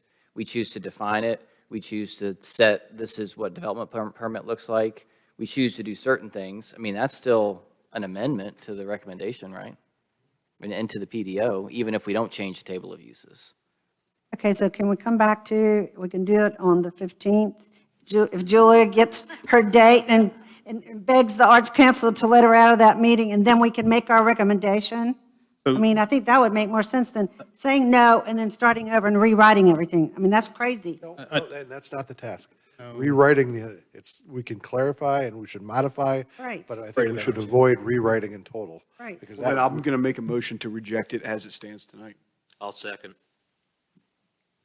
All right, so aside from the holiday, Monday, Assembly Hall is pretty wide open next week. Well, hold tight. I'd like to, The chair controls the chair controls the floor. Chair has ability to control the made a floor, so he has to open the motion floor. was not necessary or I like, inappropriate or whatever the right word is. I would like some further discussion on that topic. I'm not saying that I'm not willing to accept the motion tonight.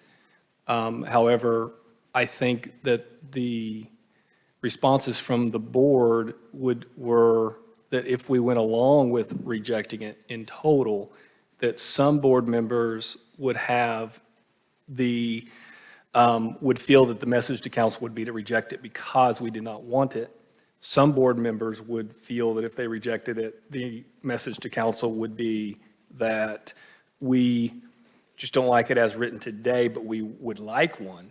And with that, I don't find the motion prudent. I think they have the whole record to review to know that that's not necessarily the case.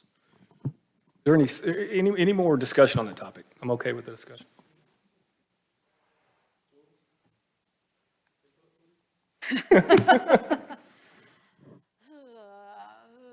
But I'm also not trying to hold back progress. I just think I think that then we're sending alternate messages, and I think that we're taking advantage of each other's differing.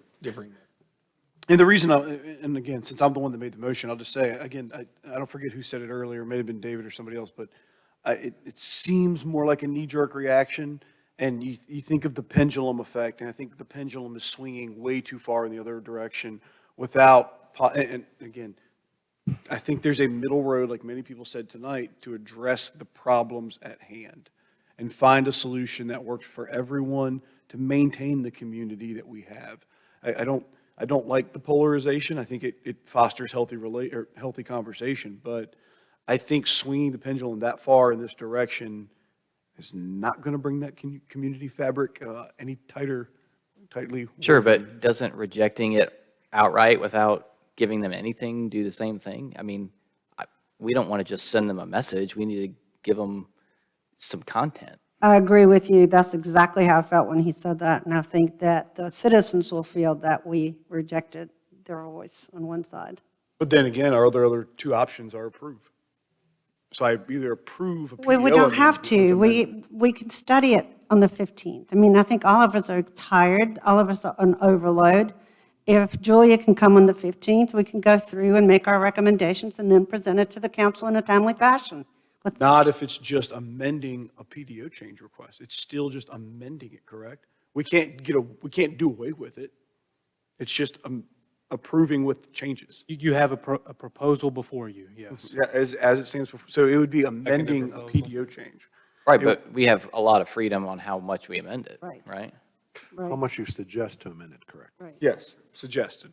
Right. Yeah, because I feel like if we just say we're not going to recommend anything, we know where that's going to go. So I think we have an obligation to forward to the council the best work product we can do. And that may be that we go through the whole thing, we turn it upside down, or make it look like nothing that they proposed, but it's what we recommend. Or I think we have an obligation to provide a reasonably good work product. Whether that work product is accepted or not is a different question. I'm just one man, that's my opinion. I agree with you. Yes, sir. Sure. Yeah, we probably should, I mean, this information came out ahead of time. If we had amendments, we should have probably put those together, and all the time that we've been talking about whether or not we're going to vote or not, we probably could have came up with the amendment and voted and been done on this. And I think the community probably would have appreciated that. May not have come out on their favor, but it would have been done. About 9:15. What do we think about getting together in 2 weeks, if I can get out of my other obligation, and without making a decision about whether we're approving or denying or whatever, go through what may just be an exercise of each of us putting our input in, our concerns about what might not work, how this might work better. And once we've got all that on the table, then we can look at each other and say, all right, am I comfortable with approving with these recommendations? And all we're doing is making a suggestion, folks, because at the end of the day, this isn't our decision, it's council's. So we can give them our best suggestion, or we look at all the work that we did and say we still can't come to agreement about whether or not this is a zoning issue at all, or whether or not we have enough information, and then we do our vote. David? Well, no, I was going to say, when it does come before council, what's the public comment period like during that meeting? It's going to be similar to what it was this Substantial, evening. because I'd encourage everybody who was in this room tonight to actually go to the meeting where the decision is made.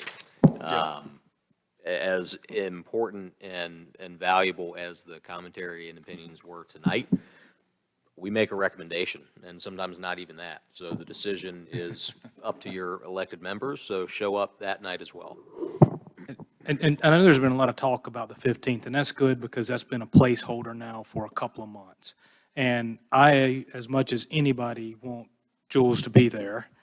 But I don't know, and I've tried a couple times to get the conversation that way, to get a poll from everyone else and not just one known conflict, because there might be others.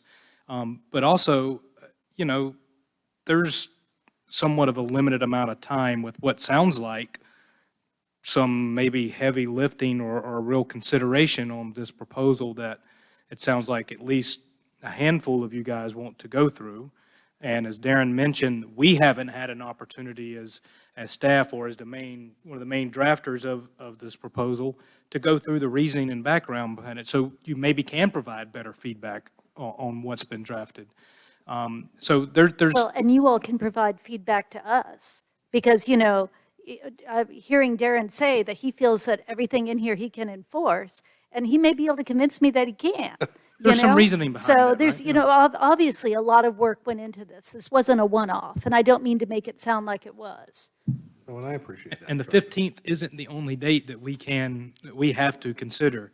Now, if there's at least 48 hours that we can work within that, and whatever days that we don't have, the space already booked that we're in now. Okay, so to answer your questions you've asked several times, I'm available next week, and then I'm not available until Thanksgiving. I'll be gone. I would like What to I was put, getting at. You're available next week? Yes. Okay. Not available I next week. can't do the Thursday. I can do every other day. That's a major concern for me is representation of everybody. I Yeah, want, it I is. want to hear everyone's opinion, everyone's. Well, I want to make sure everybody's let available. me say, my Thursday on the 8th, I'm conflicted till 5 PM. If you guys can wait till 5:20 when I can get myself here, we can start at 5:20, but it's going to be a long meeting, so bring your dinners. I'm glad to bring a 2-year-old if anybody wants that in here. I do, so forgive me, my head's still stuck How on well does the whether or not 2-year-old write? We may whether or not know. the motion is proper to do, given discussion from the board.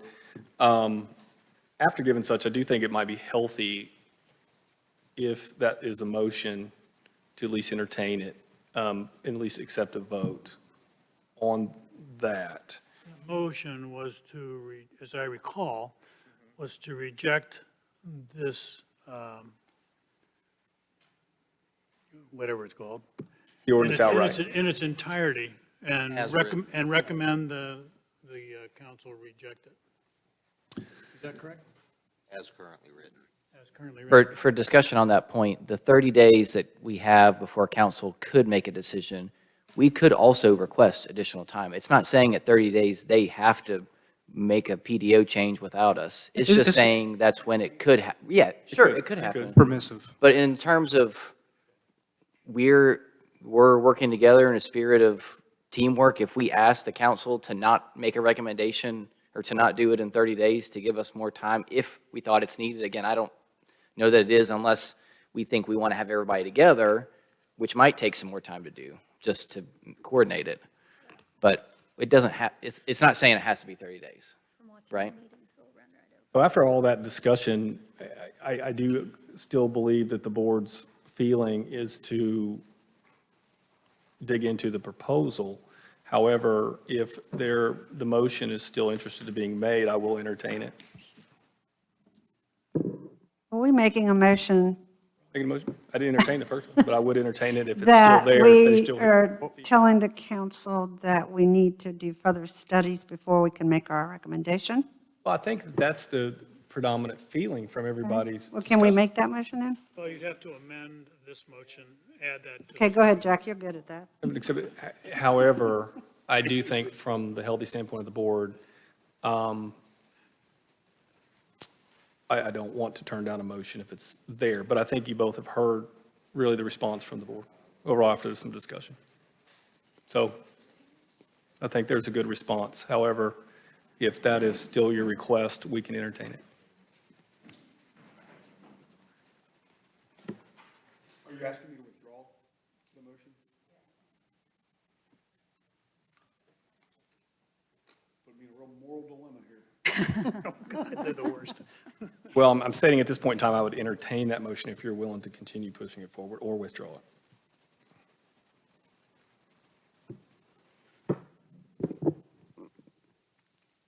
I can repeat the same motion in 2 weeks. Okay. So you formally withdraw the motion, is that right? Or are you tabling it? Or are you tabling? It's important. That was my way of saying I'll table my motion. Okay. Can we get staff's response to a tabled motion for that long after we continue working on? I know, I that's could why I table- sent it to everyone, Alex. I'm not sure you can table a I don't think we can motion per continue and then se, huh? continue. We would have to entertain it now or exactly when we opened, Now, right? we can move to reconsider the action at a specific time. That is Date and legit. time, right. At this point in time, Philip, I think it's okay to ask you to withdraw the motion just for the health of the board to move forward. If you feel like you want to make it at another time.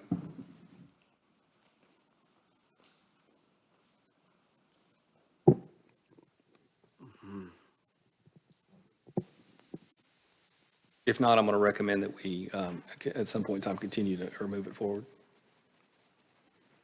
Yeah, I don't know that I'm going to formally withdraw it. I just, if we don't want to consider it tonight, that's fine, if that's the chairman's decision, but I just don't know that my decision is going to change. I think my recommendation is going to be the same. So, One point of discussion before we vote then. I want to clarify with the board that no matter which way this rolls, when we do vote, I would like us to meet again and really go through this and provide council with the best that we can. Because I think it would be a benefit to them, to this community. You know, we exist to be a sounding board for them, and I'd like to give them the benefit of our thoughts, you know, half-baked though they may be, you know. That's where I don't necessarily understand the harm in rejecting everything as written. If it's not at a point where we can consider it, and it gives us the opportunity to go back to the drawing board to get something in place that's actually going to be productive and beneficial, it's not starting from scratch. It's just not approving what we have here. Yeah, no, But- I see your point, David. I think it is possible to say, you know, I reject this. Here's my suggestion to you. Do with it what you will. But you until know. we have the suggestion, don't Yep, reject. yep. Is that? You know, if you feel like you're going to do this, here's a better tool. To me, that seems like you're saying approving with modification, but if we reject it, they can go ahead and meet and make a decision on it regardless of what we do in a week or 2 weeks. So that's the implication. And then you won't have any input. By rejection anyway. I mean, you still have to. Yeah, fair enough. Yeah, Yeah, I mean- sure, absolutely. I would like to consult with staff and see, from a procedure standpoint, where you believe we are. They're about to get a fire hose and just start spraying us. That motion passed. I think, Be obligated to inform council that the planning and zoning board has determined that this, and we may or may not want to engage in an effort to, so if that motion were passed, it would, seems to me you would be obligated to then inform council that the planning and zoning board has rejected this and recommended they reject it. And we may or may not choose on our own volition to create something better, or, but that's sort of like extracurricular activity, if you will. Is that correct? Or they can adopt it as is. Right, of course. They choose to do whatever they choose. They can ignore the rejection, they can send it back to us to think again, or however they choose to do it. But you are going to inform council that it's been rejected, and like I said, it'd be sort of extracurricular activity for us to go ahead and work on it. Is that correct? That's correct. Our goal is to try and, notwithstanding some of the philosophic differences on this, my goal is to make this a better ordinance. And with respect to Philip and, you know, keeping it on the table, is in our discussion on this, I'll say again, I think our responsibility as a board is not to send them a message, but it is to respond with something that will help to keep this in the best form that needs to be in accordance with the PDO. And if we have a chance to do that, I think if we vote it down, I think we lose that opportunity. I agree with you. I think we've had some healthy discussion on that. If that motion is still in play, I will take it to a vote, because I believe for the health of the board. just for Please go ahead. point of parliamentary order here. This is kind of what I tried to raise earlier. Okay. No offense, but like, you control the floor. Right. If that floor was not necessarily open for a motion, whether to continue deliberation, Okay. to do X, Y, or Z, was it Haven't asked for a ever, was motion it yet. ever Correct. an accurate motion on the table for consideration? Okay. So, you're right, I did not ask for a motion. So one came through too early. It could be asked. It could, and so there it was a little clarified, you know, I think, Philip, you may have said, you know, I could make a motion, and then was it some sort of affirmation from the chair that, okay, what's your motion? And then you made it. So that's where it's a little unclear. Okay. Did the person who made, the member who made the motion get control of the floor in order to do so? Okay. That was kind of happening real quickly. It happened To not react, prematurely yeah. is the issue at Well, hand. yeah, and I think we were struggling on what to do at that point, as Sonia may have mentioned, it's getting late. So my concern is I don't want an overhanging cloud over the board to move forward in the form of fashion. You're not going to hurt my feelings. I mean, I'm just going to stick with what I believe is. Okay. I would like to make the decision that I did not open the floor for a motion. It came prematurely before we got to a point of making such final. Record. Now, you could ask to make a motion. Can I ask to make a motion? Thank you. All right, so now let's move forward. Is that issue settled? Did I leave anything open for parliamentary? It's not settled, but it's not my point. Okay, where are we? I don't All right, know so where we let's, are. yeah, so let's discuss, I thought we were trying to pinpoint a date where we could meet. But we because I were. don't think, I I think we're wanna running settle out that of issue. steam on going through this. Try to kind of move forward without me settling that issue. I wanted to make sure that we put that to rest first. So let's go ahead and discuss another time to meet.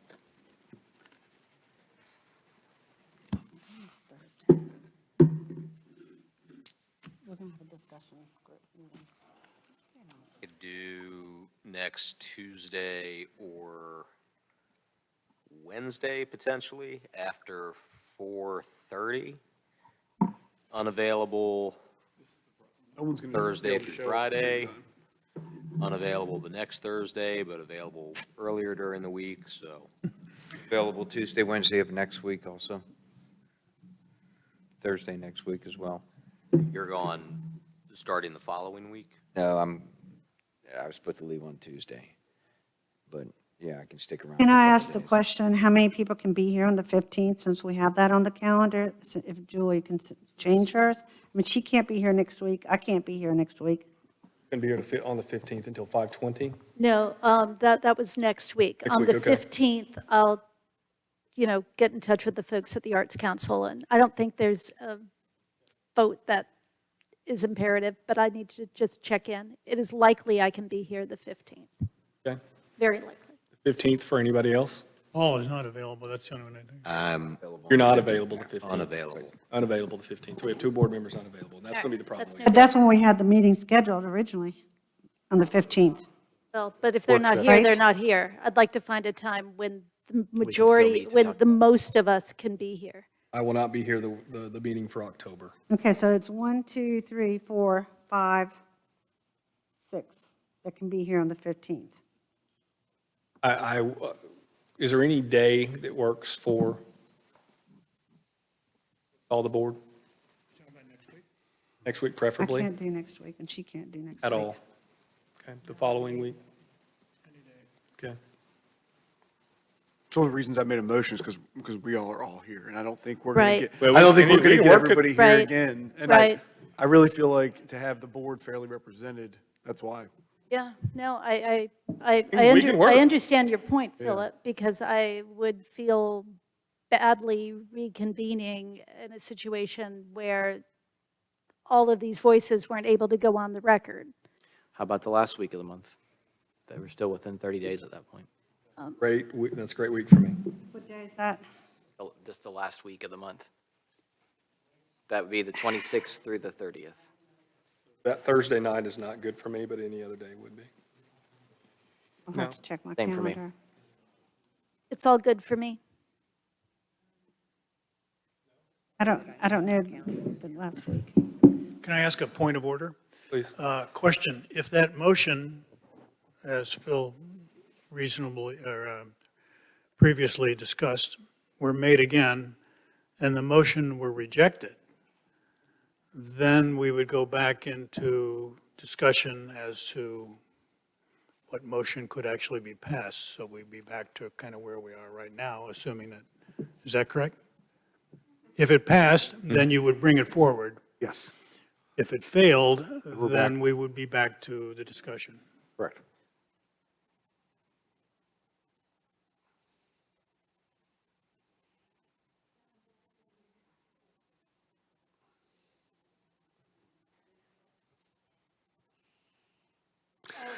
That's what?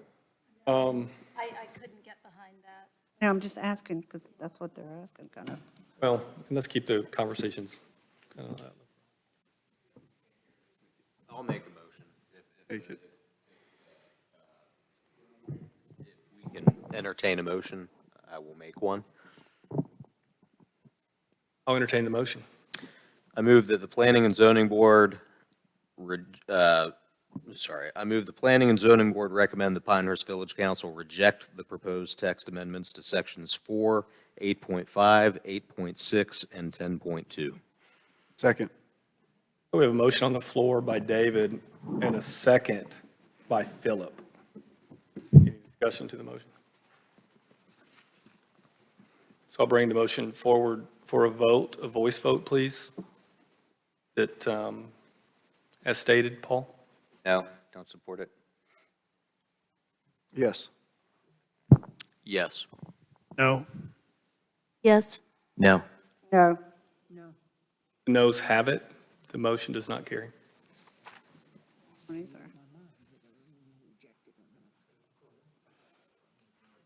Clears it up at least. We don't have the cloud over our head. Thank you, gentlemen. So we're back to the calendar dance. Get out your calendars, ladies and gentlemen. Or we hammer through this tonight. Discuss it. I'm putting it out there. I'm not. I think that we're to the point to where we can. It's an option. It's an option. All right, you want to do this? Let's do it. For the sake of everybody around here. That 2 hours ago, but. I did try and say that 2 hours ago, What we were by the gonna way. do. I've already missed bedtime anyway, I mean. I'm not staying. If you're going to do that, I'm not staying. I think it's too late to make all these So then we're amendments right and back to where changes. we've been all day long. Not Well, staying either. now we're back to finding another date, understanding that this might be difficult to get everybody here. Can I ask one other point of order? If I were to make a motion to exclude homestay from the discussion in any part of this ordinance or PDO changes, would that be a valid motion? If the floor were obtained, if the chair entertained a motion and then you made that motion to be that clear, then it would be a valid motion. I'll accept the motion. Just be clear on the motion, please. I move that this particular discussion relative to any proposed PDO amendments exclude any discussion or advice, counsel, or recommendation relative to homestays. And any homestay references can be stricken from the PDO amendments without damaging the rest of the recommendation. We have a motion on the floor by Jack. Do we have a second? Second. We have a second by Matt. Any discussion? Well, my discussion is, as I said before, I really feel like the definition of homestay is akin to our definition of bed and breakfast in our PDO. I don't find the difference there. Well, no, it just says with bed and breakfast that they can make no meal other than breakfast available. It doesn't even say they have to make breakfast available. If I don't make breakfast available, that's a homestay. Although homestay it does specify durations in it, so it's kind of a rectangle square scenario, which is. Well, I think the other thing Motion's you're on the floor. bringing together is there's statutory requirements and there's a different statutory requirement for a bed and breakfast than a homestay. So bed and breakfasts have a different standard that they actually have to be licensed by the state. Well, I understand, but if the definition's the same, we're pretending that we're creating an anomalous thing called a homestay that doesn't actually exist because it's a bed and breakfast. Well, my motion would exclude also the definition. So that's what I wanted to, if I could get clarification, Correct. Jack, on the motion. I'll So it's- clarify. It so meant it's to clear. exclude the definition and other references to homestay. So your recommendation is to approve, the village council approve or adopt the proposed amendments excluding No, any I'm not- references to homestays? I am not making a recommendation on the PDO amendments. I'm only making a motion that whatever recommendation we decide upon It excludes that. exclude any references to homestay. I'm not prejudging what the other part of the recommendation will be. Are we done with discussion of the motion? So we have a motion on the floor, and then we have a second. Let's go ahead and take it to a voice vote. Luis, I'll give you the honor this time.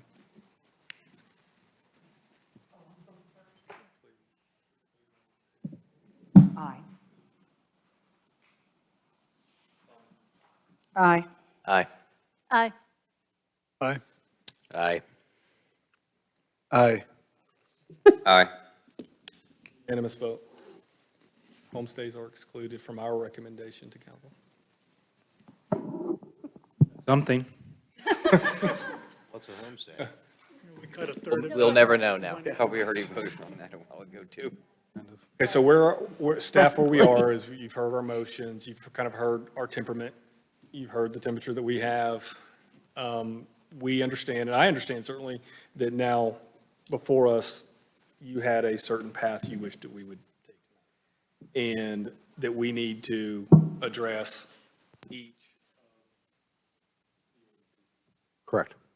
So we can do that. So tonight, when we know we have a board, or we could have a conversation on how to continue with, that's Okay, I have clarity on where we are. I have a suggestion. Not sure if this is a fit.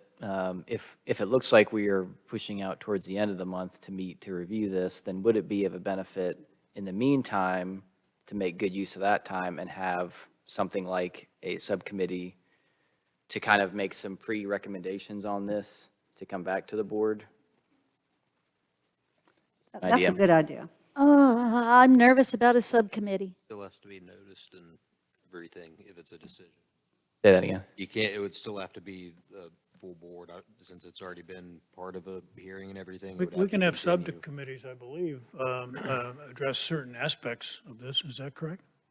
So there's differences between what constitutes a public body and then what constitutes a public meeting. The main difference being the number of attendees. If it's a quorum or more, then it's a public meeting. Right. If it's two or more of you, it's a public body, which means you don't have to advertise when and where you're meeting or what you're doing, but if someone were to know of when and where, you could not keep them out from coming and sitting, yes. I've discovered that in the past, yep. Yep. So considering this, the comments that you heard tonight, I don't know that that might be the most prudent path. It may not But be. it's I understand why. Sure. It's an opportunity to try to get something done in the meantime. Because if we're going to meet to run through all these items and we're going to focus on what's in red to review that, then, yeah, I just am thinking if we don't want to, it doesn't need to be 4 hours with all of us to do that. Could we save some time there by coming with some, yeah, we've talked through this, here's some, I mean, again, it may not be helpful, but just an idea. I think that's a good idea if it's implementable. In other words, a subcommittee could get together and make some recommendations to the full board as to some of these issues. Yes, it has to be a public meeting, and we have to keep some minimum level of notes, meeting notes, is that correct? Well, they would be in the report. There's no action. They would be in the report, yeah. But it would be a public meeting, and most likely we would have to have it in the council, meeting room here. So I guess the board just needs to decide, in lack of time here, it's like, okay, if we decide to work through some of this tonight, it sounds like two of our members have said, I'm not into that tonight. All right, two, do we decide we want to work together as a subcommittee? Is that appropriate? Who would those members be? And then at what point in time would they be reporting back to the Planning and Zoning Board, which at that point, we wouldn't have the full representation of the board anyway. So you're just going to have to hammer out when you're willing to get back together and who you're willing to lose for that. Could our recommendation to council be, we are willing to work through this, but we need more time? Well, they'll know that by not getting a Yeah, I mean, recommendation. they know. Because they'll be reported out. Yeah, I mean, it's pretty obvious at this point in time, but could we formalize that and request more time before the ordinance was? Well, Well, we haven't even I got you. If council wants to take it up, we actually have to publish, we have to notice it. So we have to publish we would have to publish that notice in the paper 2 times before the meeting. We haven't even started. And it would still have to be 30 days after today, so there's still time. We could go past 30 days. They just then have the opportunity to move forward without our recommendation. Is that That would be correct? correct, yes. But I think, I mean, if the idea is to make this product better. And that's our intention. Yeah. And we're making strides to get there, I think, I can't speak for council. No, I understand. So tonight, we would lose these 2, okay? Next week, we're losing these 2. No, not me. Okay, you can be here. Louise, we lose you next week? I can try to, I Just think the I eighth. can be here. Any day. Paul, Any you day, leave- people. Paul, you leave on, what day next week? Can you on- come Thursday? So next week looks maybe the best. Sorry if you can't, Well, one option is if you have a subcommittee of people that could not be there at the scheduled meeting, then you'd get their input. Sure, that's a good point. And we're trying to Please, accommodate. not everybody can be there on the same day at the same time. So if we're being paid to be there, we can. So if it's a majority, if it's the numbers that we need, then if that's the best we can do, that's the best we can do. There's not going to be a perfect situation. So, I mean, it's more important to give it consideration and, you know, the attention that it needs. If a few of us can't be there, then, you know. Well, then why don't we keep it on the 15th, like I just said an hour ago? I mean, the majority can be here, because I'm saying if next week you can get more members. but you're not, you're going to. Also, I think Well, it's rather. talk about it with your board. I'm saying, we can take. A decision. We can propose a couple days and take a straw vote. Sorry, Jules. Go ahead. Please speak. You know, if we can find a time to start meeting next week, I would like to. Okay. Because I think that, especially given the fact that it's taken us 45 minutes to talk about when we can meet again, that it is in all likelihood going to take us more than one meeting to pound through all of this. So let's go ahead and set a time for next week and set a time for the 15th, because I think if we're really going to take this apart, it may take us 6 hours. That's It- what I was You know, so let's just find a time next week. Let's find a time the week after. As many of us can be there as possible. Let's get her done. Tuesday or Wednesday? Tuesday. What date is that? The 6th. Available on Tuesdays, that, raise your hands, that you're saying? That's right I'm after not the. sure. Right after the Labor Day weekend, but it's Tuesday. I could be here on the 6th. I think I can work it. What time are we Yeah, meeting? we good? Okay, thank you. Clock? 4? 4 o'clock. 4 o'clock? 4:30. 4:30. 4:30 so kids can get home. Yes. I'm not sure. Yeah, I would be here. I'll let you know. I'll let you know, but I think I can. Majority of the board, and I think that's about as close as we're going to get, as I will let you know from the persons who may be missing. And then let's go ahead and look at that 15th and pencil that in as a secondary meeting if we need it. That's already on. It's the- already on It's the already calendar, on, it's so- already on the calendar. So, you know, hopefully we'll talk about form-based codes because we will have gotten everything done by then, but I'm not real hopeful. Are we agreeable? I mean, do we need to? Reiterate that, so we all. 4:30. Yeah. So let me 4:30, right? reiterate. Can we 4:30 get on a, Tuesday, you said? September 6th, 4:30 PM here. Let you know. yeah, can we I'll just get a, text you let's get a tonight. clear motion Yeah. with Okay. that? So you please? want to, so we think a Yes. motion. So I would entertain a motion. Jeremy, I'll text you when I get home. Yeah. This room may be council meeting? Pardon me? That's the 13th. Yeah. I'd like to make a motion for our next meeting. Is that what we're working on right now? Like, I you- think so. You would like, I think the motion should read something like, I would like to Continue move the this. deliberation I would like to move deliberation, on this proposed amendment proposed PDO amendment to the afternoon of September 6th, 2022 at 4:30 PM. Second. We have a motion on the floor by David, a second by Julia. And for clarity, that is here in Assembly Hall. Here in Assembly Hall. P95 Magnolia Road. And are we going to address that we will continue this on the 15th? So I think the motion at this point in time is just to move us forward one meeting. Is that correct, David? That's correct. Okay, and the second is correct with that? Any discussion on that? Okay, no discussion. All in favor, say aye. Aye. Aye. Any opposed? Hearing no opposition to that, we are going to reconvene on September 6th at 4:30 here at Village Hall for continuance of our meeting tonight. However, I think it's okay, real quick, I know everybody wants to run out. One, we got to complete a meeting, okay? So we'll get to that point.